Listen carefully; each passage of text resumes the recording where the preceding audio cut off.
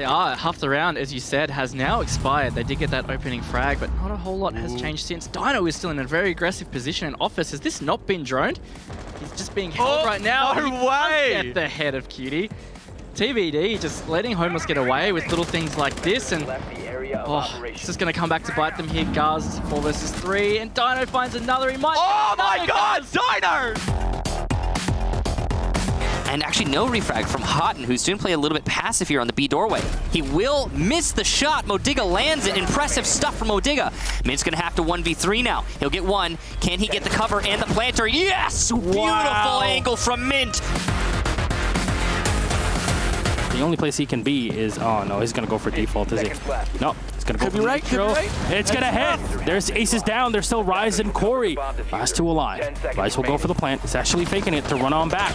They're trying to watch for him as he turns the angle. He can stop it right now. Oh no, and it's all done. Oh no, got it. That's the right moment. Geo tries to deny by pushing in, but he can't make it happen. From behind, you can see Geo attempting his best to retake the site. A good angle here, and he will get crazy. So in a post plant, it's a 1v1. Dream, though, has positioned himself well above. He's going to be able to use that drop down. You can see Geo trying to use the yokai through the drop down, but he just gives up on it. Interesting. He'll go for the push over towards the diffuser. He's safe from the drop right now, just trying to fake it out. His teammates will call the drop on the yokai drone. So Geo is going to hear it and react to it. Beautiful! Geometrics with the clutch in a 1v2. And TSM keeps going with their perfect half, 4-0. I am not sure why they would also put the pulse in a location like that. There's a smoke canister available. He actually drops the diffuser planter. Chuck your smoke. He gets another. Playday collecting them all. WTG's last alive. Is there any time? He's going to have to stick it. This is the moment. There you go. You got the round. You go to fire. You're going to lose it. Playday, the 3K to save Vitality. Still not dead. Juicy will re-attempt the plant, but the coverage isn't there from Homeless. No, he gets taken out. And Joker's now left alone. Stiggs needs to recover the diffuser and goes for the plant. Hayward is the sole player to watch the flank. He doesn't get the kill though, and Joker should be able to clean it up. Surely he will. Oh, Stiggs almost gets off it in time. And another one. Corey might be on the floor, but not finished out just yet. Rise dives on up, but no! Hungry is still alive, and barely half HP. Barely out of time here. Grenade will come in, confirm 1 kill. Rips his last in, and he's gonna get shot by Hungry. He doesn't need to get aggressive because he's in the right position. Oh my gosh, Pande. Drone. Oh no! Warbark with a double kill. Oh! A triple! Oh! And a quadra kill! He will be able to fall back right as he's been droned, but he's caught by NVK. A big win there, but he doesn't spot the player standing on desk. That's Forrest who gets the refrag. Then they will just simply be able to win it out. But no, Forrest is just peeking every hatch. 3 kills from Forrest so far, peeking hatches. He had to lay time. He'll find the Thatcher, looking for the ace. He'll get it. Forrest every kill in the round. Exceptional play. What keeps it interesting? Sometimes it's the same, but it's variable. Oh, good timing on the flank, and Foxay gets 2 for his trouble. He is on one. A clean read and a really sloppy hold there from Luminosity as they are not paying attention to the bottom of Spiral. The stack up. An ace not possible, but he'll miss the shot. Doodle will hit his. Beautiful shot there. Doodle on low HP, so he'll die easily. And there's the 3rd for Foxay. C4 ripped. He knows he has diffuser. He's just got to win the follow-up engagements. A 4K. Can he get the ace, or will Hyena, or rather Retro, deny it? Foxay gets the ace, and Reciprocity win it 7-1.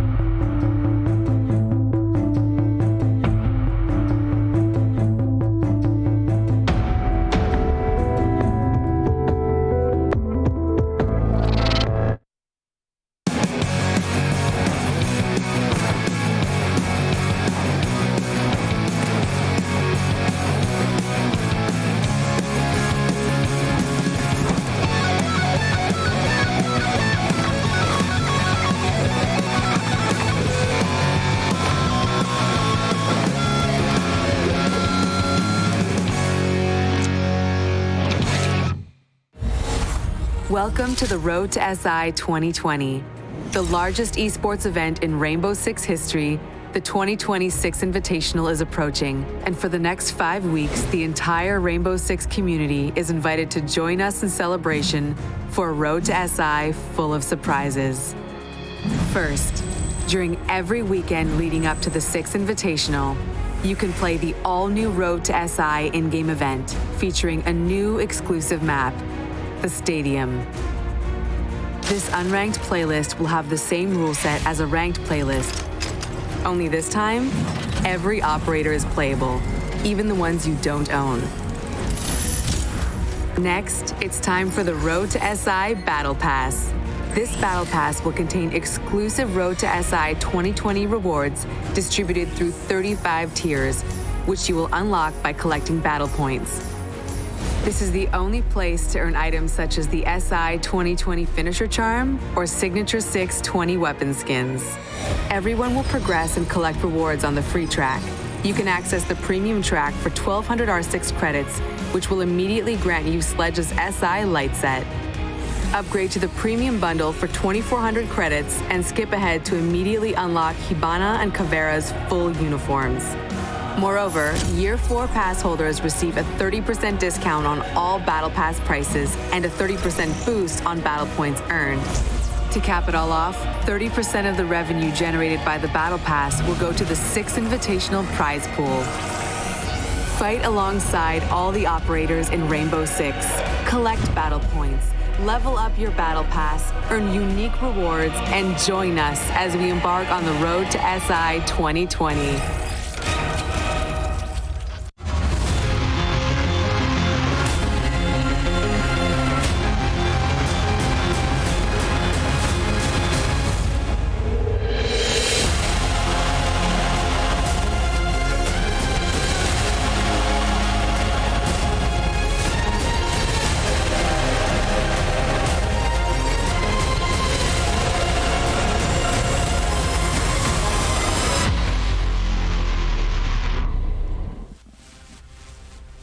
Good evening, ladies and gentlemen, and welcome back to Pro League.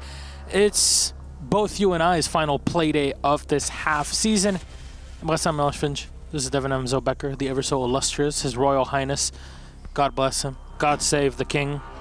Here we are. Yeah, and it seems like it was just a couple hours ago, the very final play day for this first half of EU ended. With some interesting, I'd say like not necessarily upsets, but some surprise, I think, finishes for some of the teams that have certain days on or off. Spoiler alert, here it is. You get your few seconds. Vitality won on a Monday. Oh my God, what happened? That's what I was alluding to, but yes, absolutely. So that was. I gave the spoiler alert. But G2 also did well on Monday, but they also, for those who missed it, had a new player on the roster as Crine didn't work out. And we will have possibly a similar situation here for North America that we'll get into a little bit once we get in the rosters. But it'll be interesting to see if that works out equally well, because G2 seemed to do pretty decent given that, but they always win on Mondays, so I guess there's that. All right, our standings so far for North America is, again, this is Playday number 7, our last one for this half season before Invitational. TSM and Dark Zero tied at 16 points a pop. Right after them, though, Space Station and Reciprocity. So 10 points themselves. I mean, they're really fighting for it. These 4 teams are definitely going to be gunning for it. But TSM and Dark Zero are looking pretty good. At this point, TSM stands for Team Super Merc. He's good going night. nuts. Yeah, it's just Team GN. It's been nuts. But the bottom 4 has been, I think, maybe the more surprise parts of some of these teams. I think we expect better of LG, for example. E United actually doing better than I would have thought. Tempo Storm, they've struggled. And then they even had, unfortunately, if you missed it last time, unfortunately had a forfeit due to internet problems, things like that. But EG has been the real sad story, and they're looking to make some changes. So hopefully their performance tonight will maybe make up for that. But it's only the first half. There's plenty of time left to make up for things, but it's not looking like we're going to be like, oh, EG's definitely going to the finals. It's looking pretty shaky. With only 4 points, you're 12 points away, so you need to win 3 games to even tie with where your opponents are at the half season. At this point, I don't want to call it too early. That means they have to win almost like half of the next half. You know, you'll probably need that's already then just to tie with who they are now. It's just not good at all.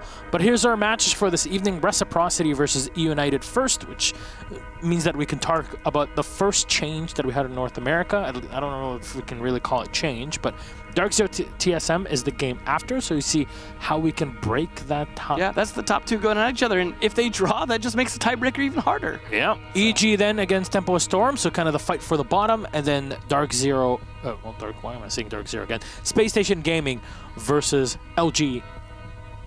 Usually your middle game and your last one are like the top ones. I think the match of the day is definitely the match of the day today. I don't think there's any way around it. They're definitely the top two for a reason. They've been very consistent, and it's just, I don't know. I mean, they haven't always had the performance I think they want, but they've definitely had more than enough to sit at the top of the leaderboard. It's been very impressive because TSM, it's easy to forget that Dark Zero was at top last season, but TSM was nearly at the bottom. They nearly got relegated. They just barely dodged it, sending Rogue instead, and yet here they are now.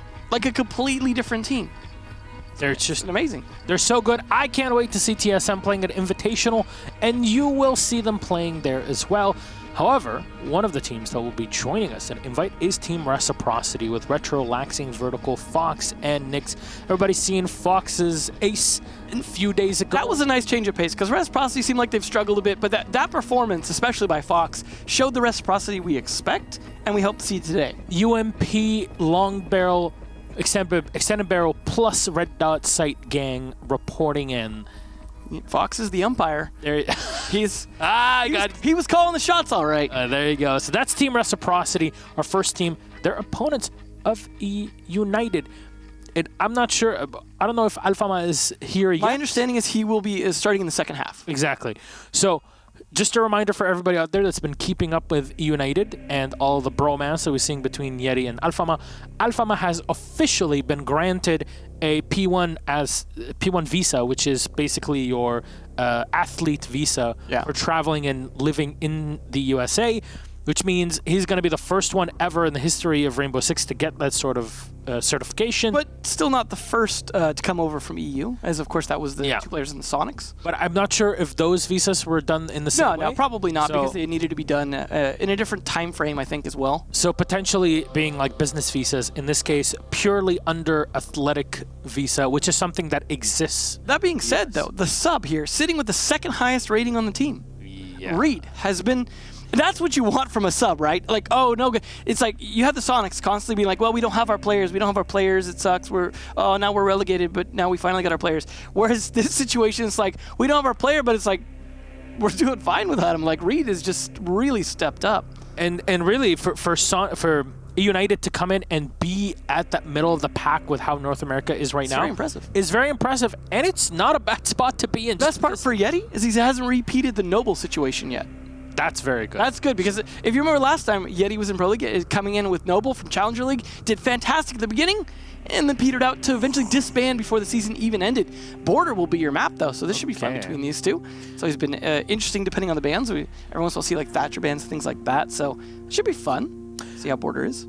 Information though, Club and Bank will be our two ban maps, as Clubhouse was the map picked between Reciprocity and Tempo Storm, but that ended up in a forfeit, unfortunately. Didn't see much of that. I didn't get to cast the last NA Playdays pretty much, so hey, if you missed out on the Reciprocity game against EG on Border, maybe that was pretty good. Yeah, maybe want to take a look there. But United play against EG, they're able to tie, and they played that on Bank. Interesting as well. I really like the bands that they had between, well, specifically that Jackal and the Valkyrie. Yeah. Something to look forward to or to look back on if you're really... I want to see if we end up with, like, say, for example, a Buck ban, which happens, and that really hurts players like Yeti. That's about right. That's right here. Yep. That's pretty high. But it makes sense. I mean, to be fair, like, Reciprocity haven't always had the plays we've been expecting, like Playday-wise. Like, they've seemed to kind of struggle to get chemistry with Nyx, maybe, but... They demolished LG. They demolished Tempos. They demolished EG. I guess. I don't know. I guess I just have really high expectations of them. That's true, though. And against United, I expect them to win this. I think United's going to play well, but I expect Reciprocity should be able to win this with the caliber of players on that team. I'm completely with you on that one. But we'll see, obviously. Bans are going to come out here now, so we'll find out what's going to be off the board. Like I said, a Buck ban would be interesting just to disable players like Yeti, who like Buck quite a bit.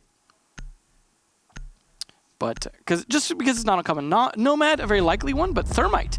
one we actually haven't seen a lot of in a while. Like, it used to be a pretty common one, starting in Latin America, kind of happened a bit in Europe, and seemed to have died off a little. A lot of teams have gone to banning the Thatcher instead of banning the Heartbreacher. Hey, right? please, honestly, I'll take a change of pace and just take the Thermite out this time.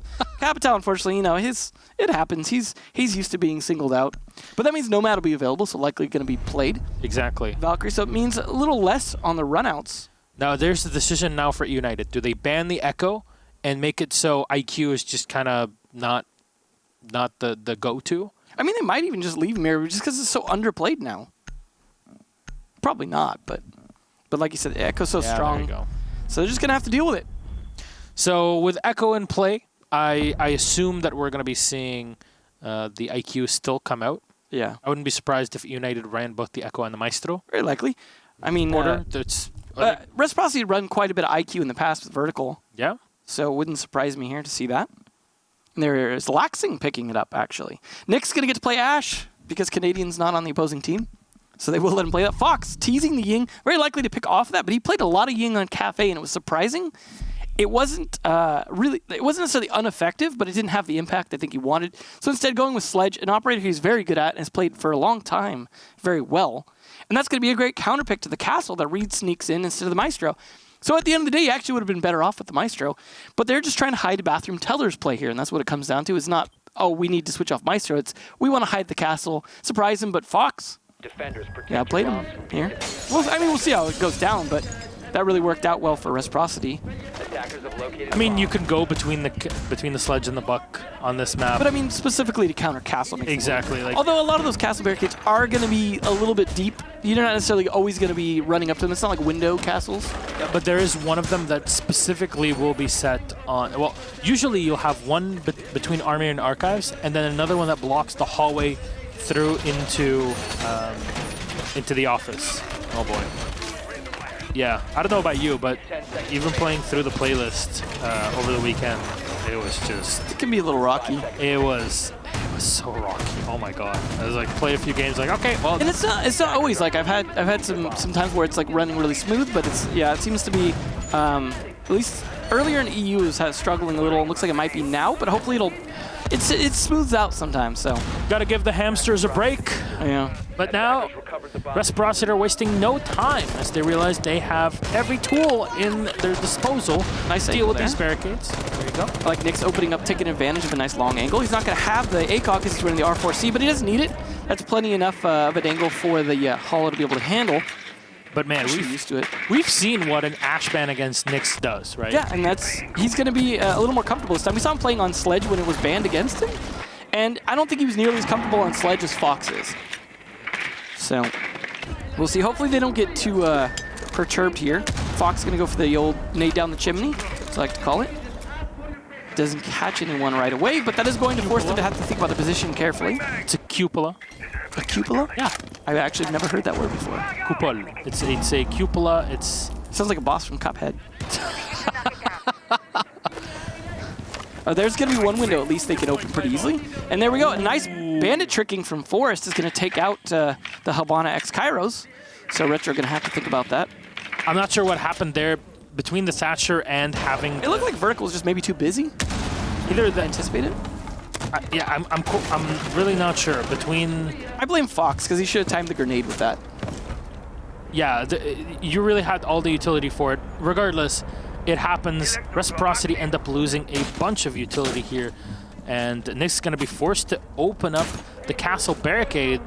Yeah, this is not necessarily going Reciprocity's way here. To be fair, they haven't lost anyone. They are not the worst off on time management, but I do think United are in a pretty good position here because they've consumed so much utility and they've really not been forced out of positions. Map control isn't really going against them just yet. Are Reciprocity going to try and plant through this one? It is a possibility. They just need to hold on to those rotation angles, and one of them, a major part of all of this. Oh.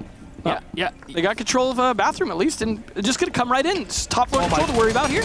They're looking the wrong way. Nyx is going to miss his shots, but Retro will continue to plant. 2 seconds left on that one, as Forest will take down Vertical.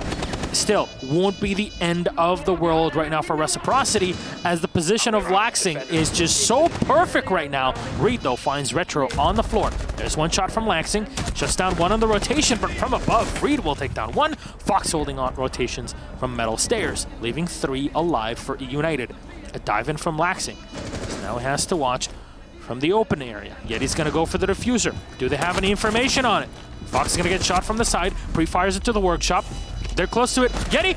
Oh, just a second too slow! No! So close yet so far. Appropriate that was in the toilet is that just got flushed. That was not great. Unfortunate. And I think that was overall a good play by Reciprocity. I mean, just overall good play by them in terms of taking advantage of a hole. And the lack of top floor control didn't seem to punish them at first, but then they started losing too many players post-plant. The problem with rushing in for a plant like that is you're not going to have anyone really in good positions to cover it post-plant. And because of that, you had, like, for example, Laxing outside, who was able to get a great shot, but then had to rotate all the way around. Takes time. Yeah, Fox's rotate as well. He gets cut off on that because there's too many players left alive on the defense. They had some good picks overall. I mean, honestly, Laxing was just like half a second, not even half a second, probably, like 100 milliseconds too late. Away. Yeah, and so this is a 3-shot up close, and he was shooting up to the body with the commando. Yeah. So he was this close, literally a bullet away. Good on Reciprocity to take advantage of it to, despite lack of resources, things like that, find a good hole. They almost pulled it off, but good on EU United to not only pick a bomb site I don't think they were anticipating, but also to be able to play really good at post-plant retake and cut off a lot of the players because they were just not in positions. There was definitely a big hole there, though, and that's something that, going forward, E United need to make sure isn't there, because that was an opening that shouldn't have been there for Reciprocity to take advantage of. But, hey, at the end of the day, it was around for E United. We are going to have just a brief rehost here, so it might take a second to get back in. I'm not sure if what we can attribute to lag, because it's definitely going to be a problem. We hope that it doesn't. Hopefully the itself. rehost. Well, yeah. Sometimes just hopping onto another server will fix it. So we both hope that that'll be more than enough for it. Unfortunately, not much we can do about it though. Either way. Yeah. So again, there's some gunfights. Like I'd imagine, had Nyx actually, like maybe if he didn't have this to deal with, would have been able to get the shot on, I think, the castle, whoever was right above. And it may affect how they play in terms of aggressiveness. Happens. It's hard to say. Just because shots hit a little bit differently. Just in terms of timing. As you saw from the end of the round there. So I just have to make do the best they can. But either way, like, that was an interesting round in terms of how things went down, at least. And okay. Obviously, they can't play Bathroom Tellers again right now, but you'll probably go for Armory after this one. Yeah, they're going to go. I would think they throw would the curveball first, then you go to the comfortable site. Yeah. Although some teams are almost more comfortable on vents. And this was a split defense to some extent, right? Because you have to defend top and bottom. Although the bottom defense was really kind of weak. The fact that they were able to walk in the bathroom really kind of uncontested. They were relying on the castle barricade United. So it's really the entire I mean, when you have Ash just punching it open like without being punished, that's not really a great hold.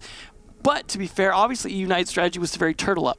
Use the castle barricades to kind of stall them out as long as possible, burn up resources, bandit trick the wall, stop them from getting any easy access, force them through the funnels, but expecting them to play for tellers, which they didn't.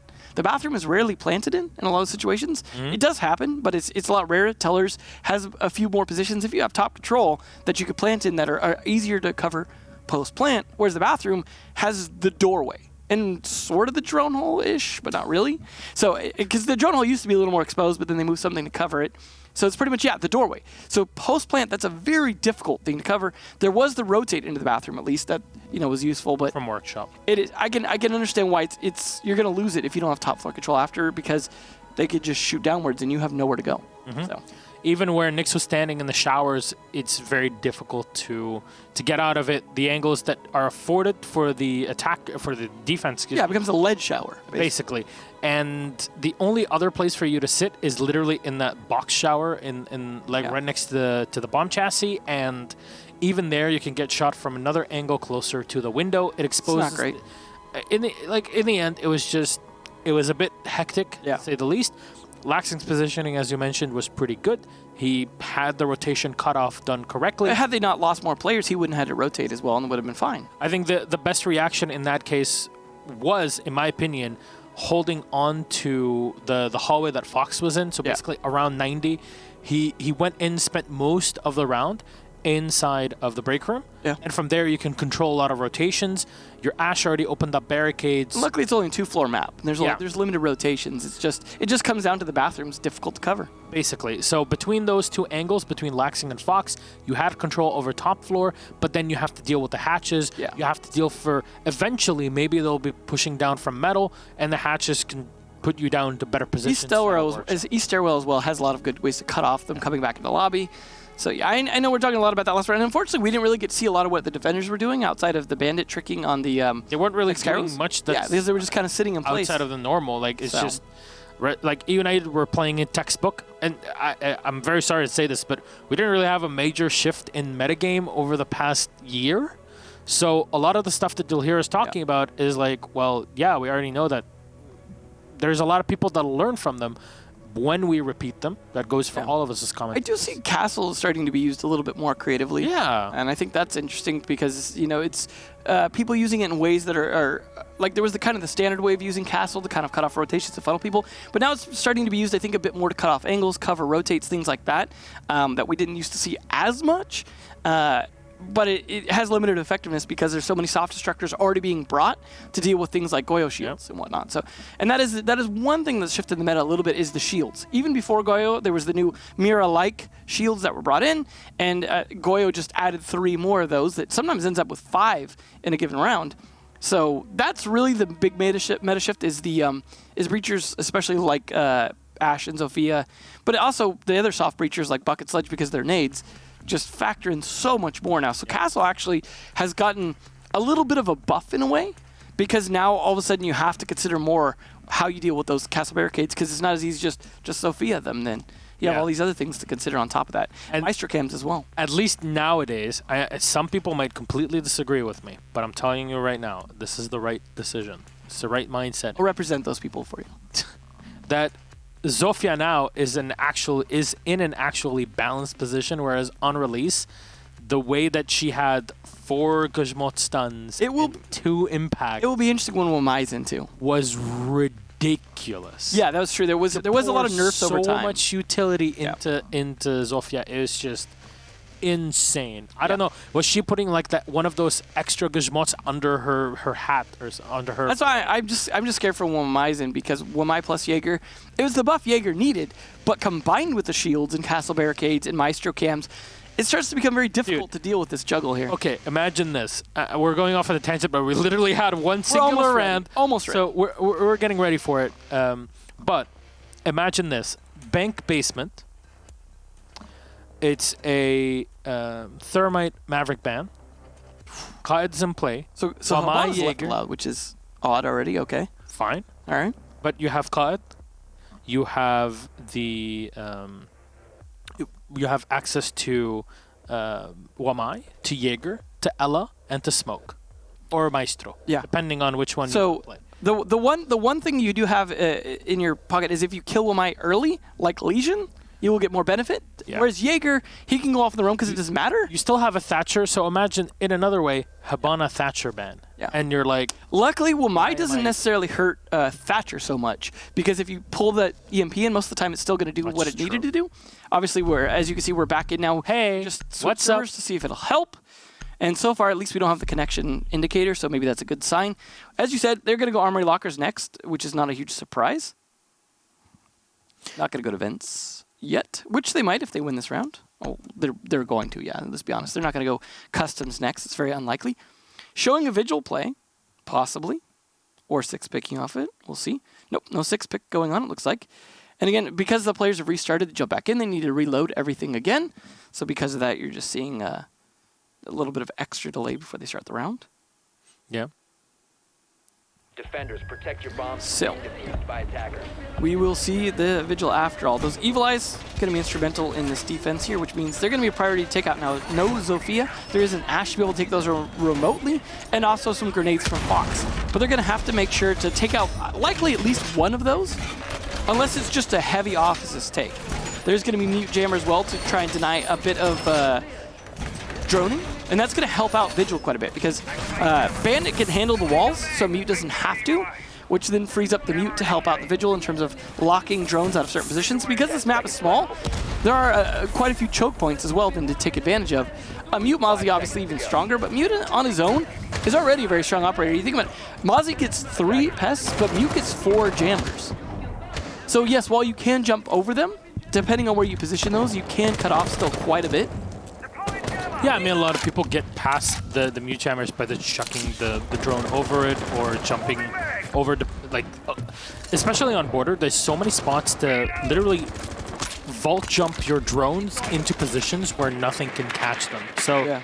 you don't need to be literally in front of the guy that you're trying to scout. You can like see him far away. And if you've ever watched an Empire game, they will literally spot you from the other side of the map with a drone, and you're like, how did they know I was here? Yeah. But that's how they do it. If you're curious, a lot of pro teams will tell you that it's just impossible to play against attackers that really know how to drone their way in. But I assume that things are going a bit better here for the players. And it looks lax. Oh, the first one, but you just lost your Good Vigil play there. Obviously, holding CCTV definitely helps, but they are going for that offensive. And there's the take. X-Skyros are in. You guys really need to do a bit more to stop Callout from being able to do that. At least the soft wall around the corner, this will regardless force the bandit away, but all X-Skyros have been used. Oh, it looks like they had an Evil Eye on 90 right there on the reinforced wall on CCTV watching down the hallway, which then Nyx is going to have to take out here. He's very cautious of doing this and over-peeking. There it goes, assuming he hit that correctly. All of this was trying to help Grixer on the Vigil, and laying down to the bullet hole. He's taking a slight bit of damage, but he's able to hold that. That's going to cut off a rotation, and the bandit doing his job means they can't just go offices here. So they're going to have to choose. Do we fight Vigil, or do we try and take Archives? It looks like both. A big setup for attackers is to come into the break room, right? Yeah. Here, you're not allowed if you're reciprocity, basically. And from that, you can't literally clear the CCTV. There we go. I say that. But he can spot Vigil while cloaked, so that's, keep in mind, IQ is actually a good counter to Vigil there. So well played by Laxing. Probably did a little bit of spotting of him first. It's a good kill there. He at least cleared out the flank for United. And the bandit close to finishing off. Retro here is basically turned into a gun, but he has the diffuser in his back pocket to walk into sight later, as Nyx is going to be able to walk into office. Oh, he spotted Yeti for a second, but then Yeti swings back with a shot. There's the finisher. Turn it into a 3v3. You're at 22 seconds left. Reciprocity need to make a move right here, right now. But the sledge is lost. Callout hits the shot. That's Fox down. Another one for Yeti. He's holding on his own. Yeti, the 3K to get the round. The mute does the work. That was going so well for Reciprocity until Yeti got involved. He was. You see how many angles he's playing. They had a drone on him as well. That was probably just poor communication and timing, to be honest. And obviously Yeti playing out of his mind. But really well done by United, who are up 2 rounds now. And this has been an overall good map for both teams. I mean, United have won it once, 7-4, but then got 7-4'd on it by LG, whereas Reciprocity won at 7-2. So both these teams are good on this map. But Reciprocity, in theory, should be a little bit better. Is their 7-2 was against EG, which isn't the same EG, but United's was against Tempo Storm, which is arguably a little bit worse team at the moment. So in theory, Reciprocity should be doing better. Being down 2 already. Not a great start here. They are going to have the Mute Mozzie this time combined with the Pulse, and they will, of course, go down to Vents, having won the other 2 bomb sites. I do wonder how things will go. Let's say they win Vents, and they're up 3-0. Are they going to go back to Bathroom Tellers, or are they going to go Customs? Because they can't go Armory Lockers, they can't go Vents again. The Bathroom Tellers play might have been played out a little bit from that very first round. Well, we'll see. They should be able to at least prevent droning a bit better this round with the Mute Mozzie, but the Thatcher does help with that. Now, generally, you don't want to use those EMPs just unnecessarily, but you will get some benefit from being able to clear up for some droning. So, very likely, you may lose one of those pests due to an EMP. As well, they've got to deal with the Kaed.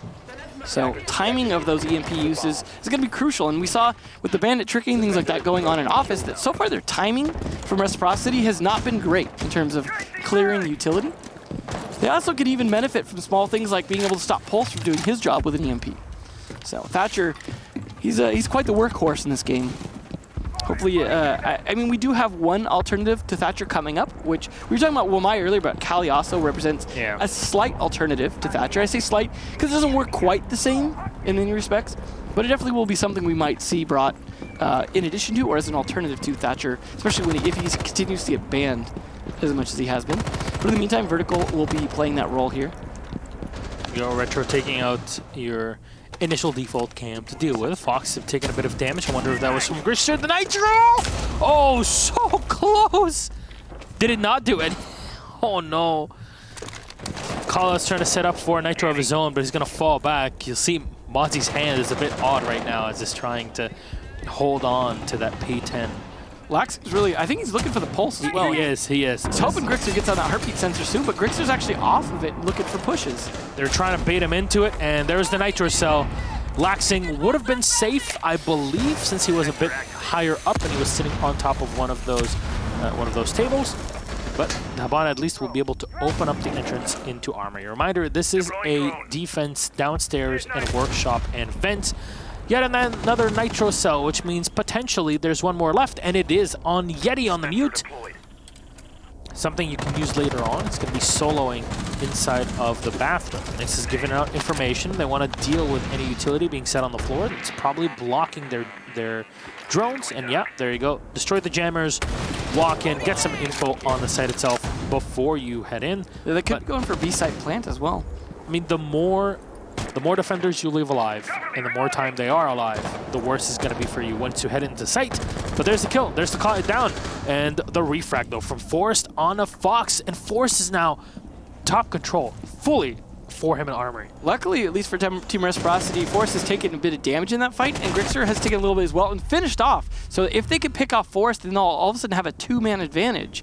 And that'll be enough to get a plant down. But 35 seconds left is not a lot of time to do that in. Forrest needs to be taken down here in the next 10 seconds or so if they want to be able to make this push effectively. They're still going to go for the plant anyways. While they're distracted, Nix, go for the shots here. Does take down one, call out Forrest, they'll trade it back, 2v2. Problematic here now for United. They don't have any utility, and because Forrest was busy setting up in Dusk, he wasn't able to stop that diffuser from being planted. Forrest will get a 3K now, and he's at 45 HP. He's got to deal with Retro. There's the shot. Swings around the corner from the servers. Gets the last kill. You know where he's at. There's no way he's going to escape you. Yeah, there you go. You're just going to wait around the corner. Pre-fire him. Well done, Retro. That's Reciprocity. Finally grabbing around. Well, United have shown twice they're not necessarily great at watching for the plant to get down, but post-plant they're doing pretty good.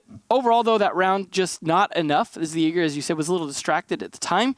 Because of that, they took advantage of that opportunity and were able to get the plant down. And then their post-plant coverage, while it wasn't great, it did force Jaeger outside, which, of course, well, as you can see, he was detected the whole time. Couldn't really do much to surprise the remaining attacker because he had no real good rotates in, didn't have the window open into detention, it didn't look like, so tough spot to be in. They're going to try events one more time. But the upside is if they win this one, they're not forced to go back to Tellers. They can go back to Armory then, if they choose to do so. So I guess that's one upside. We'll see a relatively similar lineup here this time. But they're going to bring in the Alibi. So that should be interesting to see if that makes a difference. Grixter just continuing to try and play these roam sort of roles. The Vigil before, the Alibi now. Going to have to make it work. They did bring two shields, actually, because I believe I saw Reed. No, wait, no, Reed shouldn't be able to bring one. I think it might have just been Grixter I was seeing earlier. Yeah, because Reed can't bring... Maestro used to be able to bring a deployable shield, but can't. Yeah, can't anymore. I think I just saw the olive green. Assumed it was the same one. But... I excuse you. Thank you. It's okay. Everybody makes mistakes.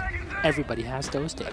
It's fine. Aww. So there's Kala setting out even Goomines outside on the balcony. Interesting. This is really to annoy his opponents, but specifically it's to deny Laxing that vault that he did a couple rounds ago. At least he'll be able to see it in theory ahead of time. I mean, they literally back in that argument. Nix falls. That's one of them. So Laxing literally just vaulted from CCTV, from the window into CCTV and got a kill off of it before. But I like that Evil Eye watching outside because they left the wall soft. Always risky to do that, but it's done an Armory Locker's defense, so it's not as big a deal here. I think think the first time we really saw this was Team Liquid, way back when Maestro was first introduced. Yeah. And it worked out really well for them, even though it looked like an oddity. Ooh, Forrest, nice kill with the C4. That's the Pulse C4 down, though. That makes it a little safer to play upstairs now. Good kill on the Thatcher. Where did he even throw? Did he throw it all the way from the open area up? Wow. Oh, my God. That's a hell of a vertical there. All right. Well, speaking of which, it's, of course, Vert that's down. So Thatcher being down is pretty important, though. That means a lot of utility that's not going to get cleared. at least you don't have to deal with... Nick's going to take out the Evil Eye. You don't really have to deal with just entering armory, at least not reinforced like that, you know, so in the end, it's not a huge pick, but it still is a pretty important one. And since there's no Jaeger in play, you're comfortable with using your grenades later on and really any utility to just walk into sight. There's no mute as well. So the Guma is going to be annoying, but I think they're going to be annoying regardless as somebody just step right into it. Unite. They're really not doing a great job pushing Grixer off here, who had kept the Prisma in his pocket for a while, did deploy it eventually to play right next to him, which is interesting to keep a pocket one because then they're going to drone and not see that one yet. But the fact that they haven't pushed him off here could be a problem for them late round. However, at the same time, it is distracting, at least. They are trying to push. I mean, ideally, they'd want to catch this pulse with the IQ, but Laxing's too concerned about flanks. Grixer's still inside. I mean, he's still in armor. He still has Yeti to support him. And there's 45 seconds left. Right now, this isn't looking here great. We go. There's the peek around. You can see from both sides of this shield. Grixer finds one. He's close to getting the second, and there it is. Not the third, unfortunately. Fox still low on HP, around 30, so it's him and Retro, but Yeti still comes back. Remember him? He was in archives the whole time. Able to find the pulse? No, not even. Forrest wins the headshot game there against Retro. And United on a roll now on defense. Really great play by Grixer, though. While there was already one taken down onto vertical early, the way Grixer played that, he just stayed above sight as long as he possibly could. As soon as they start to push him, he gets one who really should have known better when you push up to the shield just because you can't see them. Doesn't mean there isn't someone behind that. I mean, maybe he thought the hologram was the decoy and he's like, oh, you know, they're not there because they have the hologram.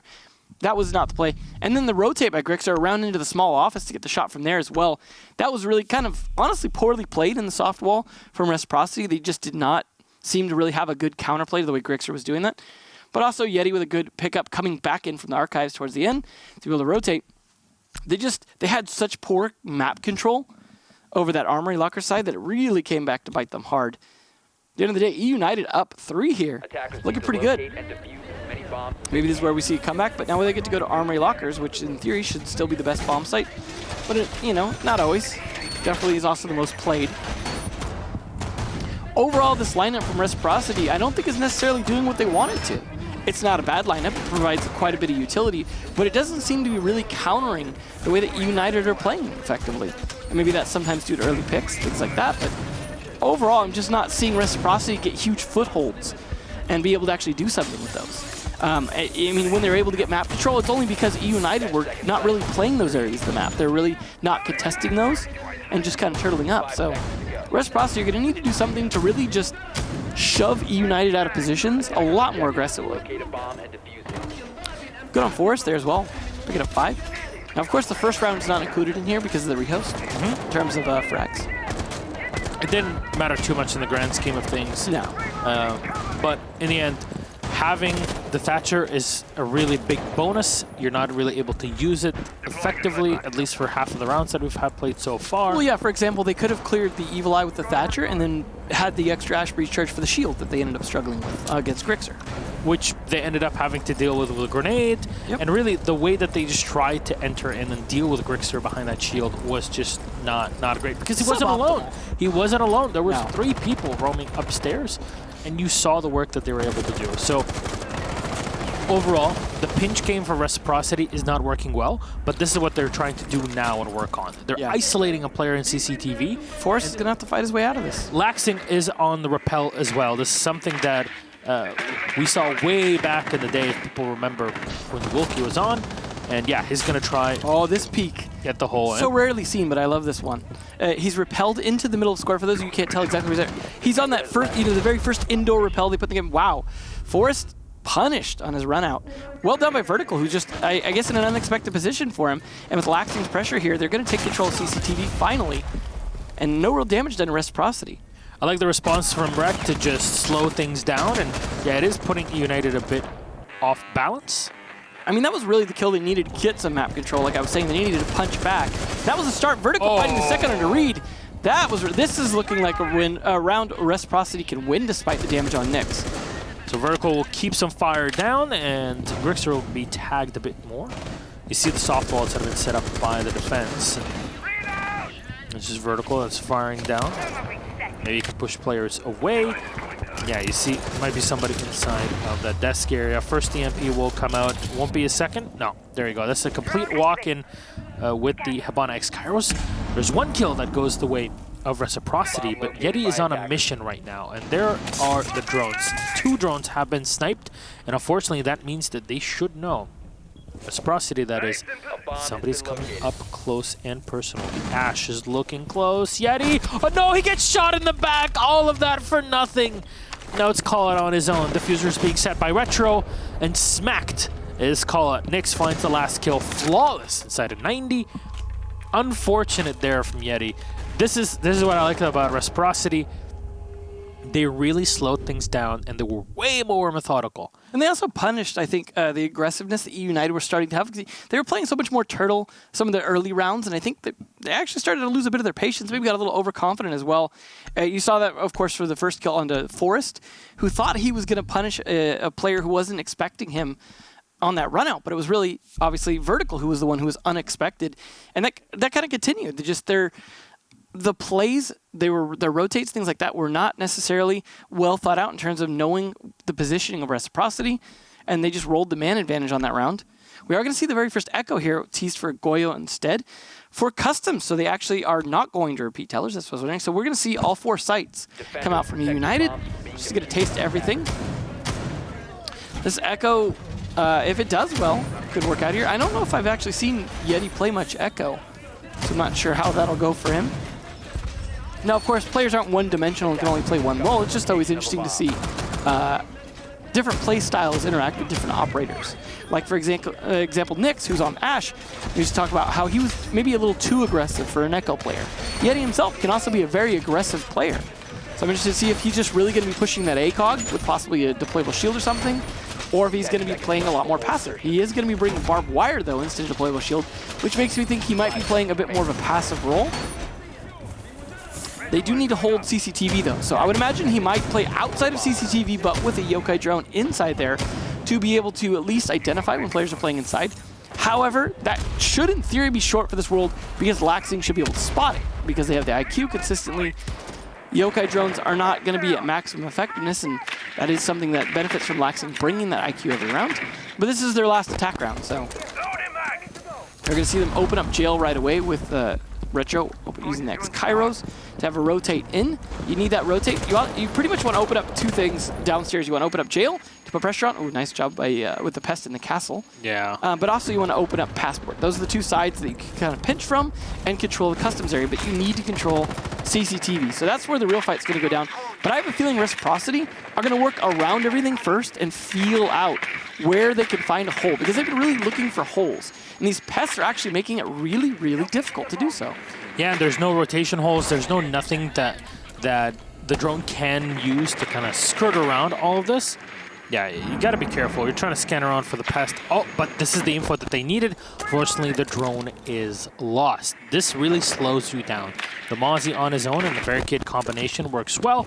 The Echo will snipe out yet another drone. Fox will go in and destroy the castle barricade, which means that Reciprocity can now put pressure onto Workshop.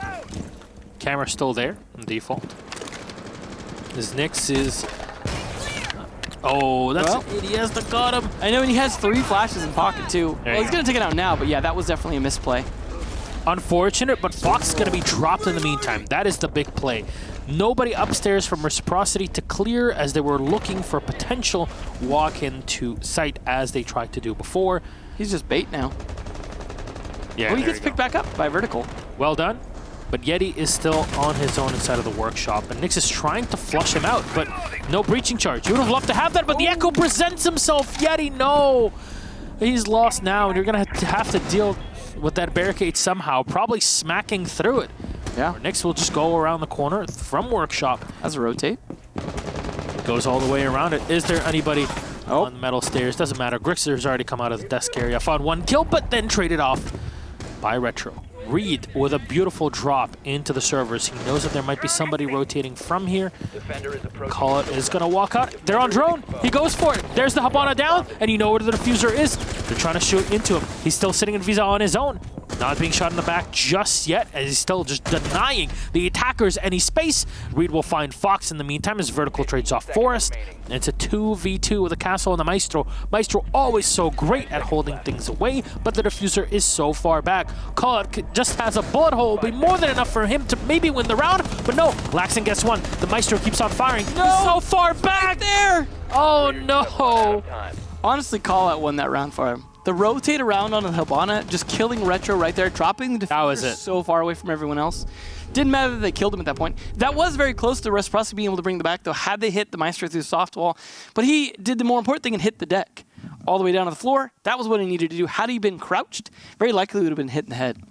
So, well played by United, taking 4 on their defense. Very good start for them. We'll see how defense goes now that side switches for Reciprocity. They are going to bring a Pulse and a Vigil, so maybe they want to consider a 6-pick to an IQ, and there it is. But Laxing's going to 6-pick himself. Now, I don't recall if Warden is spotted when he's using his smart glasses by IQ, but I would assume so. Does it? Yeah, actually. I'm pretty sure it does, but I just don't want to say that 100% because I haven't verified that. I know I'm gonna maybe make a mistake. Someone will tweet it us and chat room. Verify that. Please. 9 on it or whatever. Yeah, I mean, usually I just scream Hun, and for some people that know Han Solo, you'll see him in chat. Not the yeah, he was in Star some Wars movies. Yeah, I was gonna say he was in some movies a while back. Or actually recently as well. Yeah, let's not talk about those recently. Yeah. But usually I just scream Han, and I just get a message from him, and he says, yeah, this is actually how it works. Yeah. The man just, he's a treasure. He's a national. I mean, this is such a deep game. It's so hard to be sure of every single interaction. But it is a possibility for us to take advantage of that. Look, see, even pro players still, until, what was it, like 3 weeks ago, Magna tweeted out, it's like, I didn't know that Dokkaebi calls didn't affect the Echo. Like, yo, dude, come on, man. He doesn't study the lore. We got trash talk for not saying it like a week after she was released. Yeah. Well, that will change soon, I believe, as I'm pretty sure that was in the upcoming patch. As I think pretty much everything from the TTS is being included, because we were talking about the TTS the other day, so as you're unaware, check out the developer blog on that. They posted the developers' notes explaining all the changes that were from the TTS that should be coming out, I believe, later this week. So it will be after the matches, so Latin America will not have to play with it tomorrow, but it will affect possibly Invitational, although they play with their own land build, so I'm not 100% sure the exact features on that. But we will see that Yeti on the Buck now. I was mentioning earlier that if it gets banned, that would probably affect Yeti, but it is not banned, so he's going to be playing it, as opposed to Fox on the Sledge. Laxing on the Warden, though, should be interesting, is you have to wonder, was that a counter pick to the Monty, which is now invalid, or was that just the way he wanted to play it? The only other player we really see playing Warden very much is Rampy. It seems to be those are the two that are willing to really try out the Warden, see what you can do with it. Not that I'm saying it's literally the only two, but just those are the two I've seen play more than once. So, Yeti just look and see if you can find anyone. There's no Mozzie or Mute, though, and this is really good for E United because Reciprocity are not doing nearly half of what E United were doing to deny droning. It really benefited them, so it's surprising to see Reciprocity not want to bring that as well and reciprocate that. Yeti hoping to get something off this intel inside workshop. Not exactly going to see it just yet. The other drone from a teammate gets destroyed before he can get the intel he needs. Fortunately, he's going to open up the hatch for his teammates to be able to rotate, and he's going to rotate out himself, having done his work. So it's also not out of the ordinary to have jail reinforced as well. So it's something that happens, especially now that Thermite ban, you can afford to do it and really slow down your opponents. Now, United have not been as effective as someone like Empire, for example, at just clearing out the roamers downstairs. You know, because you see that a lot of times with a buck that just pushes in, has people droning him up. There's at least one player that we can see downstairs closer to the eastern side. Oh, you saw Forrest calling for support to make sure he doesn't get killed, and then a C4 comes out from Fox. Well played by the Pulse. No, that was the Pulse. That was Nyx is on Pulse. That was Fox on the Kaede that got that kill. So they're doing it very well, and again, this is a player playing off of the site. They can rotate him back, they can do work. There's 20 seconds left, there's nobody on the site. I don't know what's happening. Oh, Yeti! There's one from Yeti, close to getting the second one. Yeah, he fires in, finally, but Vertical has already gotten kill onto Reed. Yeti, though, will be finished off thanks to Fox. He got back on site.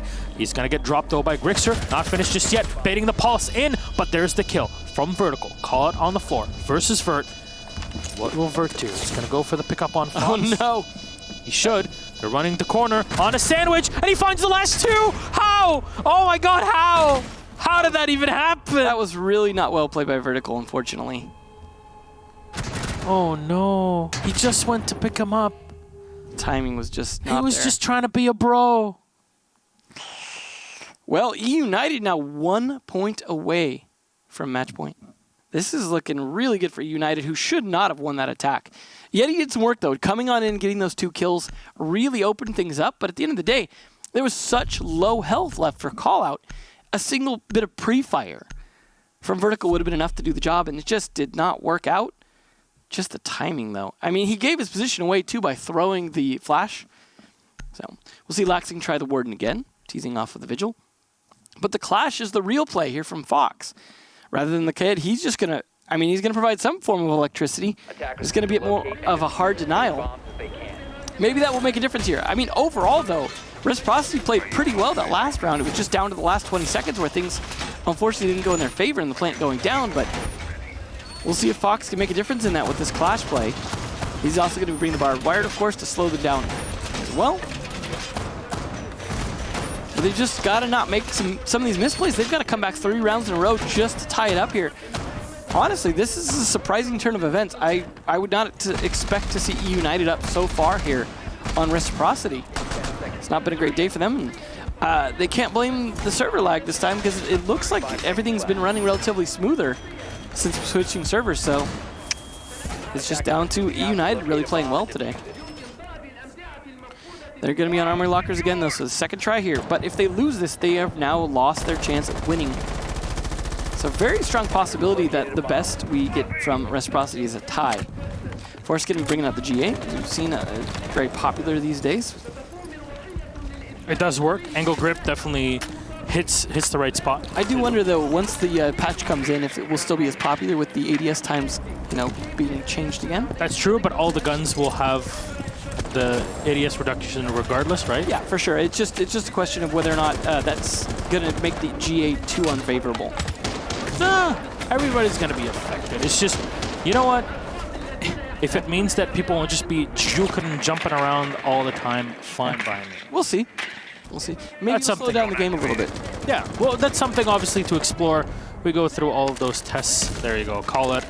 Make sure to not use any of the X-Kairos that, even if the edge clips, the edge of the laser clips onto the doorway, it'll still hit it there, so you just don't want to go through any of that.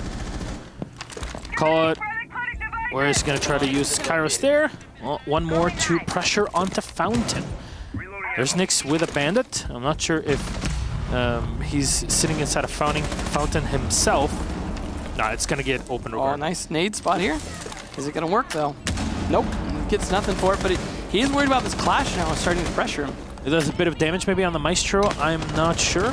But the Maestro is low on the floor, and Grixer finds Very low. Retro, a long angle. Not sure about taking the engagement there, but it's all preset from Reciprocity, opening up those walls just to go for these gunfights. And Vertical, too slow on the rotation as Grixer cuts him off. Red leg on open book. Grixer checked those east stairs like 7 times. He's been playing very well today, too. Forrest, no, the breach charge, trying to open up into 90 as Yeti finds yet another one on Alaxing. Nyx trying to contest, but Fox was already down on the floor, and flawless from E United. They're really finding their stride today. This is very impressive from E United. Reciprocity aren't playing bad. They're just getting a bit outplayed. Very surprising. Now, will we see Armory one more time for what could be the last round? Or are they going to switch it up and try something different? Because so far, even the Clash didn't work for them. Now they're going to go Vents. All right. This is it's getting desperate at this point. The Monty. I mean, what do you do right now? Is he going to Because pick the Monty? the max you could get is 1 point at the end of it. And it's just E United really manhandling Reciprocity. In the beginning, we thought it might be something else, but Reciprocity on the attack were just not as effective at clearing the 1 or 2 roamers that United would have. They would get stuck and bogged down. I liked it when they slowed things down on purpose to clear out positions, hard points basically in the map, that allowed United to do their pounce play onto them. At least positive side for Reciprocity is if United win this, it doesn't catch them up. They go from 5 points to 8, and Reciprocity is still sitting at 10. That's true. But that will overtake Luminosity to be just below Reciprocity. Correct. So, I mean, it's not going to kill Reciprocity here if they lose this, but it's certainly going to help United. Yeah, the bottom 4 basically, at the end of today, the bottom 4 cannot catch up to the top. But they can certainly change positions. Exactly. So they can switch in between them. Top 4. I mean, Tempo Storm's not going anywhere today. They can't. Unless EG lose. I think it's still. I guess it's against EG now that I think about it. Exactly. So that's right. The tiebreaker. See? Very, very true. Because then the tiebreaker would go in Tempo Storm's favor. Exactly. Very good point. So correction. Tempo Storm can overtake EG today if their roster change, which we'll get into later, doesn't work out. Actually. In reality. Not gonna lie. Well, 1 round possibly left here for Reciprocity as they are fighting off this match point. E United looking so good. Will the change-up to Vents be enough? It looked like it was going to be a defensive-sided day, but no, it's an E United sided today for at least this match. So, joining into Office, there's a Pest around the corner just to hold on to Fountain. I get it. Yeti had already opened up one side of this wall and another angle to contest down into Fountain.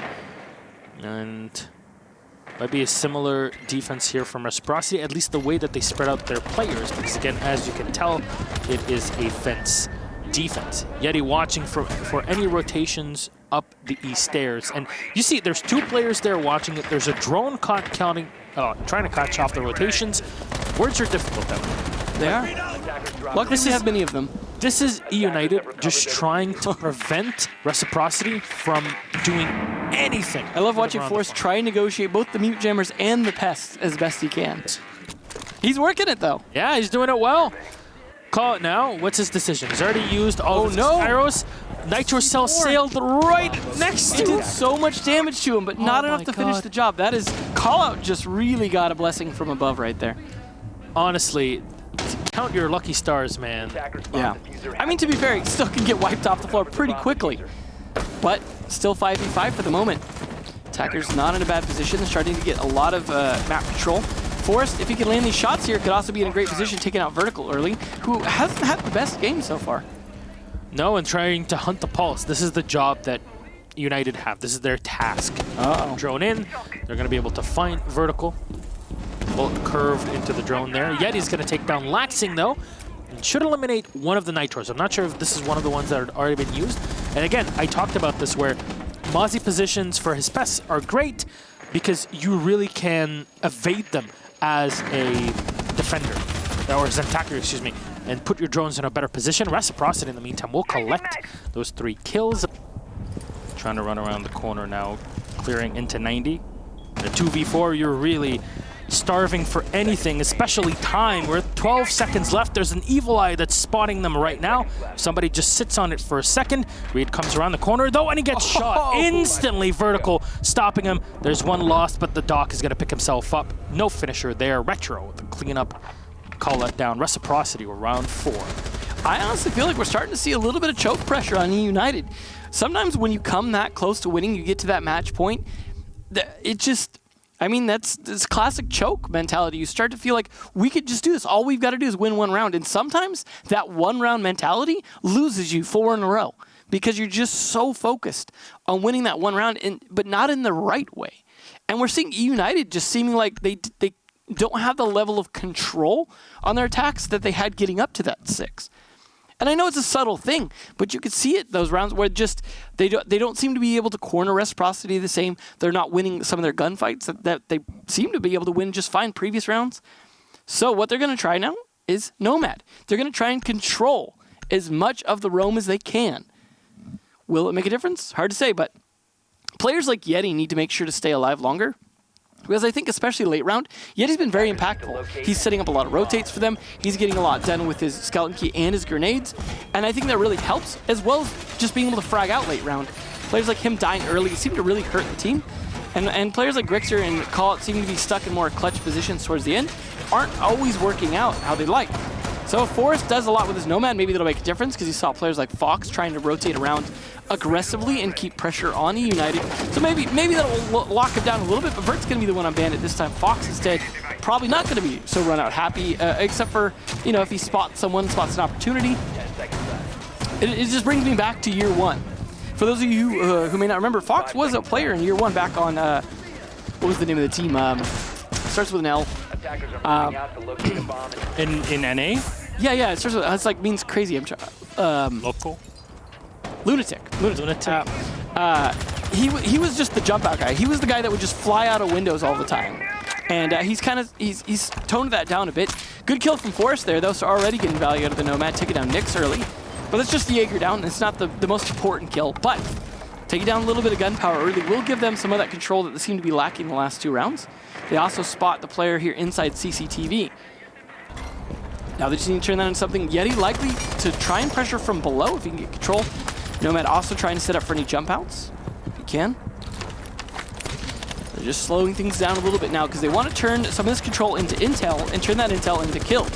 So now they got to pressure CCTV, get everyone into position first, because you want to try and get this kill, preferably without losing anyone, but at the very least trading. So they're going to play it smart. You see 3, maybe 4 people all pushing for this at once, just to try and take a buff. And keep in mind, this is a customs defense. This is not Armory itself, so this is important. But this is taking them a lot of time.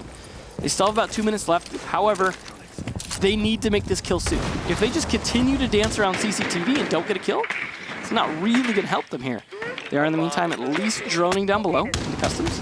A lot opened up here. Fox has opened up pretty much everything. That does make it a little less safe for him to sit in this position, but he's calling everyone out. They have taken CCTV. The hatch drop actually worked out here and allowing an escape, so they didn't end up getting a kill out of CCTV control, but CCTV control is essential to taking the site. So United have the tools, they have the man advantage, they have the time, but Reciprocity needs to start pushing back, possibly with those gas canisters or C4. There's one from Laxing. Oh man, it's so scary to hear that Alda just start firing. That's 20 bullets there, more than enough. Doesn't even matter you take away the ACOG, it's still going to be a terror. Who would have thought, right? We'll see, we'll see. There's Yeti, planning for a grenade, but he did a decent chunk of damage. You'd think it was a bit more damage to Retro there, but it was only— too much to the soft wall, I think. Yeah, it's just really the edge, soft wall plus into his feet. Grenade will be lopped down. Unfortunately, it was a bit too primed and didn't really roll too much to the back of that stock room. Oh, I'm watching for rotations. This, I think, is the play. If Yeti can hold on here, then it's possible to deal with the smoke and go in for the plant, but they have yet to find him. Holes are open everywhere, and Grixer has a ton of utility to use. There we go, a bit too slow on the usage of that utility, but Reed will finally take down one. It's one off rotation, though. Smokes will be thrown right into Yeti, as Reed is down and now taken away by Retro. They're unable to deal with Retro right now. Honestly, he's just causing so much work and damage to them. There you go, finally down. Fox trying to hit the distance. The Evil Eye a bit too slow there to do damage, but the diffuser's already been set. Yeti with one cleanup on the Fox as Laxing is last alive. That Alda can do a lot of work with 3 players left. Both, all 3 of them on low HP. It's definitely possible. Goes for one. Evil Eye now going onto it just to get the info. They're coming around the side towards him, but it's that Zoff, I believe. Yeah, Grixer just went into workshop and finished it off, basically there. Reciprocity might have gotten that, well, United might have gotten that diffuser down, and Reciprocity were causing a lot of problems, but unfortunately, they had already let go of part of the site. And you can hold on to stock as much as you'd like, but this is the downside of specifically playing customs, is that you lose out on CCTV control and you're really going to be degrading in terms of overall map control. I mean, overall, like, I thought that was really good positioning from the last 30 seconds by Reciprocity to be able to stall that out. Yeah. But at the end of the day, the map control, having that control of CCTV, but also players like Yeti rotating. He's holding a great angle, but as soon as he realized this angle's not getting me anything and we're running short on time, he repositioned, put pressure on from jail. It's those kind of plays late round that we're seeing really great. And that's what I was talking about earlier about players like Yeti living long through the round, being able to make those rotates. But you also, I mean, it was great from some of the other players like Reed getting kills, things like that. It wasn't just him, but I just mean it was like you had great positioning from Reciprocity, but great counter positioning coming out when the time was counting down at the end there for United. And overall, I think one of the best matches we've seen from United so far, and I think if they can keep this up, second half, a lot of potential for this team to be able to possibly sit in the top 4. Yeah, Reciprocity are getting knocked down a peg every game day we have, but this is also Reciprocity preparing for Invitational. That's true, and I imagine after that they possibly could be a little stronger. We'll see soon. All right, well, we have our interview ready, so let's have a quick chat with United. Good evening, Execration. Congratulations on your match victory against Reciprocity. Definitely a big W tonight for United. Right. Yep. Thank you.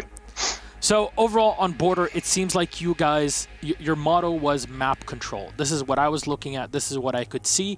How are you able to kind of do all of that? Because Reciprocity on their defense, they were trying to be aggressive against you, yet you always knew what was happening and how to deal with them. When you were on the defense, you were the ones dictating the pace of the game and knowing when to rotate against them. How do you prepare for that? How do you run it through the game as well?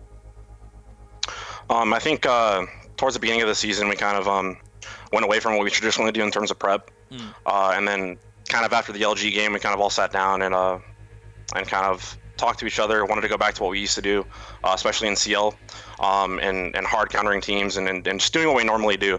And so I think a lot of the prep that we did, the hours upon hours that we put in every day, kind of showed. So. And is this something that you were noticing a lot with Reciprocity, for example, in their games overall, and maybe on Border, I've played it before, where they are able to make these sorts of rotations a bit predictable for you? Did you find that was the case? I mean, we kind of knew what they were going to do, and we prepped for that, and I think it showed. I mean, it's one of those things where you put in the amount of time that we do, and then if people don't change their tendencies, and things like this happen. So. Fair enough. It looked like the entire team was really on point today, and you could see between Yeti and Grixer, they were able to know where to position themselves when they weren't able to get kills, to put themselves in better spots so they can outfrag the defenders or attackers regardless of which spot they were on, allowing the diffuser to come down pretty much every single round, specifically on attack.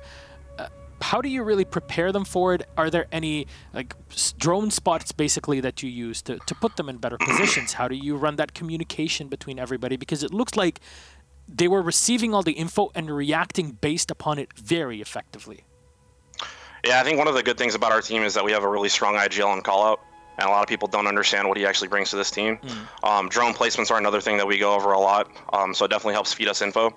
But callout is definitely a catalyst when it comes to our defenses and our attacks in terms of late game situations and stuff like that. So, all right. That said, congratulations again. Anything you'd like to say to all the fans out there?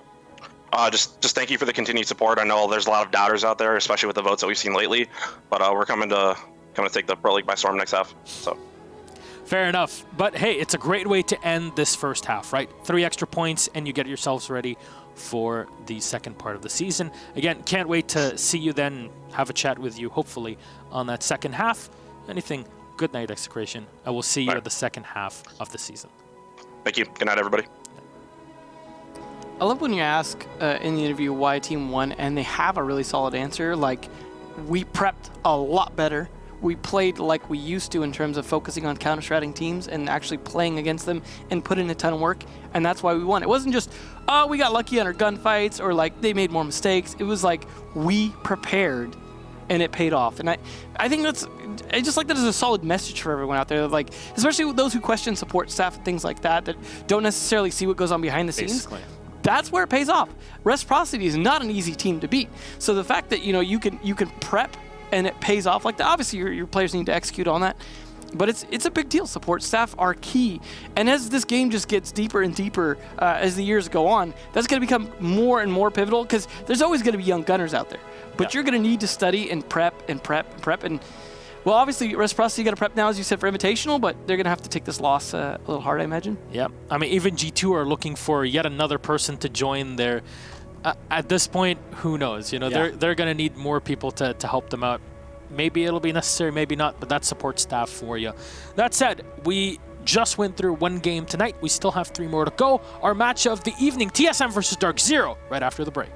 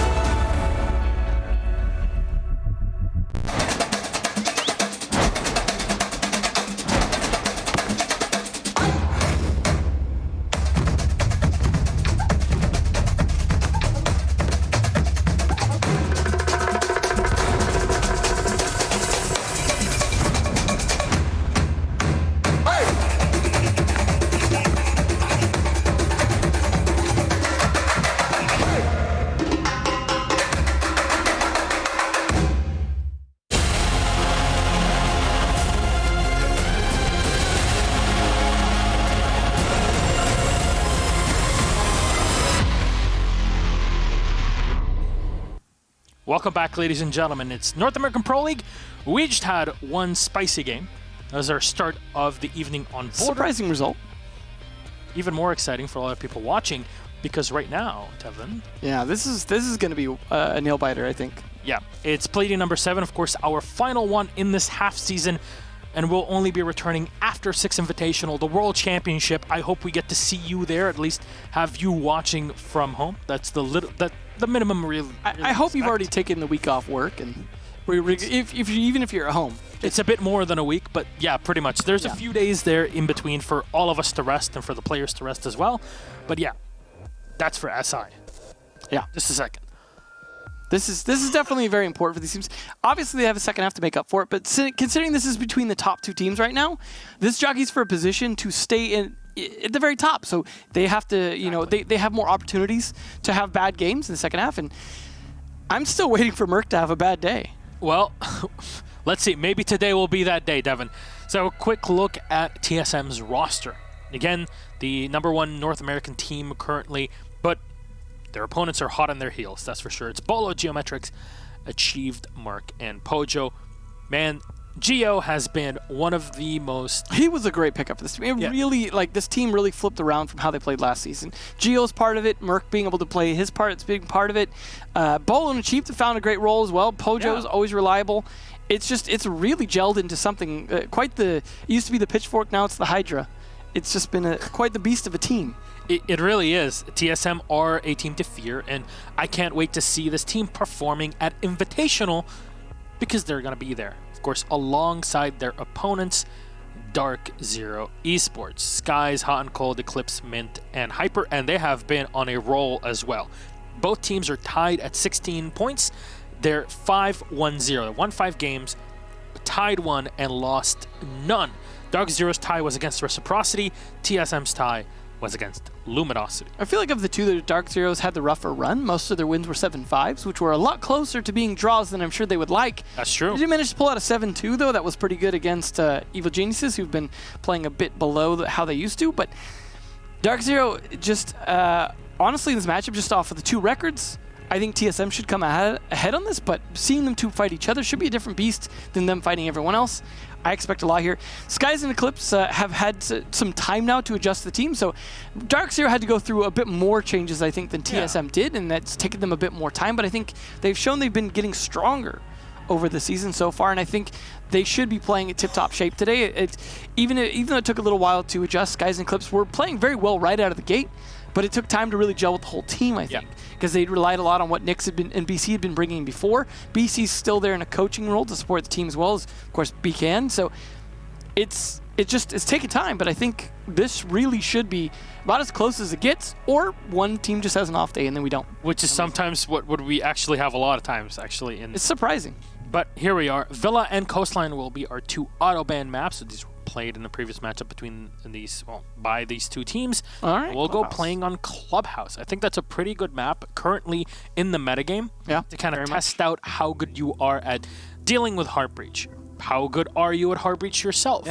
How do you deal with roamers? Because yes, roaming on this map actually is a thing. How do you deal with anchors staying in garage? Because this is a difficult position to pull people out of. It requires a lot of coordination. How to deal with bandit tricks, with COD. That makes it more of a test, honestly, if you think about it for TSM, because TSM, where are they strongest? When they could just frag out. You look at Coastline was a perfect example of that. Now that they have to deal with a lot more hard breach stuff, most of the stuff you brought up was dealing with stuff around that in terms of juggling utility.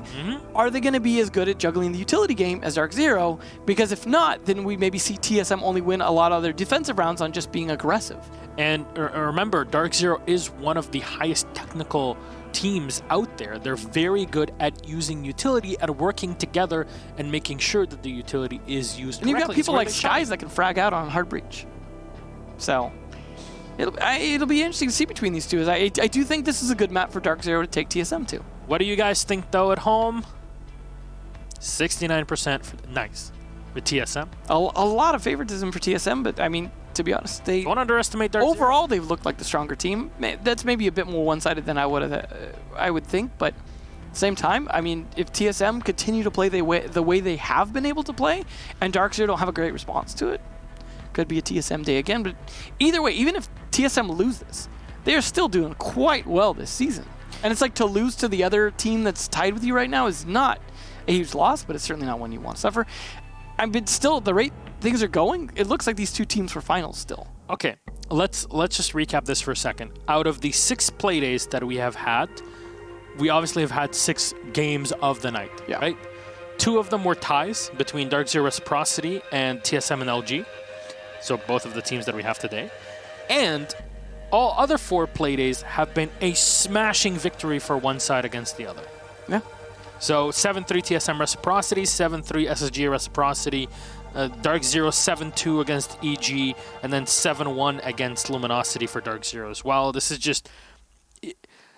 I know it's match of the day, but a lot of times a singular mistake can really flip around on its head. Yeah. Capital ban, not unexpected.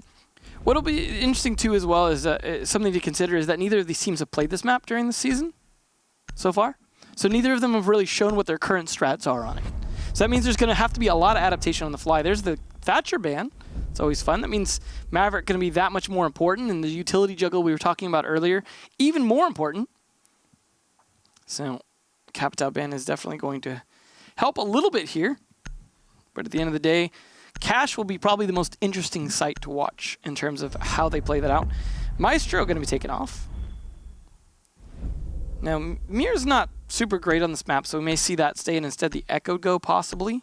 Can see about Valkyrie go as well. There are options, but no, it's going to be Mir. So that means the Echo is still going to be around, likely going to be played. Could see some Goyo as well, possibly. Yeah. He has been banned a couple times, but it's actually fairly rare just because I don't think he's been as scary as people are anticipating, and that's pretty common. I think the one exception to that, most people are like tend to overreact a bit to the strength of operators until they finally get into the meta. Really? But I think part of that's also, it's like Y2K, right? Part of the reason Y2K didn't really happen as much is because everyone was scared and prepared. And I think it's the same thing. People were scared about Goyo for so long, they prepared adequately. That is actually a good point. So I never thought about it that way. Useful fear, I suppose. I mean, maybe a bit rash, but at the same time, I do think it helped. Having that 3 months holding pattern, that the way they do that, I think it has been very beneficial to not repeating a lion situation, as we like to put it. So it's worked out. But all of that is just a theory. A game, of course. Sports theory. A lot of game theory here. Yeah. So really, this is literally what we do. Like, wherever we go out, we have to have a pact where, guys, we stop talking about the game. Yeah, right. Good luck with that. Honestly, we try very hard because I know it's a bit difficult to understand, but we have lives outside of this. Please keep in mind they encourage us to continue to do that with money every day. Talk about this game. So we are incentivized. Yeah. We are incentivized, but we try to de-incentivize ourselves from talking about it all the time. That's just you. No, come on. I don't talk about anything else. God. I don't know anything else. This is my world. I live in Clubhouse. Well, here we are with TSM on the attack. There's that both Heartbreachers that they can bring here. I mean, you can bring Thermite, but it's just, you're not going to be able to do as much with the Thatcher Bam. So you need that. Maverick. And it also makes Zofia or Buck more important because usually Maverick's going to be Maverick tricking, which means you need a soft breacher to open things up once he finishes.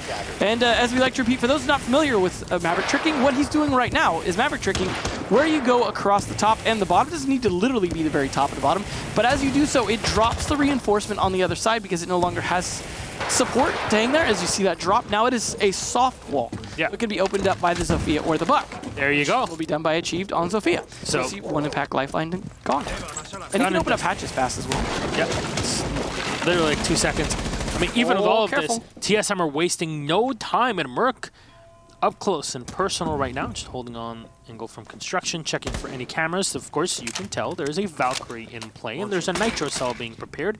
The hatch is open here in construction, which is a very usual strategy here on the map. It allows you to deal with X-Gyros, shooting them from below if you're just playing on that stage, or just Nitro somebody if you get lucky. There's the X-Gyros I was talking about. Here we go. Will he go for it? Buck could actually be a victim. They're off an angle, and Hyper is not there. He's in the wrong position. Mintz is actually taking a lot of damage as well. There's a drone watching for rotations. They should have been able to watch the Valkyrie here. Geo's turning around the corner. It's giving the info. He gets shot down, but still alive. Hyper and Mint have taken a lot of damage. and the Habana is walking up the stairs. If they can just keep Hyper down there, they'll actually be fine as a Chief can shut down rotations. You're checking behind the cash box by the A chassis. There's nobody there.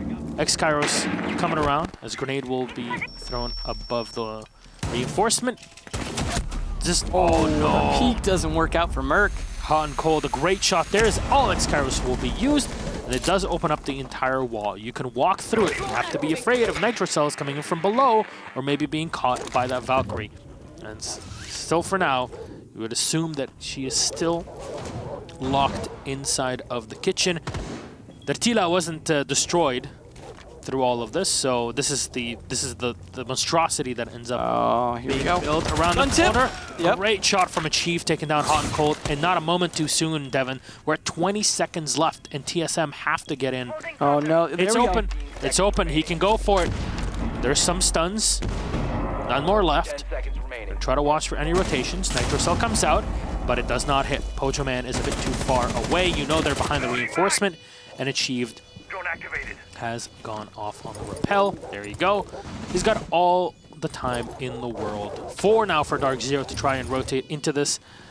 You'll see one crossing as the diffuser is planted very openly. You can long arm it behind one of the reinforcement there. If they can just defend that defender that's trying to zap away at the diffuser, finally they'll be down. Eclipse trying to fake things out. He's got 1 kill, but Geo will find the last. There he is.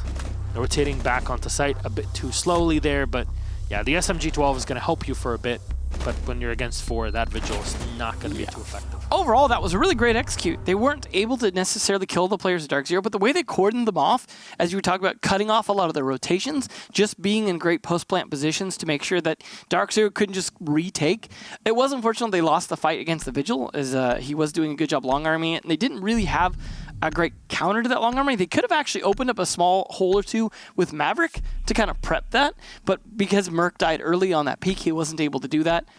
But overall, a great sneak-in plant there by Pojo, and the way they denied anyone trying to push back against it, and the way I think Dark Zero was relying a little too much on the C4, as well as the Valkyrie, who was then trapped in kitchen. Just overall good execute by TSM. As you said, they wasted no time getting in there. Took them a while to get set up for the actual plant, but they were in decent post-plant positions.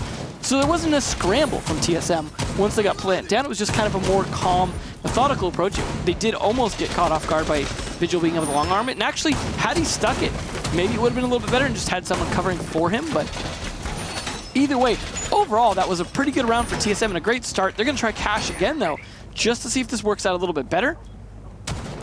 But it's risky. They've got the Mute and the Mozzie again, which we did see a little bit of work in denying drones last time in terms of TSM just not being able to get all the intel they wanted. Achieved up there with 3. Bolo and Geo managed to pick up 1 as well each. Eclipse and Hot and Cold only at 1. So it wasn't a great round fragging-wise for Dark Zero, but they're going to try it again. Eclipse on that Vigil once more. And Vigil Mute Mozzie combo is a good one in terms of being able to stay alive for a long period of time. And that did work to an extent for Dark Zero. It's just the problem of TSM actually having really good map control and cutting people off. That means, like, maybe they won't necessarily be able to drone everywhere they want to. Maybe they won't necessarily be able to find all the players they want. But if they just cut them off, it seems to work equally well. And this map does have limited amounts of rotations. It did improve when they did the revamp of it, the buff. But there's still limitations to the rotations, especially between the 2 floors. Especially rotating up when you're pretty much stuck to main stairs or cache stairs. That construction connector really makes a big difference here. And there we go. Bolo trying to take down 1 inside logistics, but loses the fight. Fortunate there as a bit of damage is taken, but Achieved is going to run through that wall. And we're going to see the Maverick trick. Geo checking the hallway, the camera being destroyed. And the bit of extra utility there was taken away. I believe it was a pest, but there it is. It's down. You're going to walk your drone through into the center of the hallway. Bolo's checking. He sees that there's a hole open. There should be somebody downstairs inside of the kitchen to contest all of this. And Achieved will pop the wall, as we saw in the previous round. Again, it's the same site that Dark Zero are defending, and they're still doing a decent chunk of work by taking HP off of TSM. But TSM are not wasting any time either. As they come in, there you go. Everybody just pointing at logistics. Don't walk through there. Don't think about it. There's pests around the corner, mute jammers, and the whole shebang. The frag grenade should be sailing over the wall any minute now. Flashbang thrown in to disorientate. Potentially there's only him in play. There's no bandit. Okay, Vigil's going to be tagged for just a second. I'm not sure who was playing. Maybe the Sky's actually playing on those stairs, the main ones. Chief will turn around and check the lounge. There's nobody rotating from garage out, but there is an impact grenade that's been used to cause a rotation between garage and lounge. Bolo will come in to drone. That hole is a bit unfortunate, and I believe he missed one. No, there you go. Confirms the location. The Chief so close. He tries to fire in. The Eclipse will take a lot of damage. There's a grenade from Bolo. Sails into Mint. That was a Mint nade. Perfectly done. Hyper, though, will be able to find Merc. Just on the entry from construction into cash. Pojo Man with one on a hot and cold. Achieve still has 2 stuns to use before they walk in. There's Nitro Cell used, won't do much. Achieved is down on the floor. Unfortunately, he cannot use that utility at all anymore. And there's 2 kills, though, that go the way of Dark Zero. Hyper will find a kill of his own and turns it into a 1v2. Around the corner, though, Hyper will peek around and collect yet another kill. Man, Hyper is firing on all cylinders there on the Mozzie, just playing inside of cash. It feels like the strategy of Dark Zero is, you know, we're not winning a lot. We're not going to win a lot of gunfights on roam and things like that. Let's instead just play time. Let's stay alive as long as possible. And once they go for the plant, we know where they're going to mostly be. Let's play against that. But it was really the good play inside cash that you saw that round from behind the wall, things like that. Like you mentioned, Hyper. Their ability to push back that time was much better prepared because, well, what's the point of staying alive if you can't do anything with that towards the end of the round? And they were just much better prepared. However, I think if they go cash again, TSM might be able to pull it off one more time. So cash, I think, is going to be a risky one overall because TSM seems to be doing a great job of getting up to the plant situation. It's just actually executing on a lot of those kills was a little too sloppy for them that round. Some lost fights I wouldn't have expected them to lose, actually.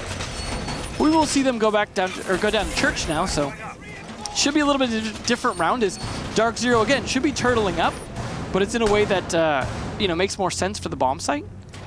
However, we'll see. They are going to have the pulse to at least call out information. I don't think they're going to go for an aggressive roam, but we could see it because sometimes they don't rotate down until late, of course, because they're getting hatches and things like that late. Hyper could, though, be feeling very confident after that last round. Want to play a bit more aggressive. He is still reinforcing hatch a little bit late, but I don't think he's going to get punished for it. You see there, 4 for him. Doing great that last round. It was definitely enough to save the round. But that was a very close one by TSM. I do think we're seeing good attacks by TSM overall, though. I was a little concerned about their attacks just because of what we were saying pre-match in terms of their ability to play a utility game. They seem to be doing a good job, at least, of pushing confidently. And that's the thing that I think they need to be able to do against a team like Dark Zero. And Dark Zero actually less interested in taking gunfights against TSM, which makes sense given their gunfighting skill. But once they get downstairs, I'm interested to see how this shakes down.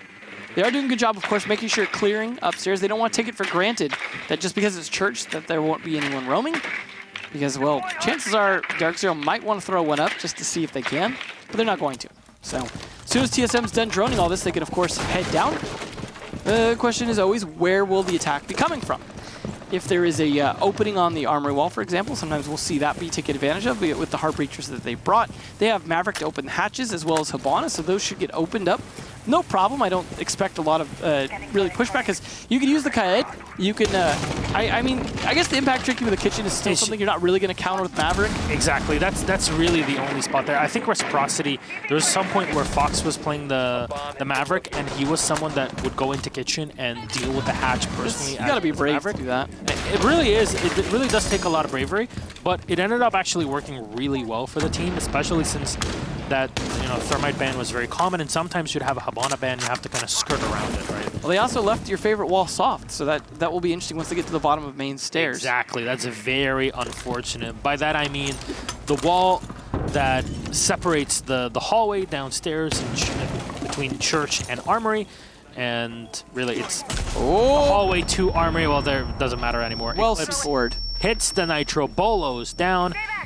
There's still one impact Gajmot that you could use to enter through there. I didn't quite catch if the Buck had already opened up that side of the wall, right entrance into the armory.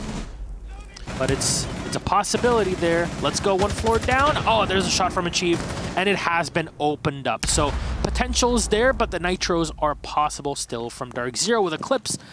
just staying on this cardiac sensor pretty much until the end of the round now, with 35 seconds on the mark.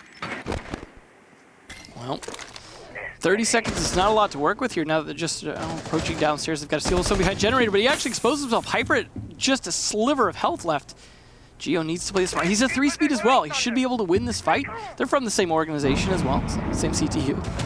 So, oh, he spots the arm. What? There we go. Greatly done there, but Sky's already taken down Pojoman, denying the diffuser from being planted for just a bit more.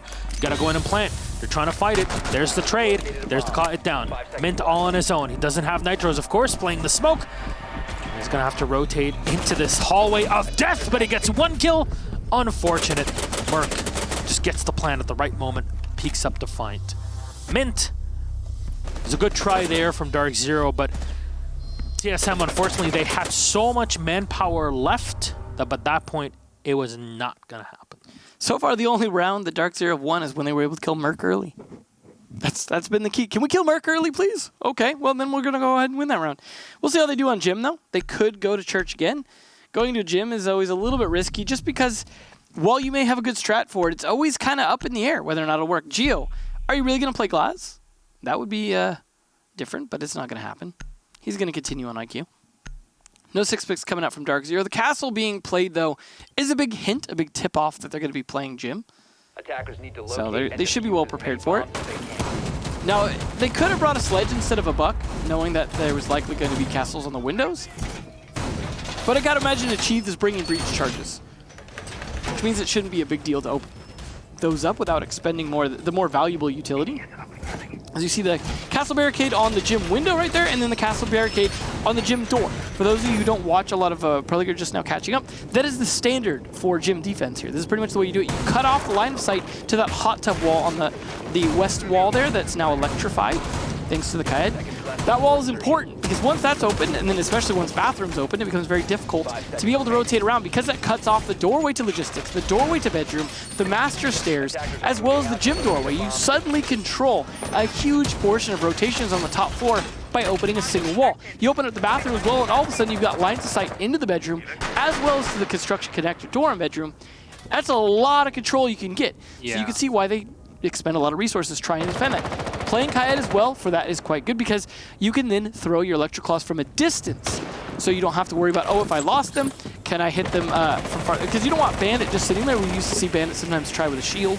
That is usually short for this world. However, at the end of the day, the Kaed really doesn't do much other than have Merc do his job here. And Merc's been gunning quite well on Maverick as well, so I don't think having to play Maverick has really been a big hurt. However, you can clip smokes through the walls still. That is something that I believe will be reworked at some point. I hope. But at the moment, I believe Ubisoft was saying specifically they had plans for the smoke to work a bit more like Captel's Firebolt, I think. And there we go. Nice kill by Skies. Wow, that's twice now. We've seen Bolo go down early. Despite being a crowd favorite, he hasn't been a favorite for staying alive, unfortunately. I don't know what that means. I just that was a segue, man. I was hoping that would slip past me. Shut up. Don't bully me. Good call out. Devin, you crack me up. Call out was in the last. Well, we'll see if Merc can crack this wall. Oh my god. So the wall has already been opened up. Yeah, it's going to take a few more magazines to open the rest of it. The important thing is killing Bolo means they have to either decide, are we just going to shoot this wall up or are we going to actually have Achieve rotate around? Basically, and Achieved is very close to them. And I'm trying to think here, like, okay, what is he doing? Setting up his drone. He's trying to support Geo on his entry here. And with a minute 13, just now you're pushing cash because there's players in it. It's really taking a long time. There's someone, not specifically in construction, but... Always cash.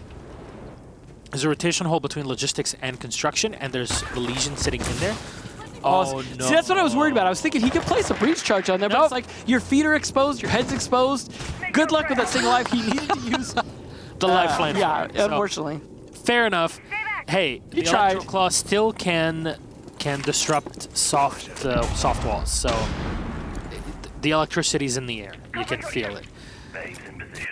Merc is going to continue to drone in. You got to be sure. I don't know how you'll be able to run your drone through it, but Joe's going to take a bit of damage from the Guma and pull back for just a second. He's taking even more damage from behind the wall. impact grenade thrown above it to try and hit him there, as Merc will find hot and cold. It's something to finally take down the Cloud, but that operator's already done his work. That ship has sailed. Geo still trying to push Cash, still trying to put as much pressure as humanly possible. He'll be able to find one onto Eclipse, but Mint has just now found 2. Geo trying to collect one more in logistics, but he's walking into literally every single goo mine. He finds the kill, but there's the plant. Geo finds one more, and another one close to it. Mint, though, will go for the finisher. TSM still what? What? Oh no! Did they trade and the diffuser was already what happened? He was still alive. Oh no. Oh no, they traded? Well, just like, I was checking my email, guys. What were you guys doing in there? Oh boy, TSM, nice. That's unfortunate, man. Geo, well done. That was just like, there's no way he does this. And he walks in, slaps 3 people, and then Wait, the 4th one. Did Pojo get the last kill because he got downed and Pojo was left still? No, I don't. Yeah. No, I don't. Because if the last player on defense got downed, there's no one to pick him up. So I think he just auto died. Pojo was alive. Yeah. So I think that's why Pojo must have hit him earlier, and so Pojo was probably credited with the kill. I don't know. Let's replay it just to see. Yeah, a lot of things just happened. So we're in 2v1, half HP on Geo, gets tagged. They both trade, but because there's still one more player alive, yeah, it ends up in a victory. I know, like, yeah, it was a 2v1 and Pojo Man was still alive. Of course TSM won the round, but we had, like, in your head, you're like, I have no clue what's happening in that bedroom. All I'm looking at is what Geo's doing. Pojo was just too busy making his next video. Like, I'm making a digest. You guys hash it out. Well done by Geo, though, just pulling that pistol out, taking advantage of being 3 speed. Look at that, 8 for Geo. He is rocking it, despite Merc's early success. It's been really working. Been doing some pretty good work as well. Bolo dying early has been a little bit of a problem, so let's hope he can shape that up. But Goyo finally coming out here from Dark Zero as they're going to try Church again. This time with a lot more shields. See if that makes a difference for them. See Hot and Cold with 2 shields to help him fight 2 different positions. You can use one to help fight into blue, the other to fight if they go to try and rush in through the far left while they're at the arsenal, or if they drop hatch. So, what's going to have to happen here is Bolo needs to not get C4'd this time. Yeah. That was a bit of a problem for him. To be fair, he wasn't necessarily doing any bucking at the time. He was trying to drop a grenade to counter impact tricking. It wasn't a bad idea. It was just the timing really worked out better for Eclipse on the pulse. But that should be Geo's job, to be able to counter the pulse here, because he needs to be able to watch for that heartbeat sensor to come out and give a warning to Bolo, or just maybe not have Bolo stand there this time. Either way, if Bolo could stay alive a little bit longer, this could go even more TSM-sided. But overall, here's the thing.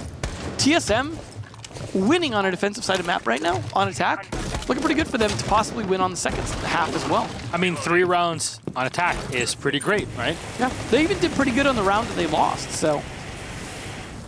So, what's the play from Dark Zero? They're going to bring Hot and Cold on that Goyo.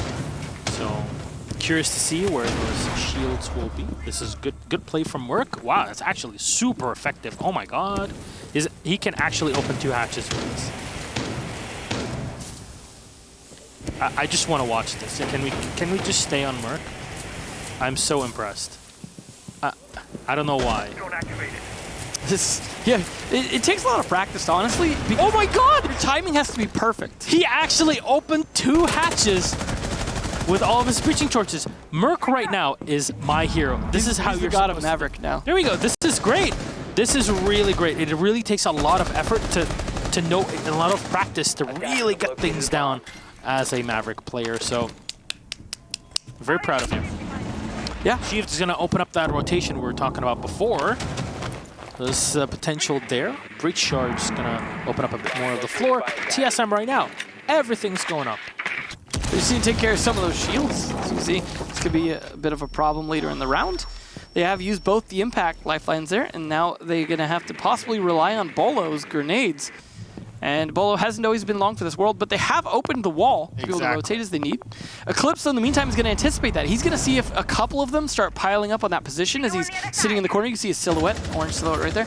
Watching. As soon as he sees 2, they will anticipate a possible push through. There's 25 seconds left, so it will be time in just a bit. Goyo shields are being popped. Smokes are being used at the right time. grenades will be lobbed as well. Eclipse might be waiting for the info. He can throw out the Nitro, and he hits Bolo again. Sky's gone one, but Merc just entered and found two. Pojoman with one more, but Sky's on the refrag onto Geo. It's now a 2v2, but make it a 2v1 as Hyper's been down. And Merc is going to turn around the corner, get a 3K, close to the fourth. There it is, Merc! The 4K team solo Merc. Merc doing work. Is going to get the round. Very well done there. Excellent. Not only does he get a 4K, but also opens up 2 hatches with his breaching torch. You know, I mean, I don't know what to say, man. We found a new main for Merc. Just play Maverick. Forehead. It's been quite the role for him. He's been doing. I mean, maybe banning the Thatcher, which was TSM's role. Like they were practicing for this. They were very well prepared for playing this. Like. Merc is absolutely on it in terms of like, yeah, we're going to man Thatcher. I'm going to play Maverick, and I'm just going to slay out. And guess what? I'm going to get 2 hatches. I mean, I know people right now are watching, and they might be like, hey, this is... Hey. Why is just saying hey a lot? No, honestly, like, hey, why is Milos just so happy and so, like... There's a few things that really excite me. How elated can you be when you see a Maverick opening 2 hatches? You can be pretty elated.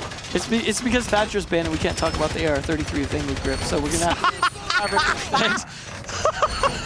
You have to pick something else. Oh my god, there's your post for the next meme weekend subreddit. Oh, Milos talking about Maverick. Get a little excited. Mavericking a hatch. 2 hatches! Oh double vision! God. I can't believe it! He actually did it, the absolute madman. But Geo as well, like look at that. He's been doing so much work for his team as well. Like, it's TSM have been on it. They're still yet to have this bad day I keep waiting for. TSM, like, when the season started and they started doing well, I'm like, okay, maybe this is a fluke, just because it's such a contrast to last season. But they really have been playing like a different team. This is how they play in best of 3s, like. Yeah. This is what you expect from them, and this is what you want to see. Remember TSM last season and like, yeah, best of 1s didn't work for us. Well, best of 0s most of the time for them, unfortunately. Hey, that was last season. Right now, they're completely on it like a carb on it. And Dark Zero are trying their best. This is the thing.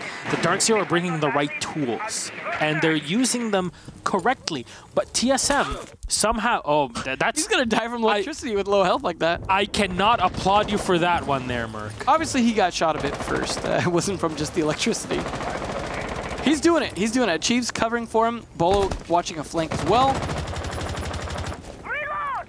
But honestly, it's like you might be watching this and trying to understand why we're like applauding TSM so much and why we're not talking much about Dark Zero. It's just honestly, There's a lot more to talk about with TSM right now. Number 1, but number 2, Dark Zero really are bringing everything that's required. They're bringing the right tools. They're trying to switch up their games. They're trying to be a bit more proactive. We're bringing the Vigil. They tried to be a bit more defensive by bringing the Goyo before. So they're really trying. Unfortunately, TSM are just able to win when it comes to those pure gunfights. They're executing like an Axeman. Exactly. I completely agree. It's been on top of it. Time management has been a little bit of a problem, especially that last round. But at the end of the day, it's winning the gunfights. Like, Dark Zero, again, they're playing very, like, passive and trying to win those late round gunfights, but they're just not winning enough of them, and that's why it's 4-1. I like what they're trying to do, but it only worked 1 round so far. So, I don't know. Maybe they did need to play a little more aggro. This is the last defensive round, so it doesn't really matter after this. But playing passive is just not working. Now, this is where this kind of cost them last time. Bolo dying, as well as I think it was Merc that died first on this one. Merc dying is really what cost them on this. If Merc can stay alive this long, and Bolo can stay alive, or Geo, that's going to cost them a lot, though. This execute now suddenly has to be very different. That is... Pojo's going to have to put that in his digest as a fail. Achieved around the corner. So close. Last time, they were able to flush out Defender, Eclipse on the Vigil from the garage and clear him out in Lounge. Bolo have to walk in. Nope. Double angle. Pojoman, though, finds 2 kills with a bearing 9. Lost on the 3rd is achieved, though. Will be able to find Eclipse. Hyper with a Nitro, but achieved with another one.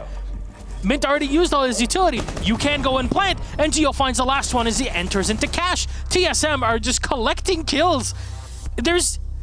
How are they even doing this? Dark Zero are bringing everything, And it's still not working. And if I'm Dark Zero right now, I'm so frustrated. If I was Dark Zero, I would have just tried to find a way to like bring 5 C4s. Because so far C4s have been working better than guns for them. Oh my. Yeah, that was... It really has to be super frustrating. I mean, I gotta imagine TSM's boots are getting really dirty with how much they're stomping right now. This is just... I think things could switch now. But it wasn't just trades. It was often trades back for 2. Like Pojo, the hard breach going in and slaying them. Oh, I mean, you gotta make up after losing, opening the wall in that way. But it just seemed like every time they'd kill one of TSM, it was just like, okay, we'll trade 2 back. Like, we're gonna win this. Oh man, it was unfortunate to see Bolo fall again. As he's been, it's funny because Bolo I think was higher up there as a fragger in the first season, but they were losing. Now he's kind of found more of a middle role, but it's let Merc shine a bit more. And overall, that's been working better for TSM. And that's not to... I think the thing to highlight with Bolo then is not expecting necessarily tons of fragging from him. He's bringing a lot of end utility, playing things like Buck and not necessarily fragging out on him, but also opening things up, getting his grenades where he needs to, things like that.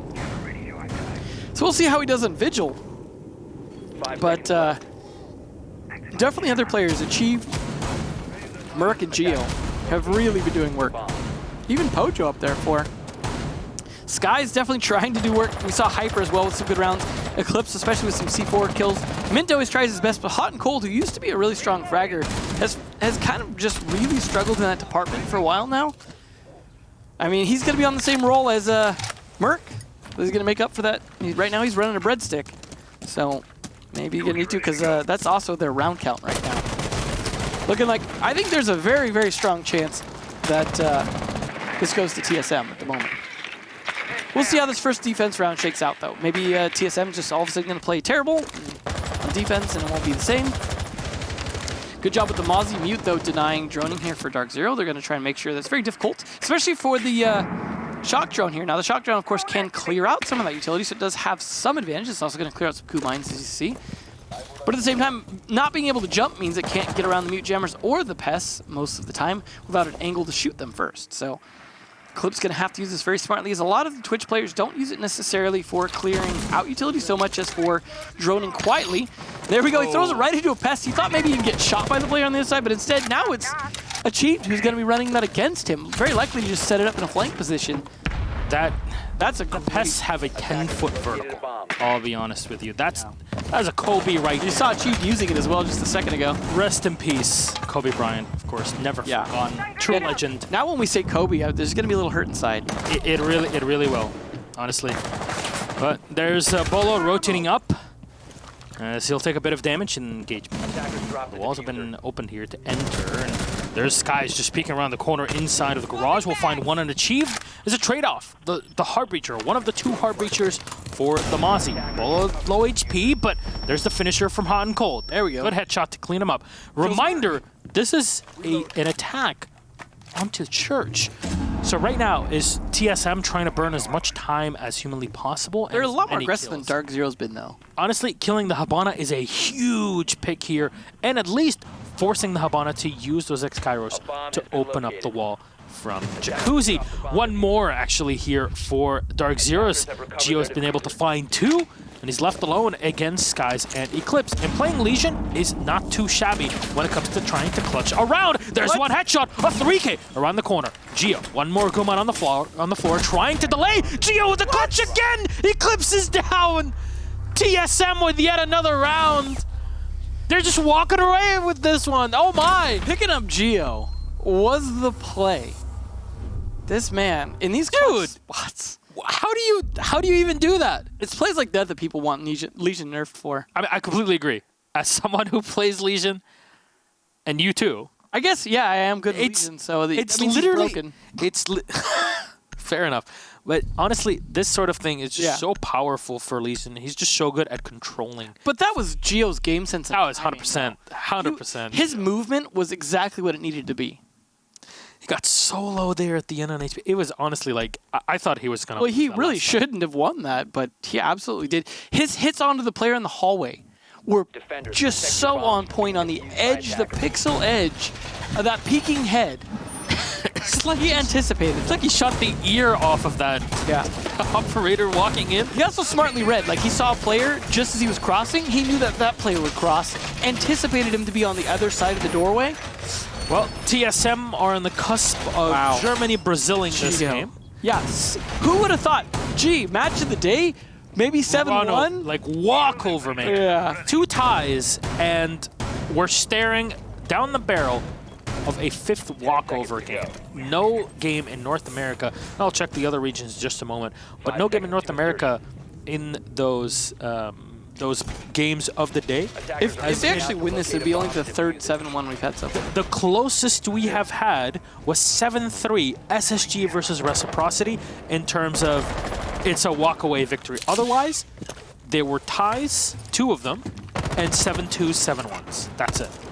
And keep in mind, TSM won 5 attacking rounds on Clubhouse. That's Thatcher banned themselves. They prepared for that, for sure. I mean, it's a given that they did, but they prepared well.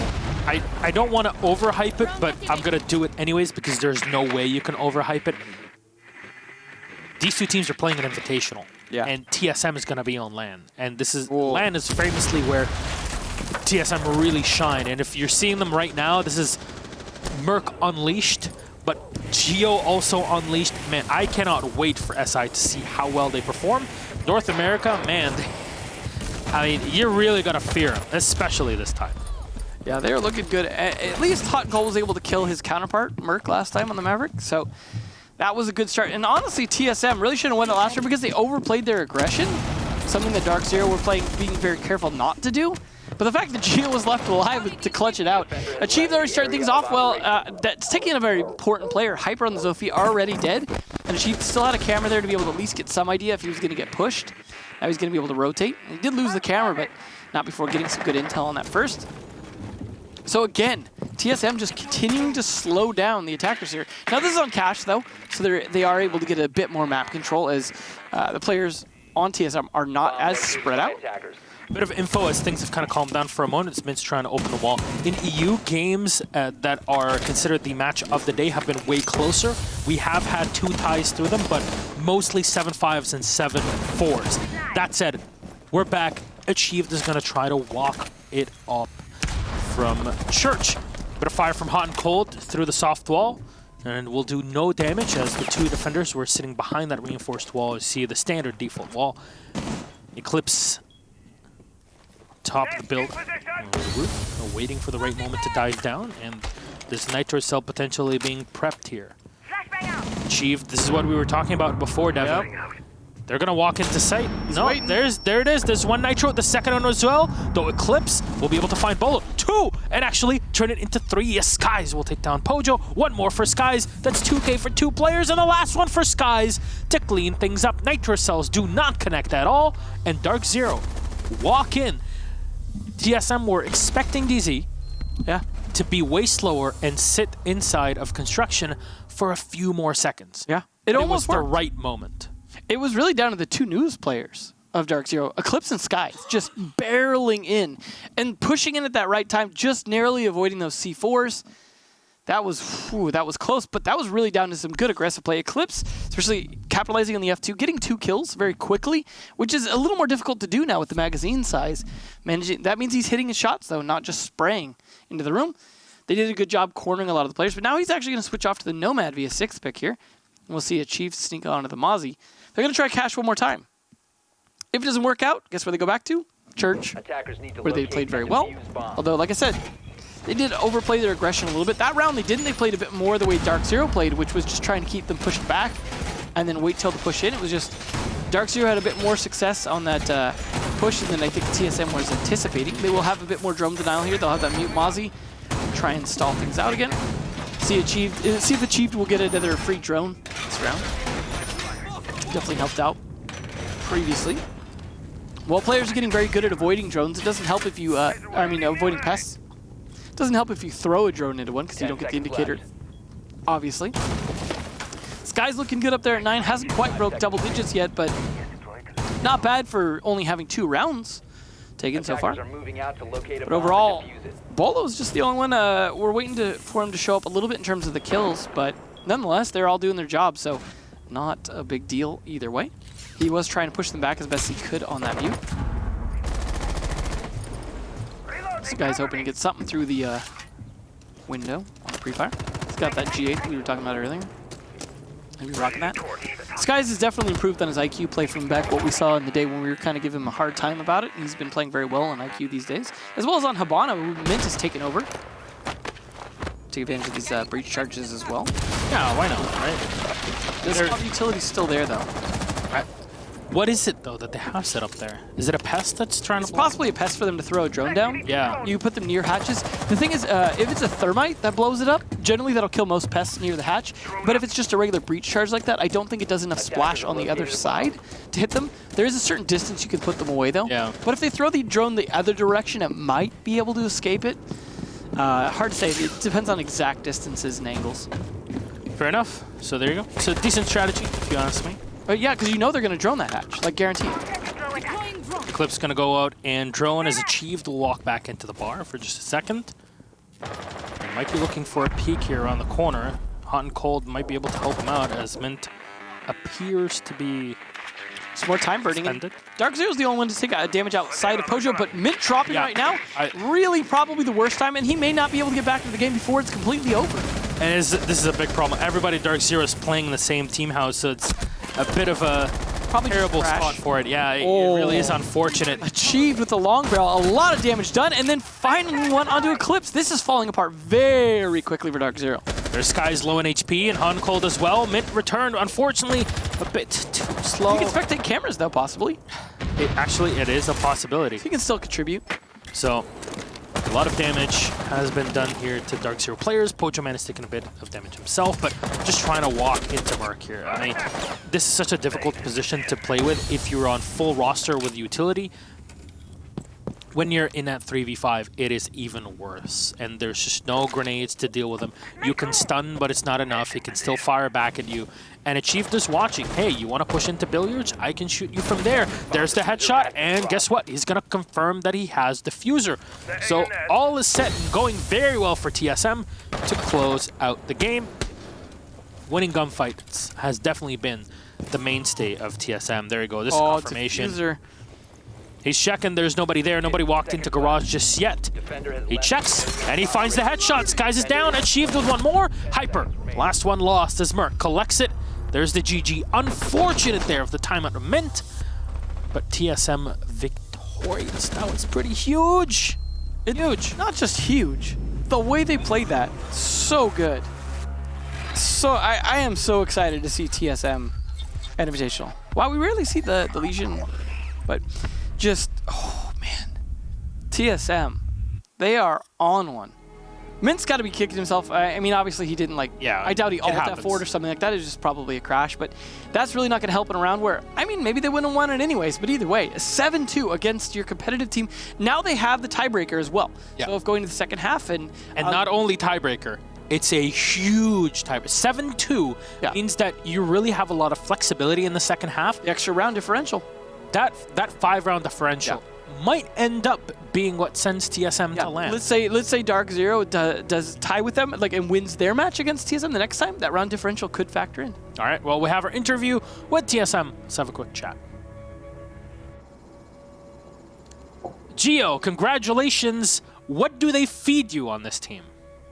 Nah, man. I'm just here doing my part.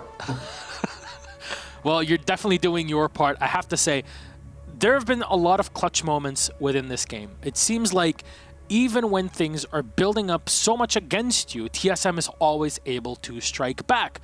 Now, we see the clutches, but can you talk to us about the communication that's happening in the background to allow all of these? Because gun skill is one thing. Having the awareness, there's so much that comes down to it. Yeah, no, basically a lot of people think our team's as of now Merc, which is understandable, but they don't realize all around we have 5 crazy players. And I mean, Merc is going up, but to be honest, it's just our teamwork, our comms, how we set ourselves up, from droning to operators to global abilities. It's just how we set our players up. In general, it worked out really well for you guys. I have to say, the perfect play with the Maverick. Merc was able to open up every wall, every hatch required. I mean, honestly, I was just sitting here clapping like a seal because he opened, 2 hatches with a Maverick, which is not usually something we see, right? By the way, so did Herb too. But that's to our coach, by the way, Bagel. He showed him how to do that one, so shout out to Bagel. Shout out to Bagel. There you go.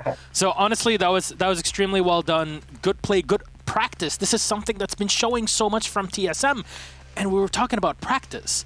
Are you guys preparing on going to a boot camp or something in preparation for Invitational? Reminder for everybody watching there that yes, indeed, you will see this team performing there. Yeah, tomorrow, like we all head out to Cali for our boot camp. So we're pretty excited for that and seeing how we can compete at the Invitational. That is going to be pretty huge. It's a great way to round out your first half of the season, right? You won against your big opponents basically in the region. You have a huge tiebreak over them and those extra 3 points. It's a perfect way to set yourself up for SI and for the rest of it. Anything you'd like to say to all the fans to close things out? Honestly, TSM's performance today was absolutely stellar. Shout out to everyone that supported us. Shout out to basically that. Thanks for always being there for us and hoping to do good at Invitational. All right, well, thank you very much, Gio, and congratulations again. Hopefully we get to see your clutches at Invite. Of course, everybody wants to tune in and see what TSM has to offer in Montreal in just a couple of weeks. Good night. Thank you as well. Bye-bye. I think Gio highlighted something that I think sometimes we forget to also highlight when we're talking about changes to the team. Gio was coming over to the team. They seemed to find a lot of their groove. But also Bagel coming on, I think was a big deal for this team. Like, you heard it mentioned there, but I think we haven't highlighted that enough, that was also a really big change for the team that I think has really helped out. But I think the combination of those two things, also the teamwork, seems to really be there, as Gio was saying, in terms of setting each other up and making sure players like Merc can do the thing, Gio can do their thing. Obviously, 1.95. That's pretty good. Overall, though, the whole team absolutely showed up, and that's why it was a 7-2 at the end of the day. Dark Zero, while they played pretty well, it just seemed like TSM played, as we like to say sometimes, their game. And it absolutely was their game, that match. And I am really looking forward to them in an Invitational because if they continue like this, if their boot camp goes well, if they're well prepared, and it sounds like Bagel's been doing a good job preparing them well, this is going to be a team to watch. For sure. 100%. All 16 teams at Invitational are the best teams in the world. That's the idea. And even there's still so many other teams that might be able to pick off games here and there against them. Can't wait for that, but we still have 2 more games to go.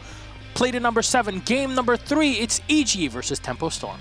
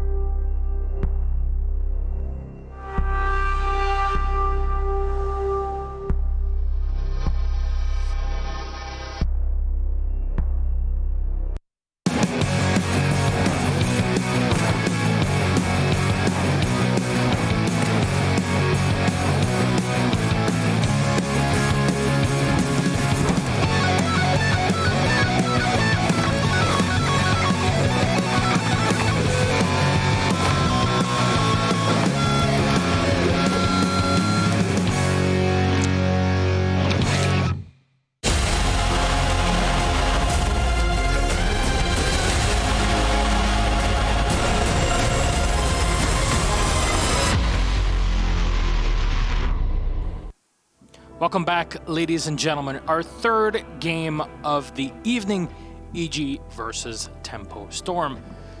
Welcome back, Sam Finch. This is Devin Emzo Becker. Yeah.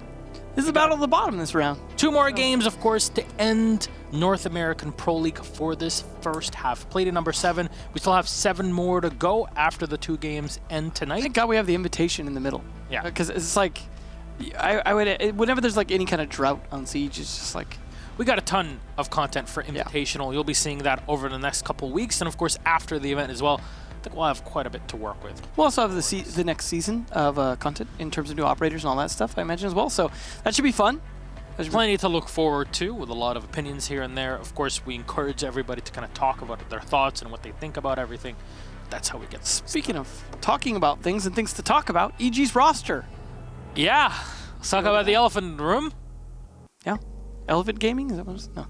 Different EG. Elephant Gang. That's a different... I know. Spades. So, Gotcha was let go as a player and as a coach. Yep, officially today. He will be replaced by Spades. I know there was a lot of talk about this ahead of time and people were anticipating this move, but it is now official. So let's see how Spades does today. Spades has been grinding CL for a while. Been a great player. And it's not, at the end of the day, necessarily about whether he's a great player or not. It's about whether he's a great fit or not. And we heard that earlier from Pengu about G2 as well. It was about whether it was a good fit at the end of the day, not just about an individual player. This is a team game for sure. Much like what Pengu was talking about with Cryan, you can be an individually amazing player, but sometimes you don't fit the mold. Of course, it's hard to judge necessarily individual player and a team at the same time, so we tend to focus sometimes on individual players. Yeah, but it's difficult to quantify. No matter how you look at it. Like Pengu was also saying earlier, which of course, we listen to everything Pengu says because he's so wise. Okay. But he pointed out, make sure to not be overly critical of a brand new player here on the team because, it takes time to gel. It takes time to fit your role. It takes time to rearrange everything else that may need to be done. Obviously, EG been struggling for a while here. They're trying to figure things out.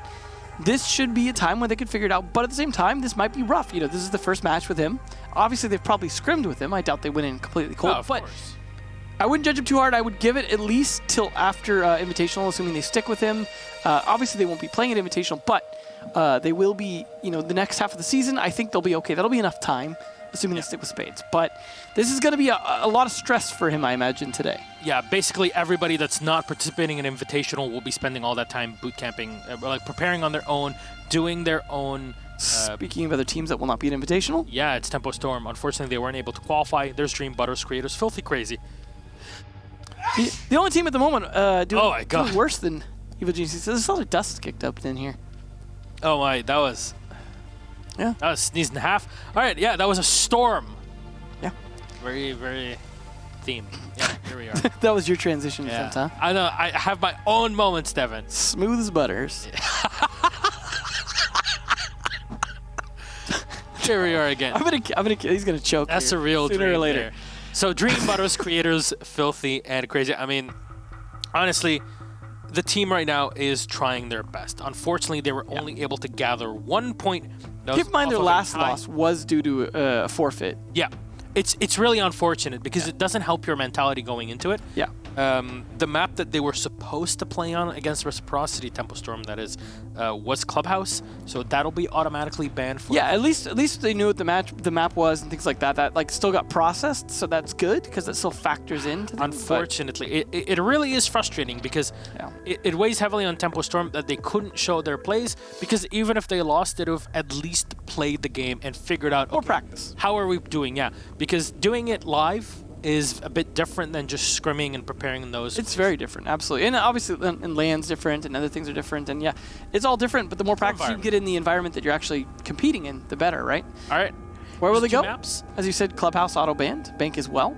Yep, of course, Bank was played between no border repeat. EG and Unite. No Clubhouse repeat. So we'll get something new. We'll get Cafe. Now this is one that EG struggled a bit on last time. I believe they lost it to Dark Zero, if I recall correctly. It was not a great. 7-2. That was the best performance from Dark Zero too. So they absolutely destroyed EG. It was 7-2. EG was only able to get 2 rounds on defense. Reminder: this is with Gotcha on the team. Yeah. unfortunately, his streak of being unbeatable. Well, let's be fair. Gotcha isn't necessarily the problem or anything like that. He wasn't necessarily always finding his fit, but I think he was playing decent as a player. But at the end of the day, they need to find out what they need as a team, what they're missing, and hopefully Spades is it. Because I think we all agree that we want to see EG doing well again, because it is really sad to see them struggling as much as they are, because we know the team has potential. We know it's still full of players that are great. Most of the players are still there. We only had Gio and Canadian leave. They should be able to do it, but something just wasn't right. Exactly. And they're working on it now. So this is the season to do it, right? You have no relegations in NA and EU, and you just prepare yourself and make sure that you're ready for whatever. This should be their best shot, though, because this is against the only team that is below them at the moment. But that also means this is Tempo Storm's best shot as well, because the team just won above them. So in theory, both these teams are, at their closest they're going to get to each other. If Tempo Storm win, which right now most people predict that they will not. Yeah, I mean, to be fair, when you only have 1 point in your 7th play day. I get it. The tops you can get are those 3 points, and if you beat EG, you crush the tiebreak between you and them, and it means the Tempo Storm go up 1 position in the standings. For now. Yeah, for now. It's not great, with but no relegations at least, it doesn't matter as much where you sit on the bottom, but it's certainly, like, for a team, for an org, for players, it still matters. I just mean it won't matter in terms of, like, you're gone now. Yeah. So unfortunate, but still, this is where you got to start somewhere. Yeah. You can't just give up. This is not something that any pro will ever do, no matter what level. In CL, sometimes we might see retirements, and every now and then someone retires in Pro League, but it's such a rare thing that people actually completely disappear, and it just takes so long. Yeah. Even people that are like, I'm going to go be a coach, like BC, still end up coming back to play for a while. You get the itch, man. You can't scratch it enough. So I get it. No one is going to give up. None of these teams, even if they're at the bottom in any region, in Challenger or in Pro League or in national events, no one wants to give up. I just hope Spades on the team reinvigorates Necrox and Young. Yeah. Because I feel like we've seen them in a slump that I hate to see, because those are such good players. It's so weird to say. Yeah. Both players are so good, and Necrox specifically, every time I love applauding the player because he does so much work to the team. But it just seems like lately it's not really been there, and it's some kind of spark is missing. Something was off, and like it's I said, hopefully this is going to be it today. EG not gelling together. But off the EG topic though, Tempo Storm as well. We need to see it. We need to see it happen here. We need to see all the players step. We're seeing individual plays from some individual, good players, but we're not seeing the team as a whole really show a lot of strength. They can come close sometimes, but they're really, 1 point is really not good. They need to find what their groove is and get it back. All right, ladies and gentlemen, we're going to head into our third map of the evening. It's Cafe Dostoyevsky between Evil Geniuses and Tempo Storm. At least Tempo haven't shown this map yet, and they've seen EG on it, so they have that going for them. We'll see what Tempo we're going to ban, though. Could be a Thatcher ban. We do see that occasionally on Cafe, as much as I hate to see it. It just means Kaed's played a bit more and so on and so forth. But what will it be first? Tempo Storm taking some time to decide. These are usually pre-planned to some extent, but there's that Thatcher ban. I always hate to see it. Thatcher's such a nice guy. You hate to see him go. What a Nimrod. What will it be next for EG, though? This is going to be the more strategic ban, I think, in terms of either trying to negate something on Tempo Storm or trying to set up for a particular strategy. But no, it's just going to be Capitao ban, which is a bit more general, just because Capitao is so strong. But it is likely there are certain positions they want to be able to play and things like that. NVK, unfortunately, dropping at the moment. Hopefully we'll be able to get him back. If not, we'll just probably have to rehost real quick. So Spades is calling for them to ban slow, try and give time for NVK to come back. And stay low. Because if it's a game crash, you just need to restart and get back in quickly. Goyo, a rare ban. EG's, again, trying to be strategic, but Goyo can be very strong, especially in pixel spot, things like that, on this particular map.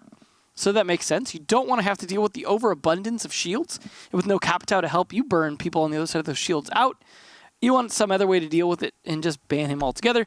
There's still maybe some shields in play, but usually going to be less so. Goyo gone. They're going to try and slow down for this last ban. There's Echo, who was another one who might have been bringing shields at some point. It's now just pretty much smoke left in terms of who generally brings shields. But will NVK get back in time? It's not looking like it yet, so we are likely going to have to go for a rehost if you can't get back here in time. So we'll just give it a moment. Yeah. give him those last few seconds. He's going to be scrambling to get back in, but at least we'll get a preview of where they're going to be playing, and Bar is no surprise, as well as a little bit of preview of what the lineups may be. Yeah, we're not sure if this officially counts as everything because the rehost was called before. Yeah, it may be possible that they don't have to stick to those. Because usually It's up to the admins. you go with the ban phase and then you rehost instantly. Yeah. So I personally don't know if this counts or not. Again, as... Luckily, he's gotten back in, and he may be back in time. So we'll wait a second here. He's going to try and get his operator picks, and he did get them in just before the end of the round, or the round starts. So we're giving it a second, but I think we may be good. Yeah, we're just going to go in. Okay, right. So it was effectively what they wanted to pick anyways. Yeah, we for those of you who missed it as well, there was a 6 pick for NBK. He was Twitch and the 6 picked over to Buck. Yeah. Not that it matters a whole huge amount, but I just thought I'd let you guys know since you didn't get to see that. Yeah. So here we are, and we start off on the reading. So yeah, they switched from bar to reading. There's a change there. Not surprising, to be honest. I mean, reading is still a very strong position. You still have to defend bar for the most part, in terms of heaven at least, which exactly. is the east side balcony, the cocktail balcony. Bar. Yeah, cocktail. So between the cocktail bar and the balcony next to it, it's such a great position to hold on to. It just makes reading so difficult to enter if you're an attacker. You just hold on to white stairs and white hallway. You don't even have to be present in the hallway itself. You just sit around the corner from it, close to the cocktail bar.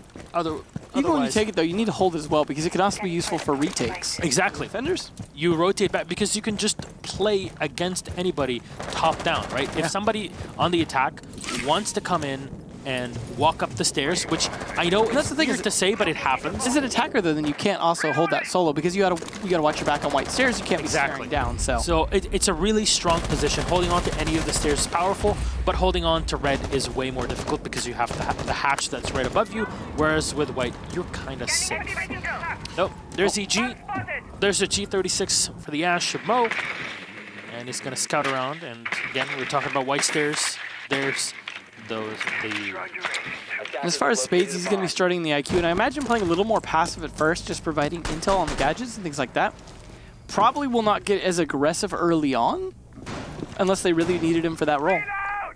Well, the EG, they're really scouting things out. You saw the drone, they were confirming downstairs. You saw the usual barbed wire that's set on white stairs from the garage. And it's just very normal to have. It gives you information in case somebody comes through there. Necrox is going to walk into piano. He can scan in if he'd like. You have the hard breach of the Habana if you want to use that. But you're going to need at least 2 of those X-Gyros to walk into reading if you're going to go for a pillar stake, which is something we see happen quite a bit when the attackers are bringing their utility correctly. Their hard breach. One Nitro Cell will sail up and will not hit anyone as creators. Will find NVK and Crazy with another one on the Young with help from Butters. Playing it from below, that's surprising to make that work, because you should be at a disadvantage. So really well played on their part. With a minute left. Yeah. That's the hard breacher down as well. Huh. So Tempo Storm dropped down onto reading. They weren't really putting too much pressure here on the top floor. And that's the thing, they were like ready to evacuate and just fight from below. Ping's at least coming out for Necrox. He's got to turn that into something. He's rotating for it. Just the timing isn't. Oh, it is there. Filthy goes down. That's the Mozzie off the board. His Pest's probably still up, though. Still, that's only one. And Creatures, otherwise known as Creators to Kicks, is going to be at low health. But otherwise, they're looking pretty good. Diffuser at least picked up now as they've tried to recover Heaven best they can. Smoke is delaying the rotates a little bit, and Butter actually taking advantage of that. Great positioning for Butters. There's no drones to give you information. Necrox will take a bit of damage here, but he still finds the second kill. 3v2 Smokes will come out, and they line up. Dream will find 1 kill. Reloading there, but he had more than enough ammo to dispatch Mo. And that's EG out. Tempo Storm with a very successful round number 1. Seemed like EG kind of were running in blind there at the end. I'm sure Dream also looking forward to that buff to the Scorpion. Yeah, it'll give it like a bit of a better recoil pattern, right? Yeah, that's obviously the goal is to try and make it a little more controllable, so it's not just spraying everywhere wildly. But didn't matter, as you said, they lined up for him. Didn't really have to control the spray too much. So great start, and we go from reading to mining dining. That is an unusual sight rotation setup to especially start things off with on Cafe. So being a team that hadn't shown their Cafe yet, they're really showing an instant Cafe. Necrox, though, did do quite well that round despite them losing. He did make good use of the Jackal tracking, got a couple of kills. So that was a good start for him. The rest of the team, though, seeming to struggle a bit with some of those just early plays on, especially into Heaven, taking control of Cocktails early as they did, and then losing 2 players on it. Really unexpected. We'll see if Mining Dying is as well defended upstairs. This could be a trickier one, though, because Christmas, you know, is going to get taken even potentially easier than Heaven, Cocktail. So you're likely to lose above. EG actually banning this map quite a bit more than Tempo, but you have to keep in mind EG been involved in more events and other things for that to count as part of than Tempo have. So that will also factor in that, as that is not just Pro League bans. Obviously, they can't have banned it 14 times in 6 play days. So we will see the mirror plate for not being banned.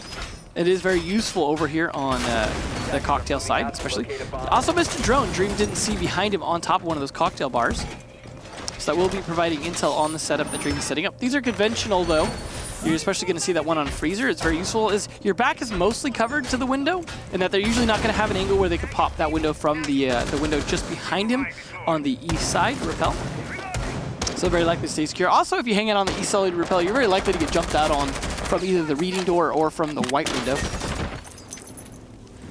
So, see Necrox a little bit of pre-fire, hopefully catch someone. They're going to open things quickly, try and take Christmas as fast as they can to give themselves some time to maneuver and pressure down from below. With the, oh, really, they're going to have 2 bucks because Necrox is going to be bringing the ITA as well. There's a drop from Mo and the rest of the team. They waste no time entering into Cigar. EG have tracks. And this is the second round where they're starting off with decent tracks, and you can potentially find Necrox here with a kill. Mo is thinking, should I go for that kill? Should I be using some of my utility for it? Because you're afraid of a Nitro Assault with Piano. Butters, though, will find NVK, and that's a bit of a big loss there on that Buck. Spades firing through his fine line. He'll find Butters. He's taken a lot of damage. Mira window has been popped, so this position was pretty much forfeit inside a Cocktail. ADS is going to catch off one of those Gashmots. Filthy has set up actually a pretty interesting rotation hole in reading. Not usually something that you would see, as it's often just left soft, if anything. But there's goo mines everywhere, so you definitely are trying to bait your opponents into comfortable what they would believe to be comfortable positions. There's a lot of utility, there's decent map control, and there's a decent chunk of time for EG to work with. They check brown stairs, nobody going up there. Recharge is used by the Zofia as Young. They use the exothermic charge to open up the hatch here, looking down into trains. Necrox looking for some more footprints to scan. As we'll remind you, this is a take into mining. Something we don't usually see nowadays because you have reading, but it's still a very significant sight, especially with the way that defenders are playing nowadays, with a lot of control on that top floor, and Creators is watching the window. He's expecting somebody to come in, and timing is unfortunate for Necrox. He's going to be lost. Spades taking a lot of damage in the meantime, and Creators turning around the corner. He has so much ammo with Maestro that he can finish off some more. There's the UMP rattling off as Crazy will get one. Young is last alive on the thermite, turns the corner, but Creators is ready and awaiting. Tempo Storm with another round. EG, they look lost. I'm starting to wonder how their droning is, because they're really just walking into players like Creators, just not really seeing it coming, and it's really causing a problem for them here. They're really not. We're not seeing a lot of team cohesion in terms of pinches and pushes and actually anticipating where players are and having advantage play over them. They're really kind of walking into them, stumbling into them rather, and it's really not looking good for EG, especially for a team that's bringing a Jackal to be walking in so blind to so many of these. Maybe their droning's just not on point, or it could just be communication. And of course, when you bring a new player on, you do have to struggle with communication. Pengu, again, was talking a bit about how they had to focus on like whether or not they were going to be able to get the right communication with Sir Boss, for example. Now, how that factors in, you need to make sure your call-outs line up. You need to make sure your communication style lines up. You need to make sure that they're not taking over comms and cluttering things out, stuff like that. You also don't want players that are too quiet. We see sometimes players with, so that is something that EG struggles with, for example. is some of these players on this team can be too quiet, and that can really hurt them. Yeah, and some teams have that where players are very emotional, and when everything's going well, everybody's talking and everything's going well, but when they get tired or their team is really losing throughout the game, be it a best of 1, best of 3, or whatever it is, they will start to drop off when it comes to those comms. Yeah. Or, you don't want people to clam up. That's the worst. Sometimes you get frustrated, and I get it. It's a very human emotion. That's completely fine, but this is something you have to work on with your team, and it takes a lot of time, which is why we're so hesitant to judge players too early. Because you would say the same to any newcomer, basically, to any team. No matter how experienced they are, you can't just judge them the moment that they set foot in the building. This is impressive, though, for Tempo Storm to start on 2 off-sites and then go to another off-site. Rather than playing bar, they're playing everything but bar, literally.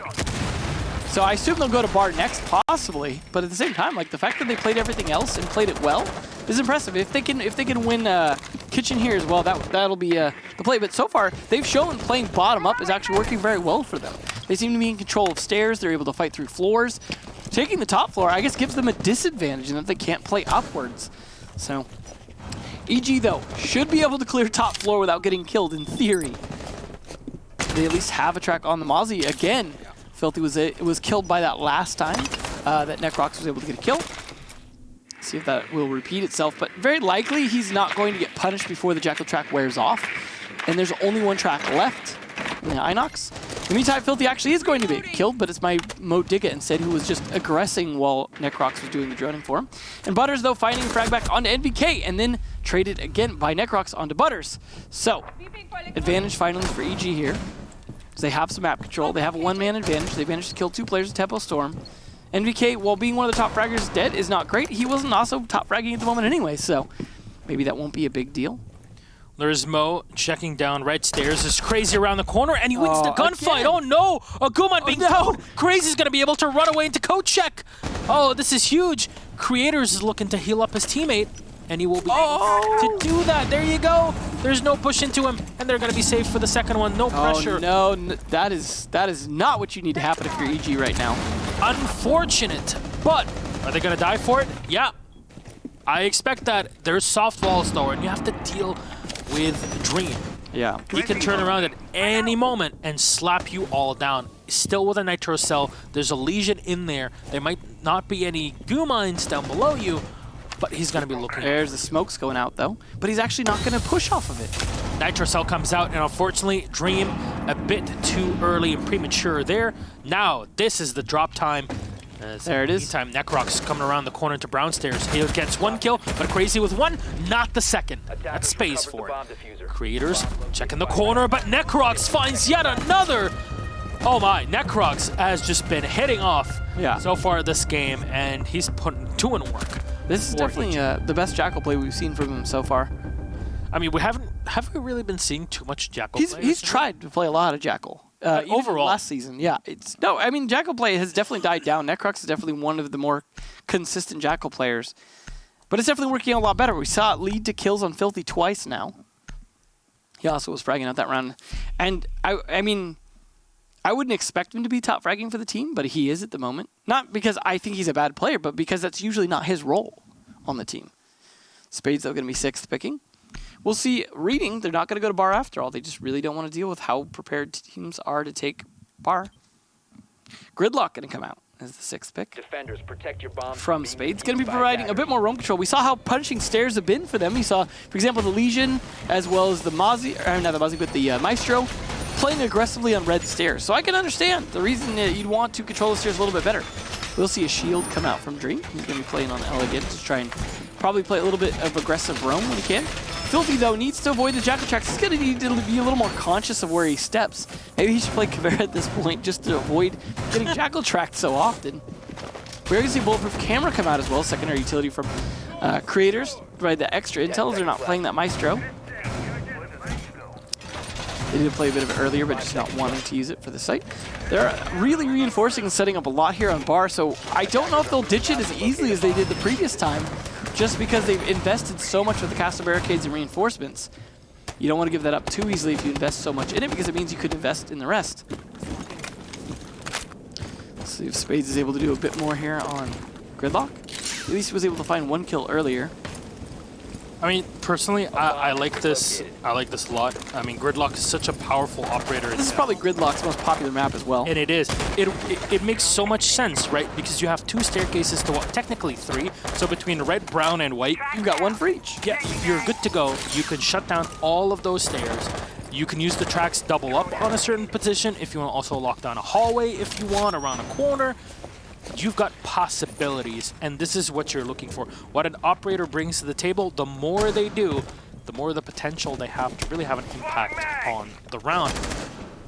Now, EG know that they're going to have to deal with Cocktail, and so far, Tempo take a bit of damage through it. They can fall off whenever they want. In the first round, when EG were trying to push it into here, Tempo fell off and were able to get 2 kills pretty much for free. So that was definitely not the play. The timing, Necrox, the footprints wearing off just as he's trying to get those. And there it is. All right, that's Castle Track. He knows there's possibly more over there. A lot of gunshots ringing down, but stairs now being evacuated by Temple Storm, but push back, Filthy, who comes around behind the Jackal. Oh no! Now his nemesis is dead. That's a big problem there. Track this.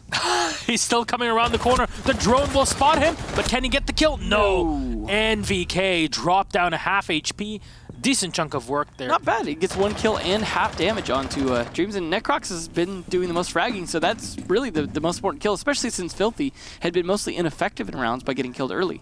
Just looking at a number, things from a numbers perspective. There's Brown. Completely true. There's Brown Stairs being locked down by the tracks. I know for some people that might not know the call it, but yeah, it is Brown Stairs. Butters will find NVK from below. Again, all of these open holes have been set up by the defense. And Mo might have just gotten a kill, but he's taken a lot of damage, finished off Butters, which is still a Jaeger, it's not the most important operator, and lost one of his drones, which means EG might be walking even more blind into the site right now, and that's been the biggest problem. Guzmot out.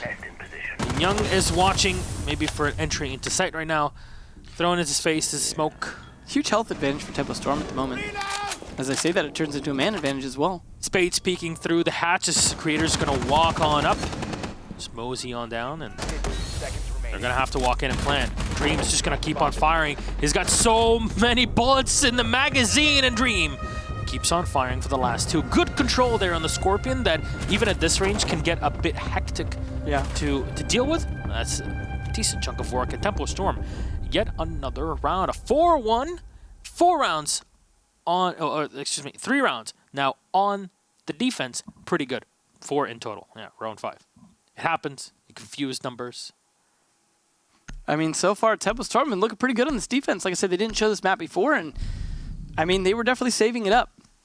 EG are playing pretty decent, but it's just they cannot, Gridlock or not, control these defenders. Honestly, I'd pull a page out of Fabian's book at this point and just bring a Lion. Like, just bring Lion, bring Dokkaebi, and just go in guns blazing. And lock them down, call them, and just shut down, take map control as quick as possible. I completely agree with that. At this point, like, you've got enough gunners on the team who can gun, and you've got some support players who could back that up. Just lock them down and gun them. So we're going to go to mining, and I really want to hammer your point. I think it's a distinction, because a lot of times we talk about dealing with quote-unquote roamers when it's a bit of a generic term to use, right? You can brand that and slap it on any operator really that's walking around the map. But if you're just talking about roaming, which means, at least in normal way, walking upstairs, going behind your opponents, flanking them, constantly getting picks off of them, in that case, getting a Jackal, a Gridlock is a very good pick. Jackal would work very well. However, when you're talking about a Lurker that's really just standing in a specific position, look, I know you're laughing, Lurker, whatever, Milos is just talking about his own stuff. But honestly, that distinction is important to make, because in that case, the Dokkaebi deals with a Lurker way better than bringing the Gridlock, because they're not actually walking around as well as to the Jackal, because if they're not walking around, they're not leaving footprints, and with the way they disappear now, like, it's definitely something that you really need to catch them walking around. In theory, Jackal is actually one of the more effective operators to a lot of these players that are moving around right now, because they're being very, very mobile. The players down in sight that are just shooting upwards, however, different story, but... So really, if you see it from that perspective, it really all makes a lot of sense, let's be honest. Might be something that would go for later, but right now they're sticking to the Jackal. You see the castle barricade. There's a singular reinforcement here to cover from the window. That's basically why it's there, from the window and the stairs. Otherwise, you really want to leave things as soft as possible to contest for a retake. See Necrox waiting for the timing from his teammate as well and staying on that drone smartly. He's also listening for sound in the meantime to get some idea what's on the other side of the castle barricade before it gets opened. Exactly. In a freezer, you'll find the meet-out window, and one of them has already been popped inside the cocktail bar. Oh, that's a great shot there from Filthy. He walks back into reading right now, uncontested, undamaged. MVK just had no idea it was... This middle floor, man, they've only lost on Kitchen. The middle floor has just been their territory, man. Look at what Tempo do. Like, you know what? You want to push us with 3 players? We can walk back. Unfortunately, Butters this time tried to go up red stairs, which is usually a bad idea. Yeah, they've done that so much in the early rounds. Yeah, you obviously will not expect a Habana sitting on the hatch at a minute-ish left on the round, but fair enough. It's a good shot from Young there. You clean up the Jaeger. That's one less gun to worry about. But Filthy gets another one on the Mo. He's just playing things from below. Yet again, all those holes that have been opened up by the defense. This is what happens when you don't track that man down. Oh, there's another run out. He gets him again. That's the second time he's killed Necrox as well. Oh, another one. Filthy with the quad. What Dream? Oh, Dream takes his dream away. They're just dropping down into his line of sight. And I might have misspoke and said 4 rounds in the previous round. But I think it was more of a setup. I almost think because of the early times they got the kill on the Filthy, they almost underestimated him at that point. I mean, honestly, look, it's the same problem every single time, isn't it? Yeah, they can't control anything. You go in and you take control of Cocktail. That's the first thing. It's a great step, right? That's happening every time. But you're not cutting off rotations because the hatches are open, and if there's somebody walking down white stairs, it's taking you a while. Honestly, to come up. I think calling it control of Cocktail is misleading because when you're getting shot through the feet, half the time you're not controlling anything. I think you're just falling into the trap. Yeah, you're walking on lava at that point.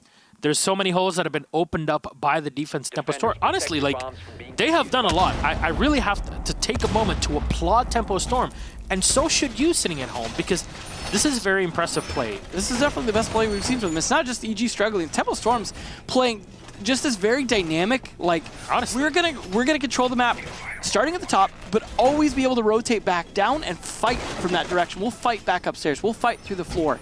And that ability to just retreat guns blazing is working out so well. And they will retake any part of the map they want. It seems like EG, without a solid flank watch, without solid map control, they're never really controlling anything. It's like that part in Jurassic Park where they say, control was the illusion. There's no control here, and it really is. You have the illusion of control by bringing in the Jackal, and when he's not effective,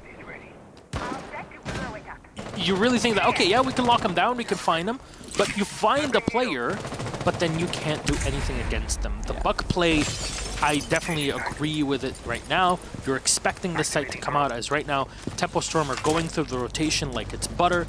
Honestly, like, you don't even need to go up to bar at this point. They are so comfortable playing reading dining and playing mining dining. It's just funny to see 6 rounds of defense without a single bar. Yeah. That has got to be either this is like the first time or one of the very, very rare times. And honestly, I get it, because reading mining and mining dining still play in a very similar way. Again, it's not the same, but it plays into what I was saying, how they've been playing it. Exactly. So that middle floor is just their stomping ground. The preparation is there. Oh, a big shot onto Young. The singular Heart Breacher is down, and I'd assume that the hatch dropping into this freezer is reinforced. Honestly, I feel like every time EG think they could take a breath, it's their last. Very unfortunate there, as Necrox is trying to turn him around the corner. A few bullets will be fired into him as the Jaeger will finally be identified, but will it be enough? They know exactly where he is, because EG have predictably been doing the same thing every single round, but Spades finally going out of the tradition so far in this game. We'll take down 1, and there's the kill from Mo on the Butters. Might be looking like an EGW. It's because it's Kitchen again. The one site Tempo Storm seemed to slack on. It's unfortunate for EG they can't force them to kitchen multiple times outside of the first one and this one. And it's all because Tempo Storm do not want to play bar. And I'm really Yeah, they might have been better I'm off playing intrigued. bar. I'm intrigued. If Tempo Storm end up winning, I really need to ask them, like, why no bar? Yeah. Also ask them what they've changed because they seem to be playing like different beasts today. More Go Mines are being set up for any eventual plays and drops into the site. Again, you have no heart breach, so your options are limited. Creators with a shot onto Spades, and that was Diffuser down outside, if I'm not mistaken. And that's going to be one of the slowest runouts, too. He's a 1 speed, and he gets away with that. That is impressive. That evens up man count, and actually slight health advantage to Tempo Storm because Dream has more health than NBK right now. As I say that, also more health than NBK or Modigas. They're both dead. Necrox can clutch this, but it's not going to be easy with 12 seconds and no diffuser. Oh, he still gets 1 kill. Necrox taking no damage, but Goo Mines have been set everywhere by Crazy, and this should be an easy round here for Tempo Storm, just off of time. Diffuser is not even there. You're done. Tempo Storm at the half stand 5-1 against Evil Geniuses. Wow. Yeah, honestly, like, if I'm Tempo Storm right now, I am sitting and I am very proud of everything that I'm doing, and this really has to keep pulling. That's what I mean. You can't sit safe anywhere. Like they come find you and kill you. Honestly, I would be very proud of it. We were talking about like how comfortable you would be as players and how emotional some players can be, and in this case, if you're emotional, man, you are building up that hype right now. Yeah. Man, Ken's right now has to be watching the team as they're playing. Ken's, by the way, is Tempo's coach. OG Ken's, because Ken's goes back to playing Xbox Pro League year 1. So Ken's 100% has to be watching right now, and he's got to be so proud of the team and the changes they have gone through. Makes me glad that people never really leave the scene. They just stick around. They just stick around, that's for sure. Well, first defense here for EG, and they're actually going to go kitchen of all things. Everyone seeming like they just come out of an AA meeting and just trying to avoid the bar like crazy. No one wants to go there. Even when they play up there, they retreat almost instantly. So Young will bring the Maestro in this round.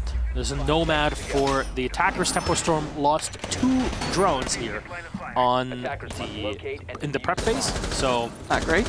Yeah. They are bringing the Nomad to control instead of the Gridlock. We'll see if that works out for them, but something different than EG we're bringing.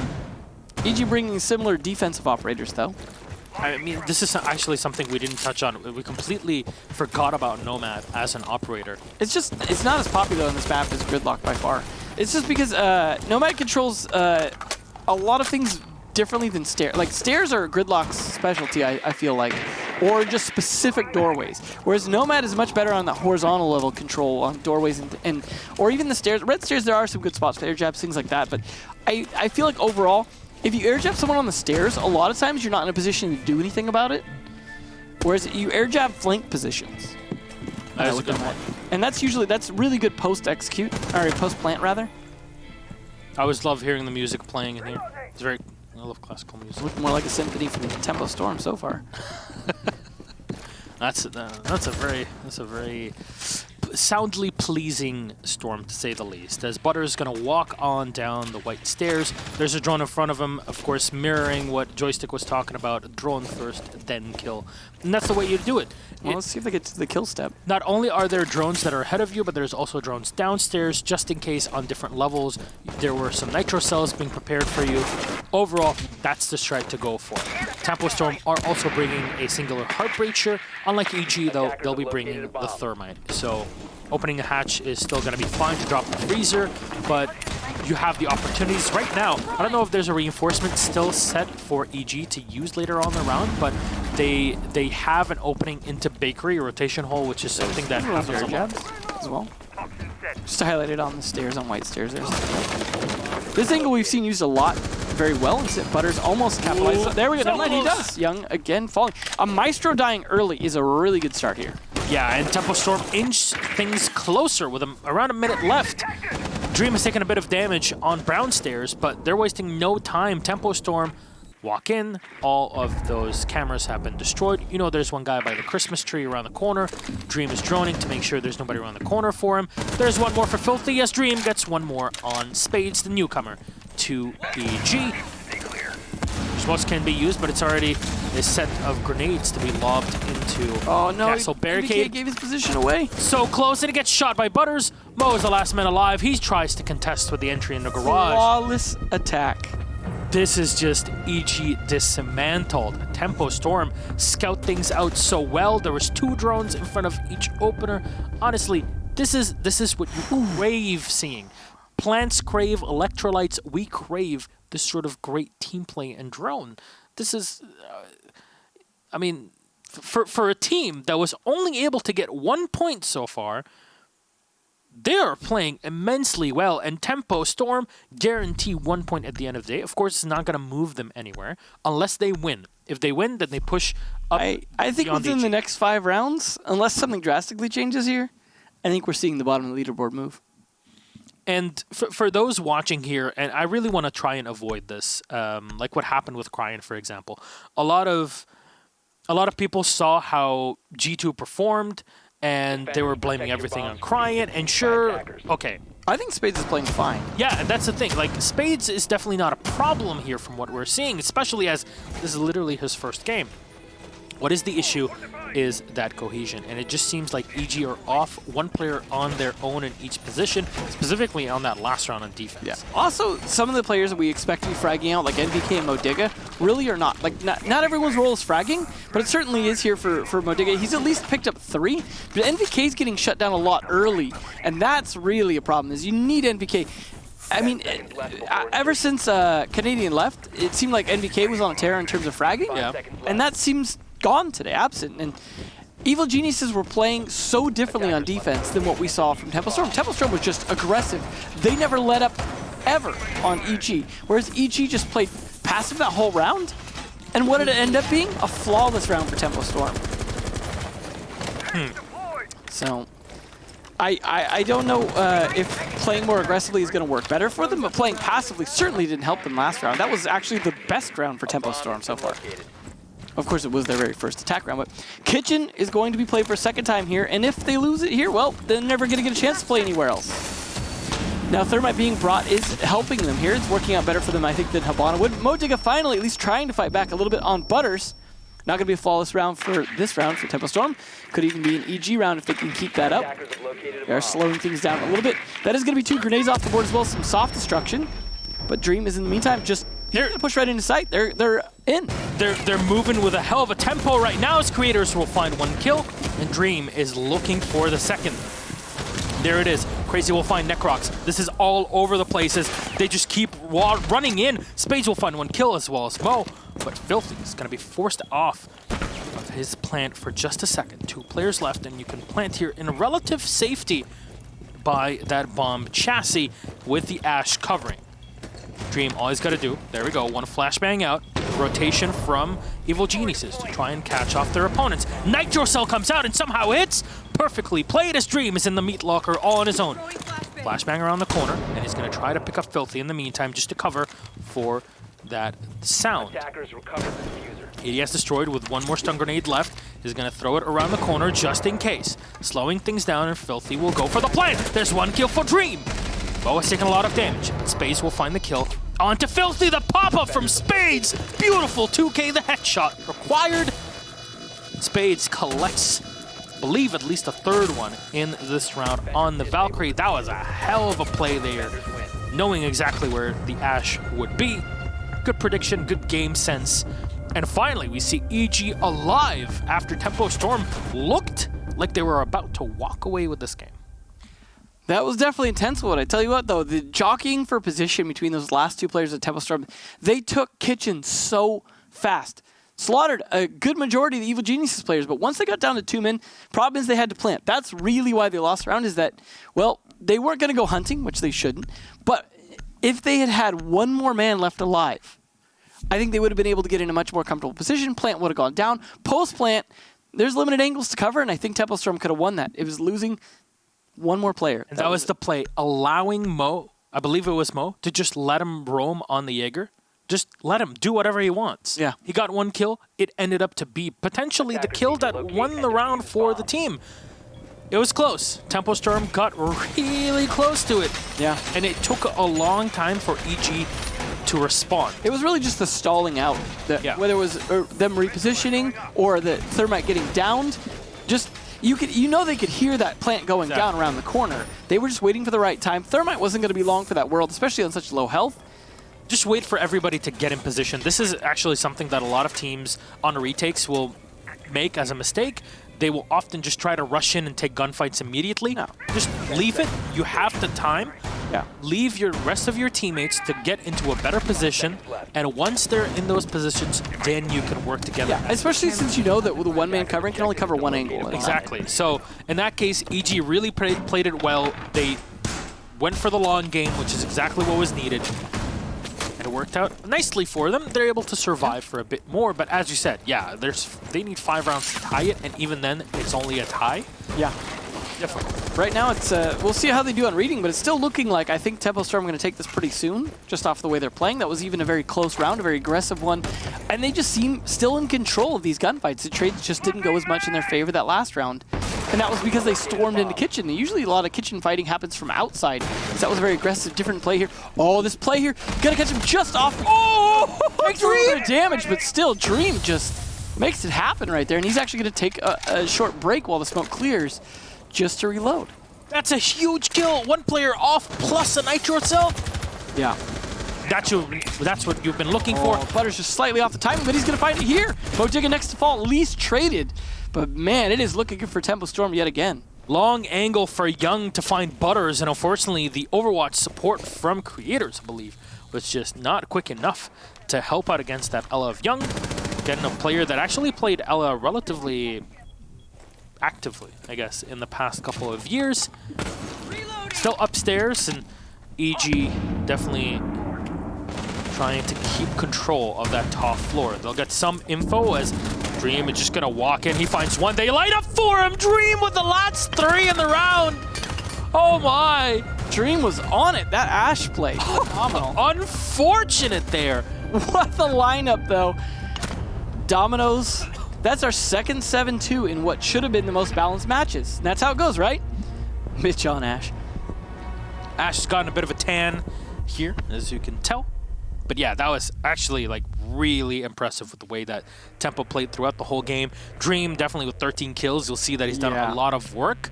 But it's just that last round, you're trying to fall off, but there's nobody watching 90. You know that you lost your flank inside of Train, and you should be expecting somebody to come in from there. However, one of the players that was supposed to deal with the Ash, should she have come through the fireplace, was just looking through there and not through 90. Completely concentrated in one spot. Not enough manpower to deal with all of this. The Ella was a bit far off. She dropped at the right moment, but unfortunately, it was as the Ash kind of snuck through and got the last 3. Well, honestly, on the upside, at least EG now will have some time. This was the last match they have to play for a while, so they can take some time, figure things out, work with Spades, and I think they'll be looking better the second half of the season. I think Spades seemed like he was playing fine on the team. Some of the other players that just weren't able to play the way that they usually do, but also Tempo Storm played their game today. It seemed like similar with TSM. They were, well, they're only one letter different, right? The M at the end of TSM. But they were really playing their game today. They were aggressive, but they were winning gunfights, and they knew what they were doing. And I want to see more of this TSM after their first win, or TS. Sorry, confused. Those 2 7-2s from TSs. There we go. Let's have a quick chat though with Tempo Storm. Good evening, Butters. It's a great set of hair, I have to say. Well done. However, great plays today against EG.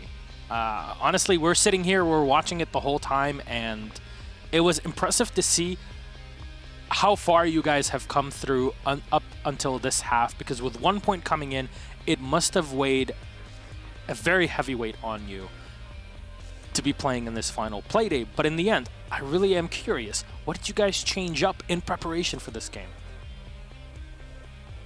I don't know, we just came ready, and we always had minor mistakes coming in, and it just kept getting less and less minor, but the minor mistakes will still always cost games. So, I mean, we just got to iron it out and keep it ironed out. Two things I want to ask you more in depth. First of all, none of you two teams went to bar, and you guys played the most on defense. Why opting for more reading dining and mining dining plus kitchen here and there? I mean, we think it's a good site, but all the sites are just better. The other sites are just better, and you can do more with them. You can, spread out a little bit more within all the other ones. So, I mean, we wanted to go, but we kind of just stayed away because we didn't really need to, I guess. Yeah, fair enough. In the end, you still have to play mining dining similar to how you play reading dining, right? So, yeah.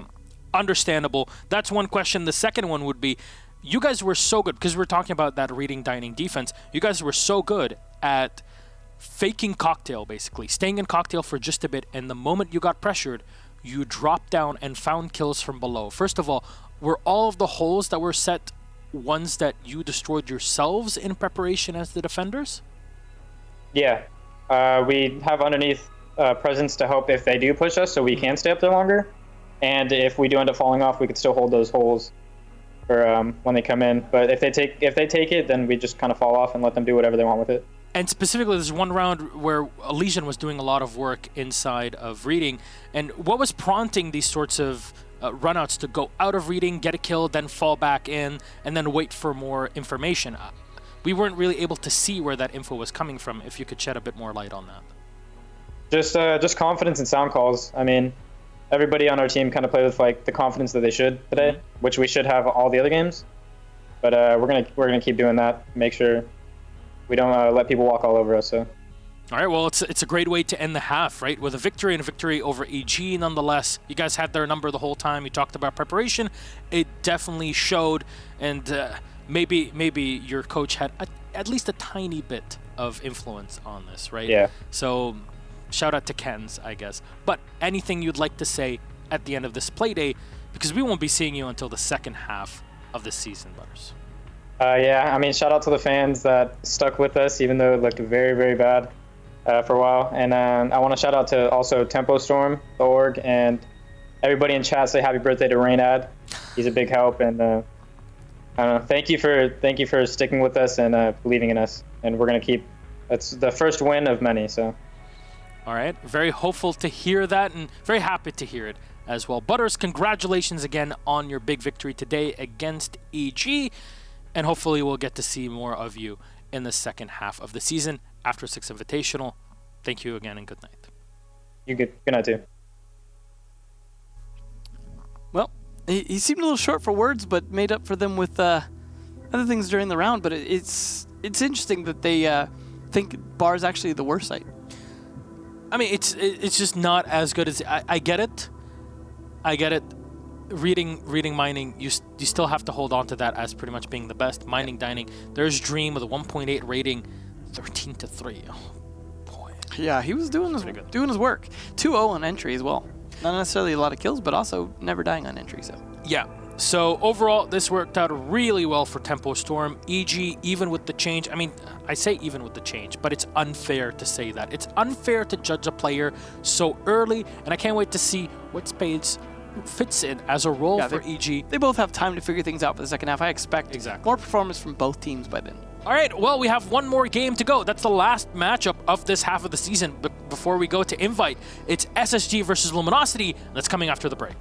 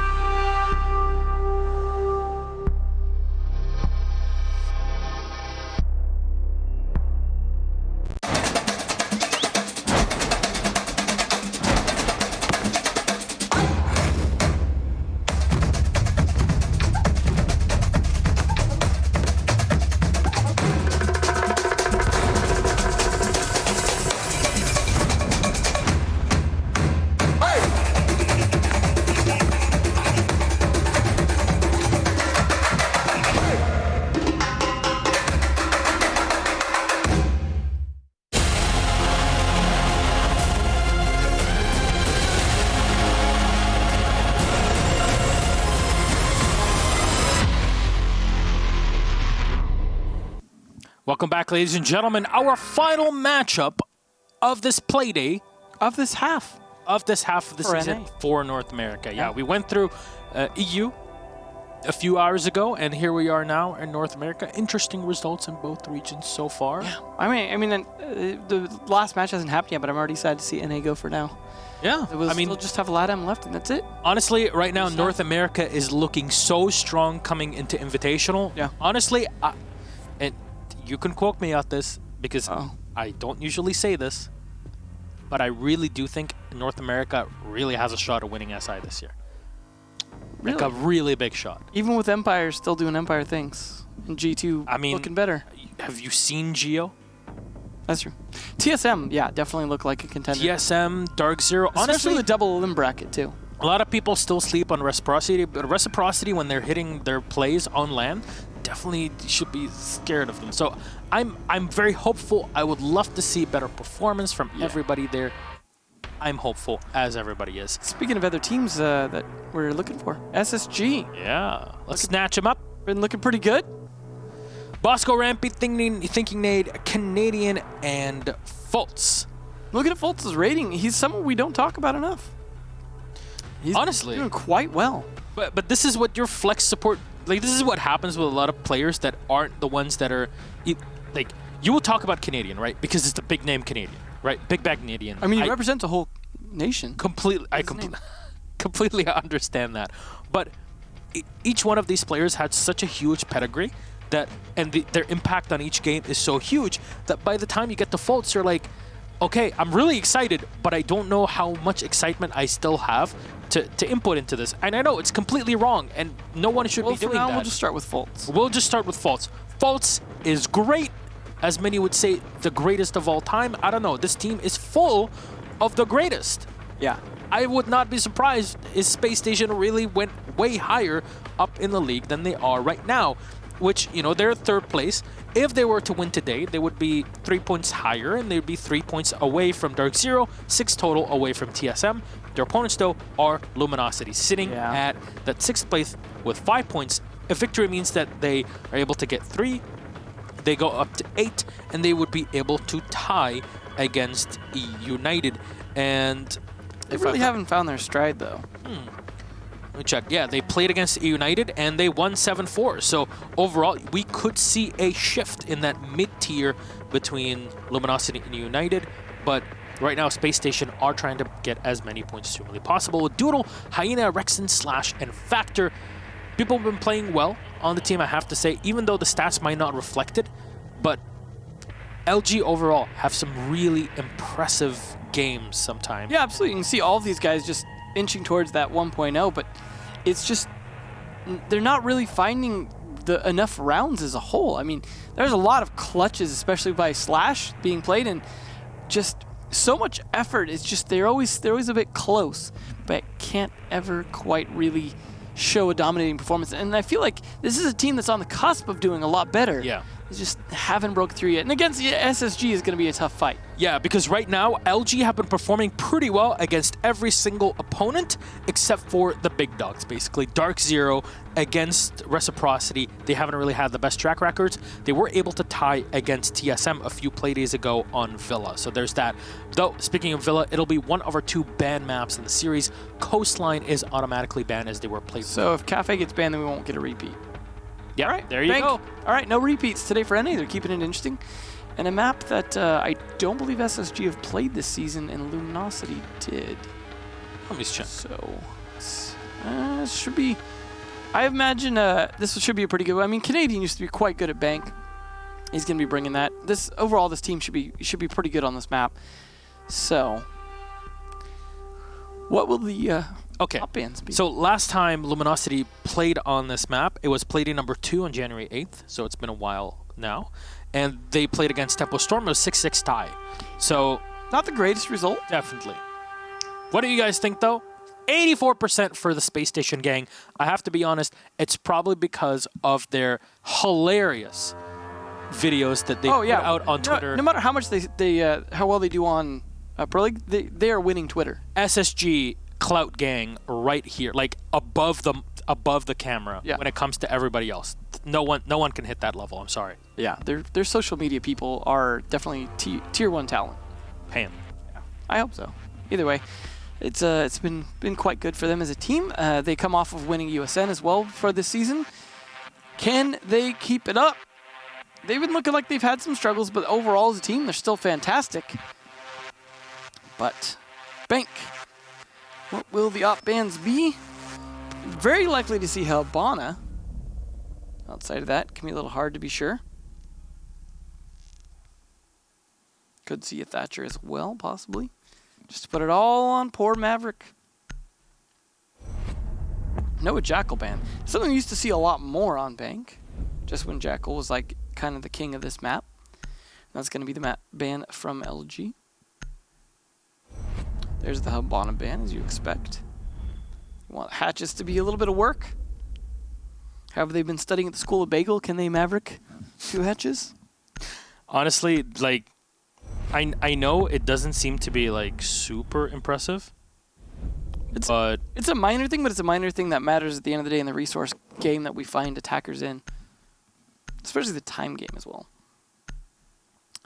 And nothing atypical here, except for I suppose, the Jackal ban. So will we see lots of Dokkaebi? Possibly then.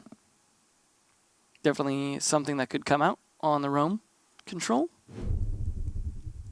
So I wonder what the substitution will be for the Jackal. Now, because the Echo is banned, you're not as pressured to bring an IQ, but the Valkyrie will probably be in play. I mean, maybe not for their first sight, but then again, I might be wrong. Nope. I think it's to maybe trick them into thinking like, hey, we're going to play CEO first. Will they 6-pick the Valk? No, it'll actually 6-pick the Pulse off to the Ella. So I'm not sure if Slash is going to bring an FO12 Ella, which is definitely a very powerful op to bring. But you could have the Valkyrie supporting in servers as well, or just having him holding on to the White Stairs, and in servers you could put the Jaeger through in there, right? Overall, it's a pretty good strategy to go with. So, as you can tell, what I was talking about is you would have Rexen setting up in exactly where he is right now here in the servers. You would sometimes bring a Clyde because it kind of helps you holding on to the set a bit longer, but you want to make sure that that Ella is going to survive as long as humanly possible in blue stairs. The Valkyrie can hold on to your flank. The Maestro will stay inside a garage, and the Smoke, well, Smoke what he does. You know, he sits in red and does his work, smokes things out. Maybe supporting the Ella, we sometimes see that, but it usually works pretty well, though. Yeah, it's mostly when the Smoke is the one holding on to the staircase on his own, right? Yeah, because you don't want to accidentally smoke the Ella player. Like, you don't want to accidentally hurt them. Exactly, but I don't know if we were able to see this, but Rexen actually positioned his ADSs all along these stairs so they don't get instantly sniped. And if you're watching right now, you're wondering the same thing I am. Is you're going for this sort of ADS play when there's a Thatcher being brought. Yeah, you spread them out to make it so you can't get all of them at once. Exactly, but you still can get them pretty. He's very likely, depending on the position, to be able to get 2 for 1. So with a couple of EMPs, you're able to clear out the ADSs fairly effectively. Something people should know, though, is because you don't get the points indicator in Pro League, you also don't know what you kill with Thatcher. So if they thatch it, they don't necessarily know until they drone to verify that they've even killed any ADSs. That's true. So if you're able to drone in, it works out well. This is another reason why having Mutant Mozzie or one or the other is a great complement, this sort of strategy, right? So Bosco's trying to do his best here and set up for a hatch take. It's one set of the breaches down, and actually it's the Smoke that's in support of the Ella. There we go. As expected, Rexen is right behind him, and they actually put the nice Ella. Camera placement. They put the Ella inside a server as well. So Rexen is the one supporting Doodle with some longer range firepower. That 416. So very interesting, and yes, that Valkyrie camera is pretty huge. Smoke canister will go out as that somehow you're able to pull away from the flashbang just at the right moment. Extra smoke in, no EMP out. Quick peek from Doodle, but nobody to answer with those shotgun shells. Out of smoke canisters now. Things are going to get hairy here pretty quick. These flashes come in, but shotgun shells come out. There's a lot of trading back and forth, but Rexon comes out on top at least, having killed 2 of the attackers for the smoke. Absolutely worth it, especially with being the Ash and the Sledge now. The big problem right now is that nobody has opened up box skylight. A big reason for that is that, at least the way from where I can see it, there are some holes that have been opened up by that Maverick, but that's about it. Because otherwise, the Thermite should have opened this up very quickly. Canadian's actually going to opt to go for a drop into Vault. So this is why you didn't see the Thermite use his charge on box skylight hatch. There were tiny holes that had been already opened up by Bosco, who actually takes a lot of damage right now in red. Factor is watching, he has utility for it. Canadian will be able to finish off Slash, but there's Factor. Great positioning to take down Thinking Nade. Canadian finds one, but Factor again responding on the Valkyrie, playing inside of the lockers. That's all it takes. Luminosity, round number 1. Very successful on the defense. Definitely, it's all about making sure you trade out in your favor on those stairs.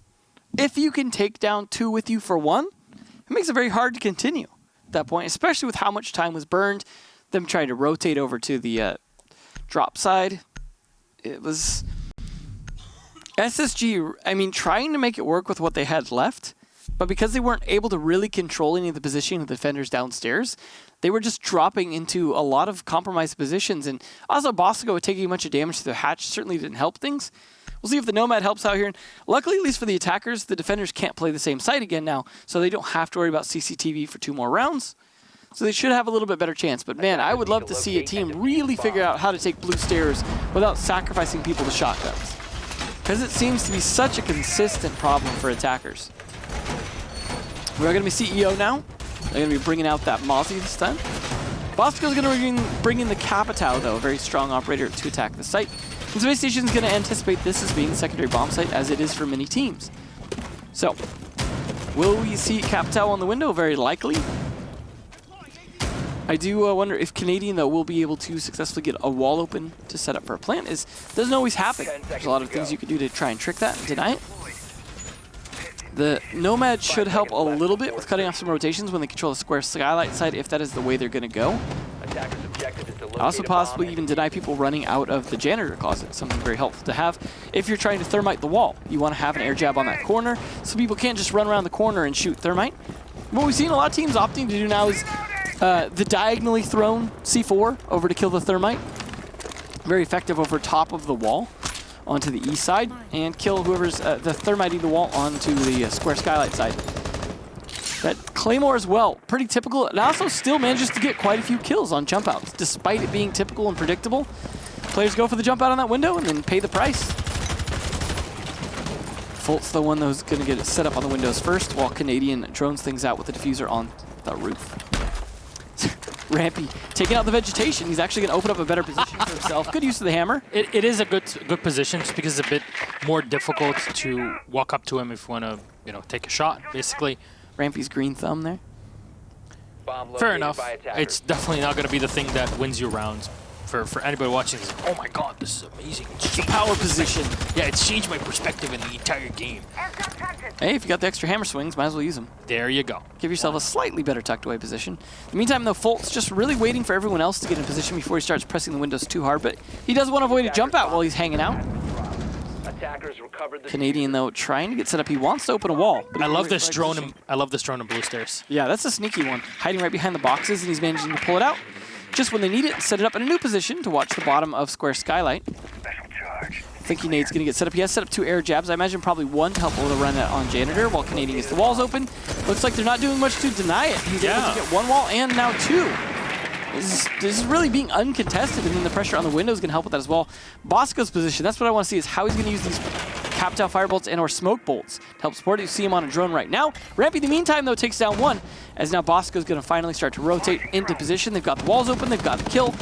Now they've got 58 seconds to start and execute. They've got what they need. Canadian's just waiting for the right moment. Bosco always doing a great job smoking for Canadian. Once we see those smokes go off, I just imagine Canadian sprinting into sight for that plant. I would not be... Oh, Rex did a great shot onto Thinking Nade. I definitely wouldn't be surprised, but that's your flank now off. As you said, Canadian instantly running in, going in for the plant, but Slash retaliates with a kill on a Bosco. Canadian finally gets that diffuser down, and it's a good kill, but Factor is going to be the one to eliminate him. It's now up to Rampy and Volts, as Rampy will find one onto Hyena. A 3v2, and very possible here with Rampy downstairs, going in for the nade. All timed, it does a lot of damage, but just a second too early. They need to come in and go for this gunfight. Factor finds the kill on a Rampy, all onto Volts, who's on Repel. You can just go for the jump out. They can really do a lot of work here against him. He goes in, there's one kill on the smoke, the run out on the second, he can win it out. So close, where is he? Oh no, he stuck to it. How did he not? Oh no, Luminosity, Right victorious. behind the bomb chassis. Oh my god.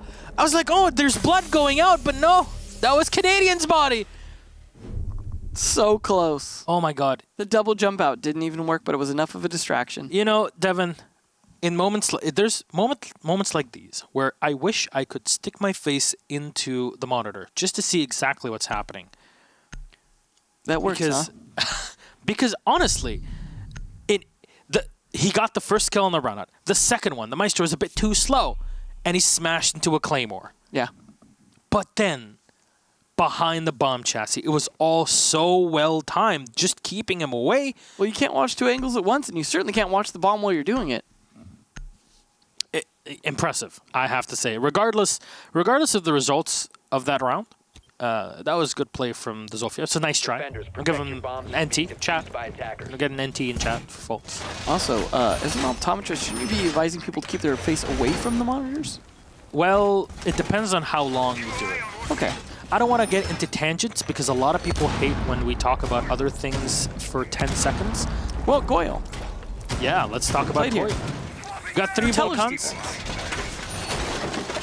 Yeah, I mean, you can reinforce in the break room if you want, right? It just means that you want to hold on to open area longer with rotation holes between. Might even stick a shield in the rotation hole. That's actually very true. That is a very good point. From here, you can really watch things well when it comes to box skylight. See, I like that. They opened up the side to be able to peek it from the small admin office without having to commit to kitchen. This is like, okay, you're playing Teller's Archives, but you're setting up the entirety of the open area and the break room as if you're playing an open area defense. I like both these shields as well to deny doorways. The one of them by the lower door, you can actually see he could probably hit from the stairs, the main stairs, while a little bit down below because they opened up the usual foot height holes across the wall. So that will give him an opportunity to possibly pop it if he goes for, let's say he drops the hatch, rotates down, comes up the main stairs, can pop it to deny the door. Little things like that. One thing I'm curious about is usually we see a castle in play here. I think that that's like the lack of castle is going to have any sort of negative impact on the round for Luminosity. No. I mean, they have plenty of cameras to be able to watch because they've got the Valkyrie and the Maestro and also the Pulse to be able to provide intel. So they should know where approaches are coming from enough to hopefully not need castle barricades to cover flanks. They also possibly might have Evil Eyes in positions to pop some Goyos as well because I didn't see where those were positioned at. If one is in Teller's itself, there's 2 shields that might be able to hit. They're just trying to clear top floor at the meantime, though. A lot of pre-firing coming out, and that's actually just warning the defenders, because Rampy himself has taken a lick of damage. Bosco again on Capitap. Rexon has dropped downstairs, and it's going to be safe for now. Rampy destroying as much of the floorboards as humanly possible. Again, you have a sledge. You just create all the rotations for yourself. Open up a billion angles, but Thinking Nade will be lost. And I wonder if Thinking Nade was bringing those breach charges to use, and a Nitro connects onto Rampy. Great one there from Factor. Very well done. Again, it's always very difficult as the Pulse to get the kill yourself because you have to switch and kind of predict where your opponents will be going for. But again, with a Valkyrie camera that was set apparently, as we just saw in the CEO area, yeah, this ends up working really well. Oh, they even have a drone on top of all this, although they lose the Pulse. Unfortunate. They're looking pretty good on this defense, although now that the wall gets open, they might have even triggered the Goyo shield, depending on how close it was. And there's one triggered either way. That is going to slow down the push a little bit, but they've got 42 seconds to wait for the fire to die down, and they've got Capitao to bring some of their own. Yep, there's a decent chunk of time for Space Station to come in. Again, with only 3 players, they're definitely at a disadvantage, but they have Zofia, they should be able to stun their opponents, and they have the Capitao. So definitely gives them flexibility when it comes to their utility. And here it is. There's the first crossbow bolt Hyena that will find Bosco along angle, and Doodle will find the second one as they try to enter inside of Archives. Fault's last alive. He's going to stay alive. Timeout. Yeah, it's your timeout, basically. Yeah. Sit back, talk about everything. For those who aren't aware as well, just because we have a lot of newcomers, AWD is AWD is Doodle. He goes by a wild Doodle. That's why we're calling him Doodle without his name actually saying it. Just for clarity, because I know not everyone is familiar. So, Fultz apparently had trouble shooting his gun, which for such a top fragger is not great. Hopefully we'll have no trouble this round, otherwise we might possibly have to rehost. He will not know until, of course, he spawns in, so... Yeah, if nothing happens in the first 30 seconds, he'll just check, and if everything's working... I'm pretty sure the admins would allow a rehost in that case, even if it's past the prep phase, just because, well, you know, he can't really do much. I get that. It really happens. It's a rarity, but in the past year, it's happened to me twice. I think it just requires a rare combination of circumstances. Well, you know what he's going to do? I can't shoot. I'm going to be Monty. What a solution. That is the way to do it. You still should test your gun before we get too far into this, but man, what a switch up on that. That'll do. But so far, Luminosity 3 up on defense. This is looking really good for them. It seems like Space Station can't ever find a strong lead in terms of kills. The defenses from LG are really just pushing back hard, but they're not playing overly aggressive. They're not roaming too heavy. They're not really getting too far out of positions. It's Space Station that's having trouble getting these players out of position. And maybe it's a utility thing. They're just not bringing the utility they need, despite bringing, you know, operators like Capitao. But CCTV, this was really a tough one the first time around, partially because of the server stairs. So they're bringing something different. So what do you do here? Okay, this is the combo. You have trouble with the square skylight hatch, right? Because you're afraid of being shot or someone rushing out from you. What do? You put a Monty in the doorway. No one can push out. Thermite can blow that square skylight hatch. Now all of a sudden you can pressure them from below. So as Monty pushes down the stairs, they have nowhere to escape to because you can shoot down the hatch. So the combination of the Thermite and even possibly the Maverick and the Monty is great for pushing the server stairs because now you can pressure them the way you need to. You can also throw a grenade down if they don't peek themselves around the corner. You can just throw it down the stairs as well, and that will allow you to take out any players on the stairs who don't want to expose themselves to the hatch. So if Monty plays his job right and they're able to burn up smokes well enough, could work out in their favor. However, there are other utilities that work against them. C4 is going to be available.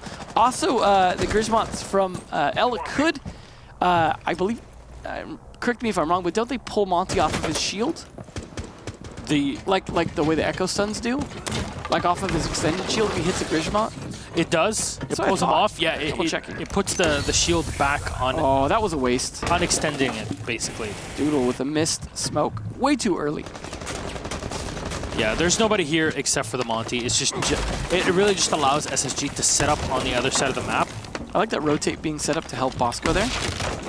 Really setting up all these rotates so they can move around flexibly. Now, of course, those can be used against them by defenders later on. But hey, if they hold him, it's all good. Canadian can do what I was saying, which is now he can safely open the hatch uncontested because Monty is holding the door. Although he's holding it from a bit far, but... It's fine. It's not like you're going to be coming out at any point. No, you're not going to push the Monty like that. Yeah.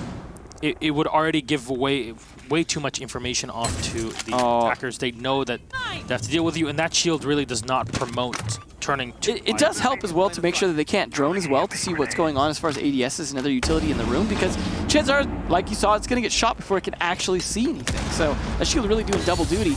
Smokes are going to come out now that they've cleared the shield, I believe, as they were able to nade it. Yeah, now it's going to push Smoke back. So Doodle now taking down 2 drones, but he's burned all 3 of the smoke canisters now. However, he's also burned 2 minutes, and that's the more important thing. And he's still got, about 11 shots left on his shotgun. That's more than enough to kill at least 2 players if they push in, but Monty is the real problem for him here. He's got some backup, but this is all about timing. It definitely is everything. There's the play from Slash. He gets flashed at the right moment, but he's still able to find Rampy. There's the finisher, though, from Canadian. Rexon is supporting Doodle, though, in the meantime, and Luminosity can get pushed from behind. There's the play, and there's Rexon with a headshot. If anything, you're playing Blue Stairs knowing that you're going to lose this position at some point in time, but there's 20 seconds and under left. And and you're just doing a lot of work. There's a finisher. You're firing in for the rest, but the Monty will protect for just a second. No! Finally. It's false to find a kill, but it's too little, too late. You want to go and plant. There's a nitro cell with your name on it. Yeah, there's actually, it missed, but you know, regardless, there it is. Monty can't do much in that situation. And it was all won and lost on blue stairs. Again, unable to find the solution. And frankly, I think the only solution would be pressuring from garage. Yeah, they need to find a different approach because blue stairs is clearly not working. Even when they have the utility to push them off and get some kills, they're not succeeding on doing that. Because even if they'd managed to get the kills without losing men, they were down to 30 seconds very quickly. It was nearly getting towards an unwinnable position on time alone. And when you have what you need to be able to push blue stairs and you're still taking that long, it's just not working. SSG, at least on attack, don't seem to be firing on all cylinders today. Their timing is off. It's LG, on the other hand, are looking a lot more tighter knit in terms of forming this sort of defensive net than we've seen from them a lot of times in the past, and this is really working very well for them.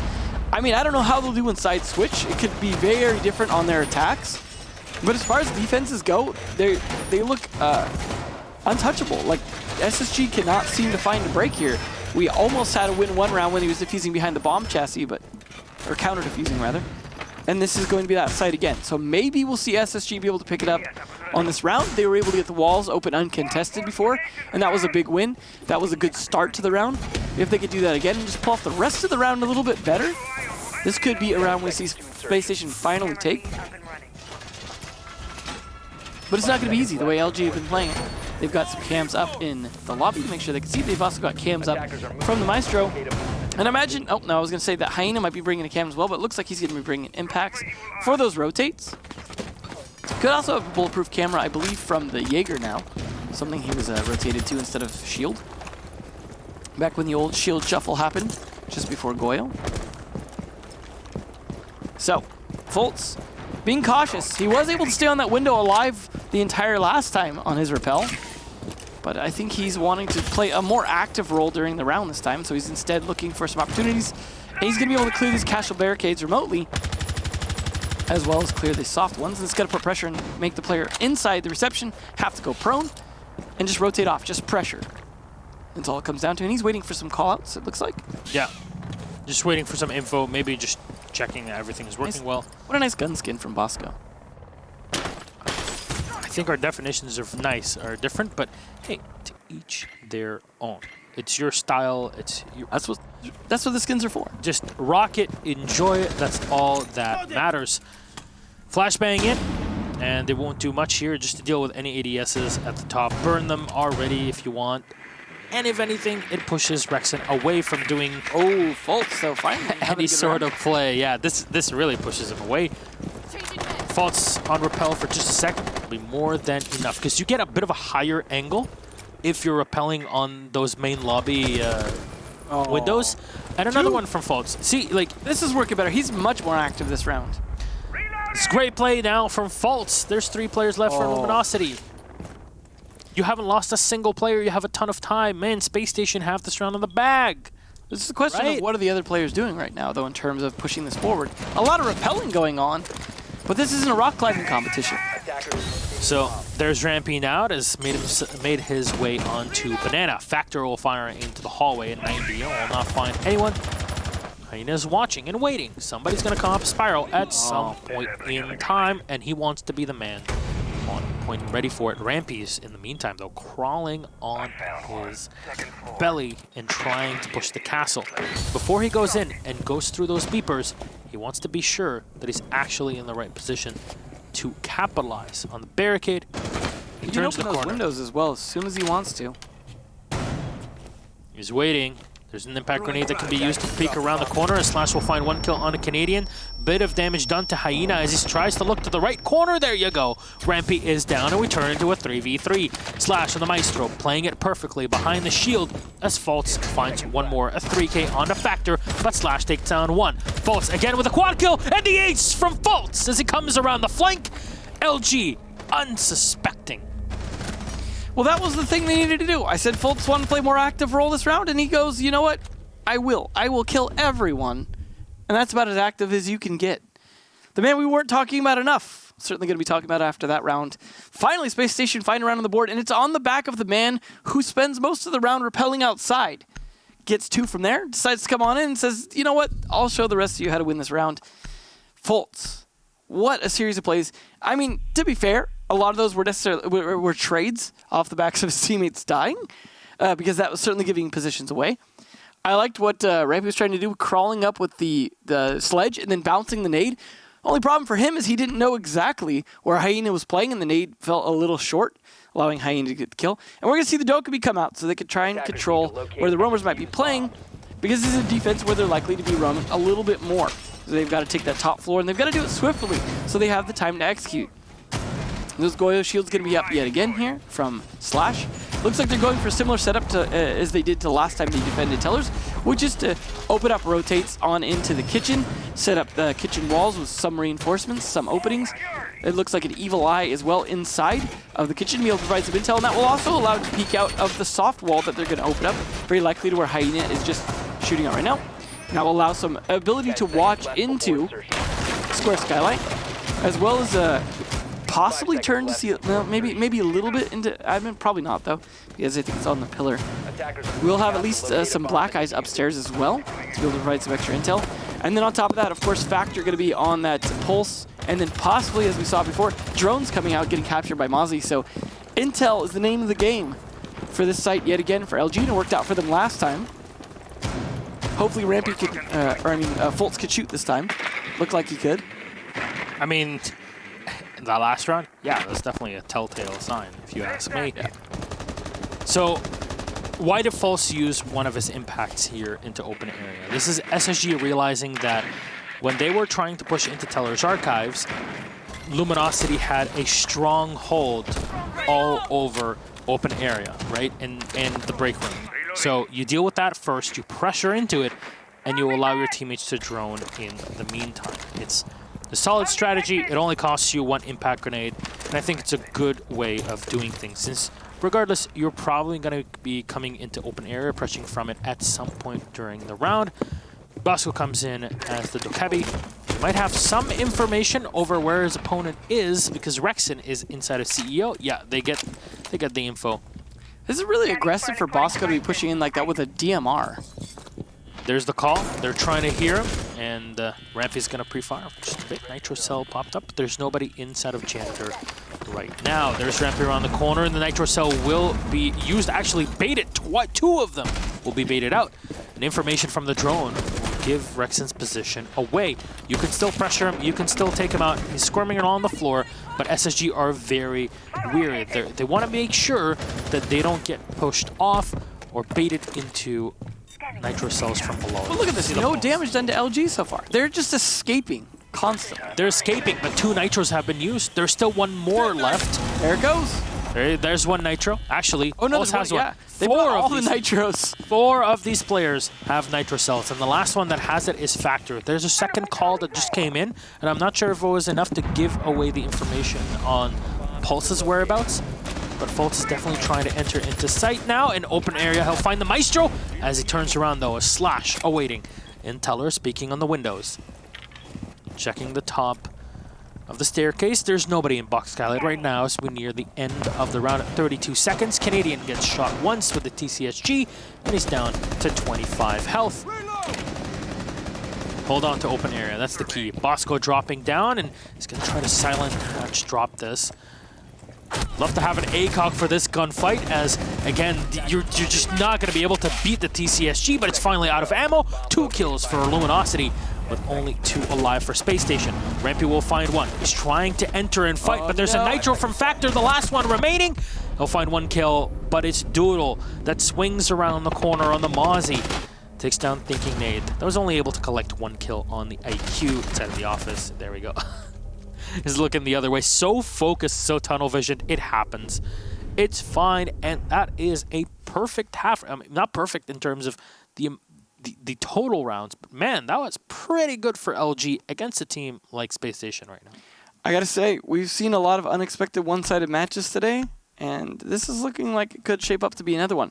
Like I said, things could switch drastically on the other side. LG's attacks could be pretty weak, and we could see it drag out for a while here, and possibly even to classic draw station gaming, but at the same time, the 6 pick from Maestro onto Maestro is big brain enough, and Slash gonna bring out something he helped pioneer to an extent, which is the Nook play here, which we even saw Uno trying to replicate Ace's Nook play on Coastline earlier today on EU, the old push towards the billiards cocktail. But when we've seen Slash do this in the past, it was a push into the garage, the CCTV touch. You said the one thing that Space Station needed to do was possibly a garage push. Maybe that's where Slash is going to do things different and win on this attack where SSG could not. We will see Canadian, though, on the other player that is invisible to cameras. I can't wait till the lore somehow reveals those two are like related, or right. That's Korean Danish. Or they've been chatting online for a long time and just never send pictures to each other. 5 seconds left. What do you look like? I don't know. There's catfishing each other at this point. You trying to take a picture? I'd send you selfies. Why is it just a picture of your room? Where are you? Oh my God, this is what John Cena must feel like every day of his life. Yeah. All right, here we are now at Fultz, 11 kills. He's definitely doing a lot of work for SSG, but it's just not enough. You're getting kills, but they're not translating into round victories, and that's the most heartbreaking part of this entire game so far. So there's LG entering and droning into the lobby. This is again a defense in the basement. Now, one thing that Space Station were not able to really perform with is dealing with blue stairs, right? When they were on the attack, what they will have to deal with though this time is potential walk-in from garage. Sneaky Slash. Honestly, I mean, those breach charges are going to be key. Wasn't it Aces that played this first? No, it was Slash. I think he was the first Pro League Nook. Thinking Nate, though, already getting a kill. So Space Station already doing better on defense than they did on attack. I think Aces played later on that week, and it was on Cafe or something like that. Regardless, there's Factor walking in as the Maverick. He's got control of Box Skylight. All right. Slash is actually entered. Like, he's looking for cams, and it doesn't matter. As Fultz is on top of it, he did have a cam, I believe, that might have seen him when he had uncloaked. The P-shooter gunfight there ends up in the Valkyrie. I believe that gun is getting a buff, though, in the patch. So Pre-firing around the corner, and look at those bullet holes from Rampy. Well done inside of CEO. Wow. Right now, if you're Luminosity, you still have to clear that top floor. The Space Station are really on top of you. But Rampy will find the closer on the Hyena, leaving Rexton alone. It's fine. He's just going to face check everything. I mean, isn't that how you play this game? That's how you play Ash. Well, fair enough. Can he find the kill upstairs? Oh, yeah. He got the edge of Rampy's back. But it's not enough. That diffuser is going to be guarded. And if you're Rexton right now... yeah, this is almost timeout situation. And there you go. He's going to get timed out. Sit in the corner. SSG, much better on defense. That's what I was thinking here. This might not be as one-sided as you'd expect. Yeah, I don't know. I don't know if you saw that tweet from Crazy. So he was checking out Dream's Moss files, and there was one screenshot. By the way, for people that don't know what Moss is, it's an anti-cheat system that we use. It takes screenshots of your screen. Basically, it logs your actions, and it takes screenshots of what's going on your screen. And there was one that apparently he's using Bing. Fair enough. Yeah, that's on Internet Explorer. Yeah, and it says how to beat evil geniuses, and it's like how to. It literally shows up with Evil Genius walkthrough, and by the way, that's a pretty old game, Evil Genius. I think they're coming out with a second game soon. Yeah, I think so. I think I heard that it was coming out at some point. Well, if people go pro at it, we know what org's going to pick up a team. Yeah, yeah. Evil Genius 2, release date 2020. Very exciting. There we go. I actually have never played that game. Neither have I. So there you go. You learn new things. Ladies and gentlemen, yet another round is upon us. And last round, man, Space Station, they really held on to the top floor very effectively, and shutting down Slash's Nook was very important. Yeah, he tried it. They were already up 5-1, so it was fair. It was worth a shot. Change off. He's the one on the Ash this round. And Space Station are in front. Well, you can't say Slash without saying Ash. There you go. Take out the SL. Will it work? Who knows? So I wonder if he's going to be putting on some pressure still from the top four, or is it going to be coming around flanks? You're going to see him mostly inside of logistics. That's what I'm curious about. But regardless, I think dealing with... Rexen's scared after all that face checking last round.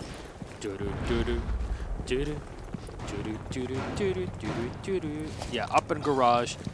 Maestro's behind the reinforcements, and the Evil Eye is not being used by anyone right now, but you can snipe it. He's trying to channel Fultz here. Real Pink Panther moment here for Rexen. Unfortunately, someone is going to honk their horns at him. They're like, man, what are you doing in the garage? Right? No guns allowed. It's going to summon all the zombies. Slash is going to walk in with a drone and try to confirm his opponent's positioning because, again, yeah, this is the spot that we saw before. Keep in mind that was for CEO. You have a higher angle. One thing they are doing different is they are going to Teller's second instead of third, skipping CEO, so I don't know. Something that is going to factor a little bit into this. I'm sure they were anticipating pushing CEO. But they're still going to put pressure on it. They still got to take care of the Evil Eyes, the barbed wire. There's a lot of utility they have to clear to take this top floor.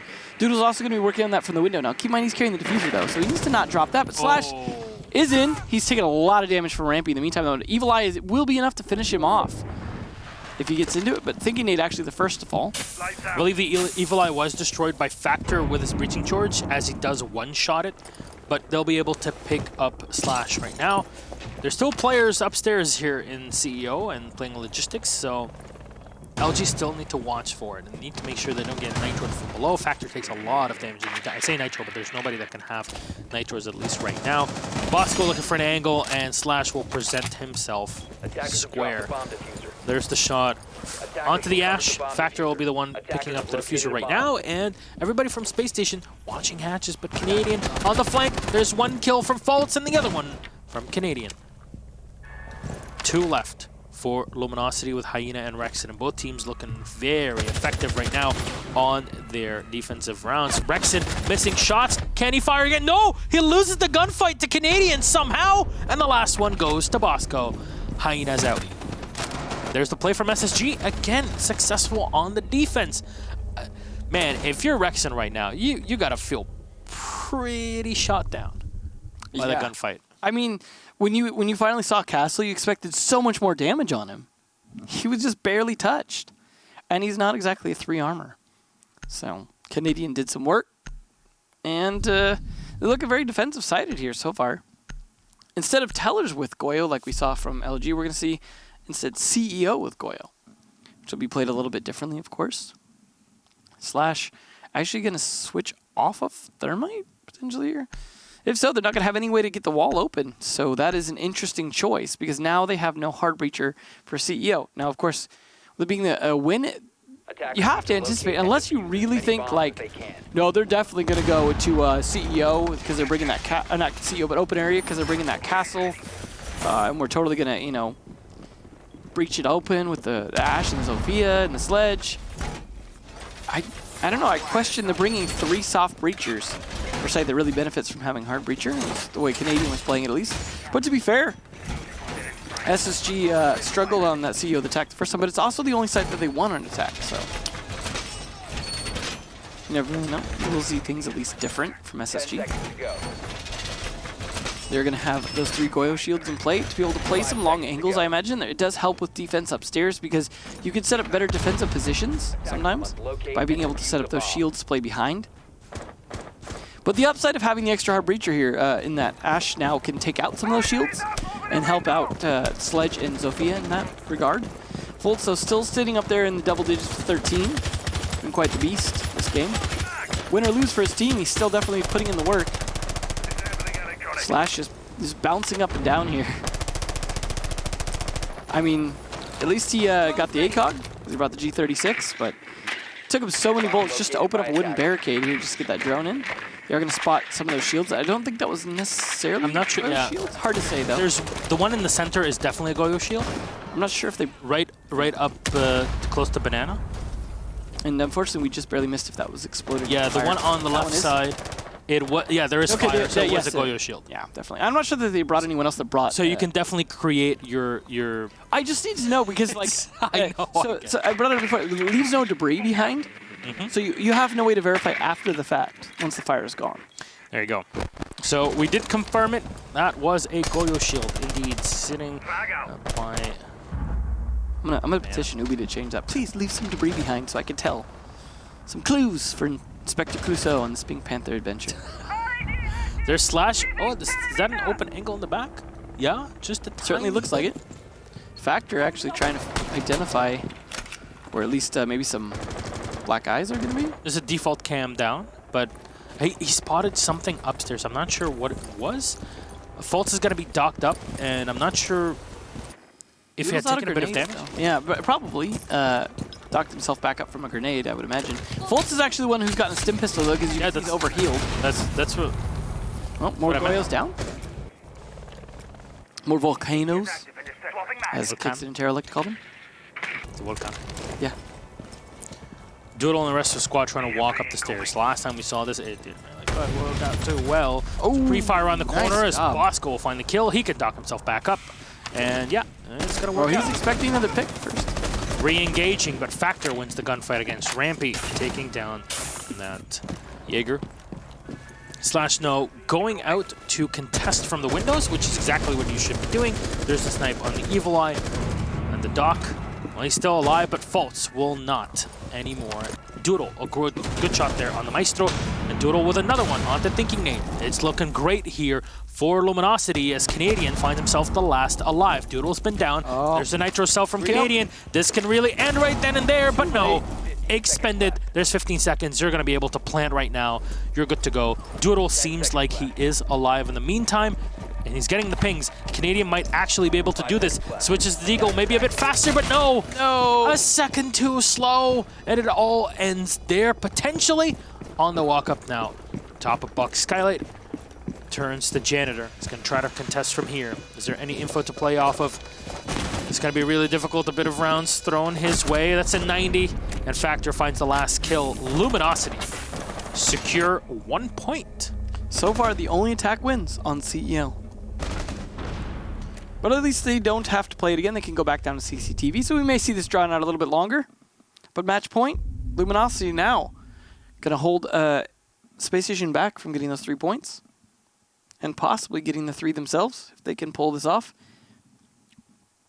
It's just a real question. Assume they win CCTV and Tellers again.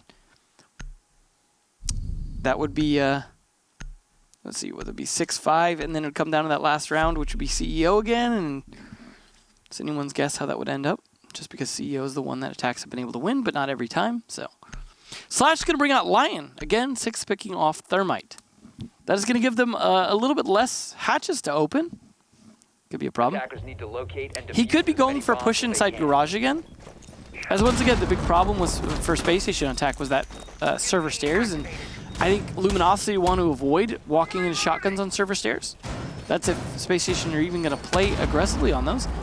Canadian on the Vigil, though, setting up for some roams. He's opening up walls, both onto Tellers as well as into Archives over to Admin for open area rotates. And Castle Barricade's going to be used very much so to help him out.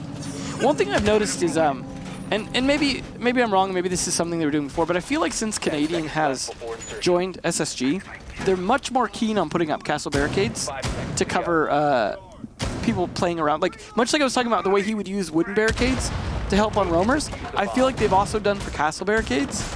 And like I said, maybe they were doing that before, but I've really noticed it since Canadian's been on the team. It's been a common theme for SSGs. They very much will use castle to support roams and mobility. Oh, wow, Canadian! Rexon. Well done there from Hyena to go for the refrag, but I mean, losing the Ash for the Vigil, definitely an Whoa, Bosco again set up inside of the open area, finds 1 kill. This is really fast right now, but Fultz will win out the engagement. Doodle is already sitting down on site, and he's holding on to red. Doodle gets another one with a headshot on the Thinking Nade. E1D will be popped by Slash to allow Doodle to survive for just a second longer. I have no clue what's happening right now, Devin. In the first 45 seconds. And the attackers actually have control of red. They're defending the bomb site now. This is like watching It's like watching Latin America back in Oregon. Exactly. Here we are, Doodle. Now they have time to drone. He's checking around open area, and will be able to spot a player around the corner. Yeah, there's the castle. He knows where he is. So might be able to go and pick up that diffuser, but unfortunately, that's the worst place to have the diffuser drop. It's right under the hatch. LG can finish the game right here. There's so much time, and they're droning whilst they're on site. I don't know how to call this. Yeah, who drones from the site? Oh boy, this is a weird reversal of situations.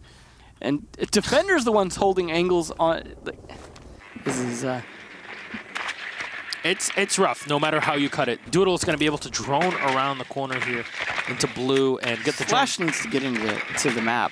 Check the hatch. Slash, he really needs to do something, but right now all he's trying to do is watch for rotations. And actually, he's gone off for a second, and he's going to rotate. Oh, here we go. Server rotate through sewers. Yeah, this is going to be... He's pulling out the pistol to try and be quicker, but Doodle, in the meantime, they really, if they know he's alone, can just finish him with a pinch. They have no clue. There's no information. They don't have any drones. Rampy needs to catch one. Slash is going to go in and drone and try to confirm his teammate's position. Remember, you have a lot of time still if you're LG. You can walk through this no problem. Here come the drones. Drone comes in, and Bosco will be able to finish one off. There's the E1D to freeze the castle in position. One down, grenade around the corner, and it will roll. You know that there's a castle around the corner. Unfortunately, no pickup on the diffuser. Slash will come in and pick it up, but no! Rampy from above gets the finisher. All onto Doodle right now with the SMG-11. The castle walking away. 23 seconds left, and you have to hit these through the metal bars. Finds the headshot. Where's the drop? Not yet. He's just going to watch the hatch. That's the smart thing to do. Doodle at the right time, but loses the gunfight. Close. So close, but Rampy with the Roni hits the shot. I tell you what, that was a unique round. I've never seen anything like this. And I know a lot of times we say that, and Kix comes out and says, I mean, maybe it happened at some point in time. But holy Toledo, what was that? That was different, for sure. And that almost could have been LG with a very explosive finish. That was... The droning was there, but just... It was really down to Slash not being able to recover that diffuser successfully.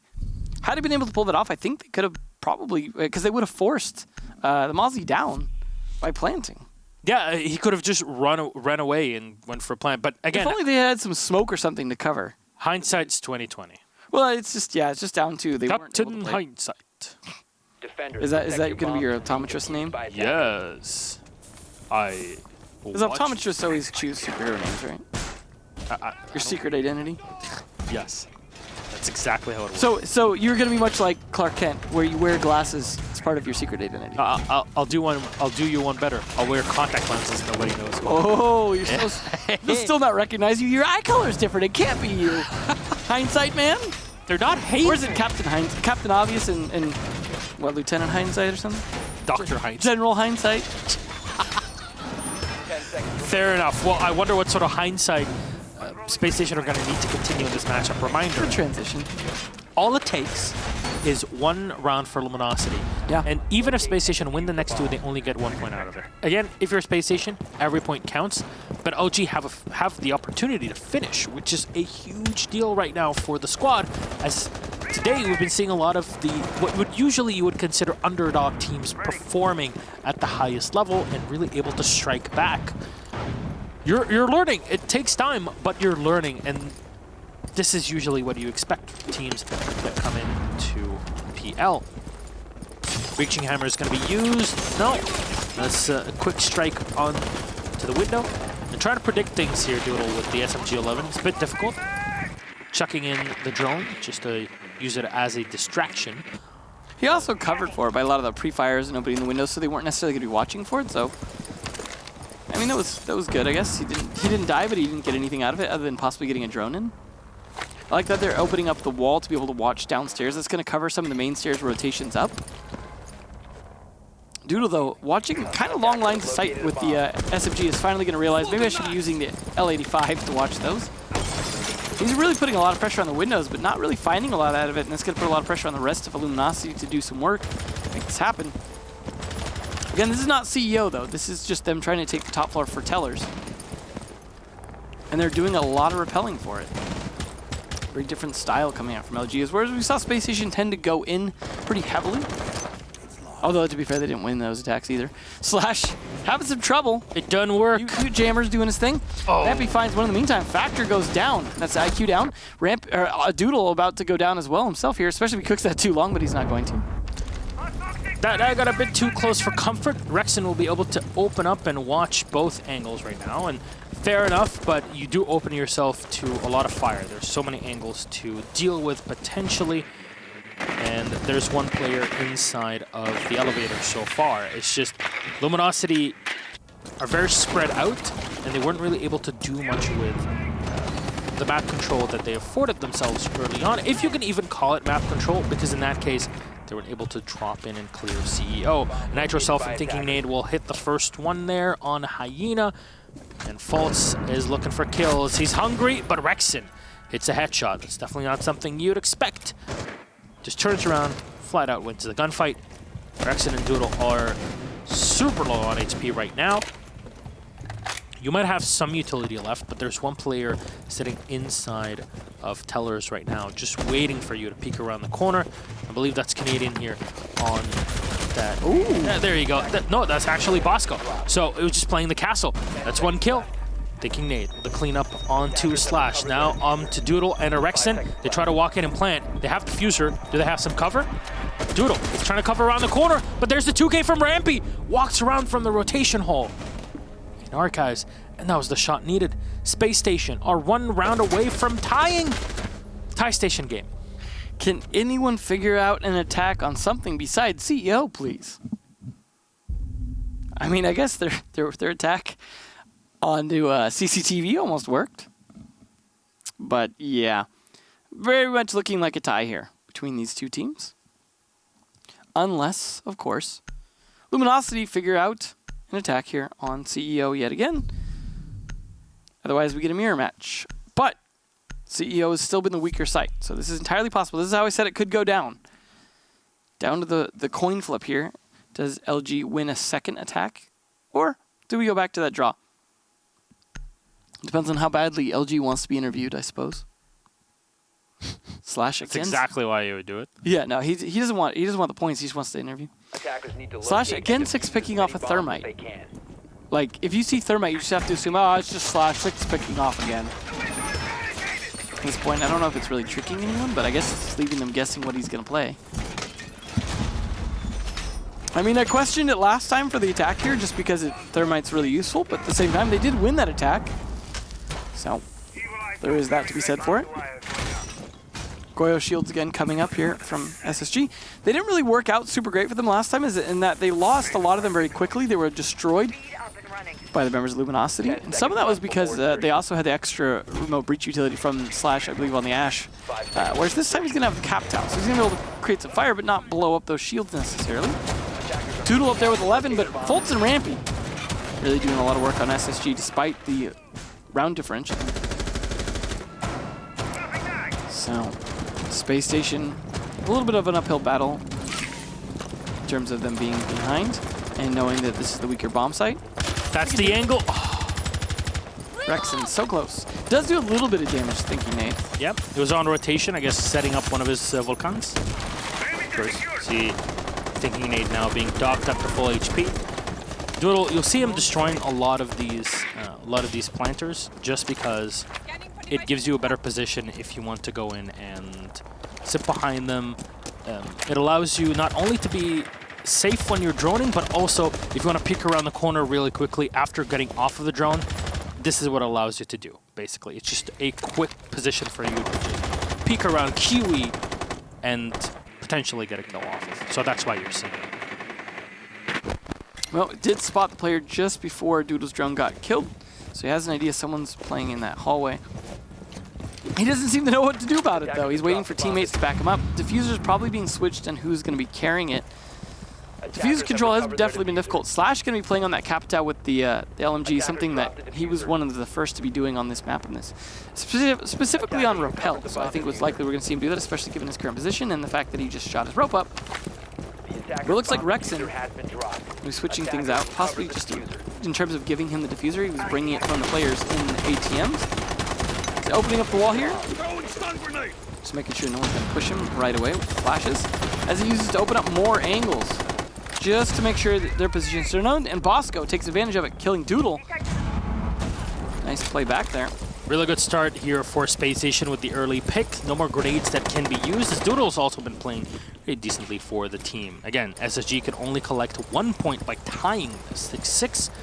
That'll be the end of their game day today. Slash full utility and crossbow bolts to lob into sight whenever needed. Factor's gonna walk in and check for any cameras. We're all set, we're all good to go. Turns into 90, checking janitor. Nobody around there, but the meeting room is usually where you'd expect players at this point, and that's a free one, but Rampy coming out at the right moment. He's tagging out the windows, and Slash will go in for the plant. Zofia Rexon here, so he's watching the window. Is there any moment for him to walk out?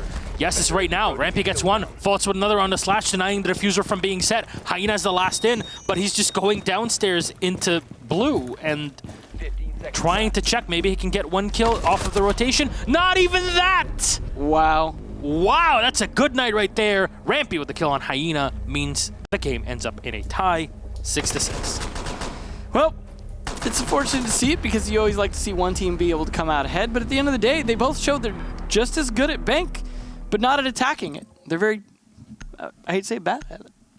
Draw Station Gaming. Here you go.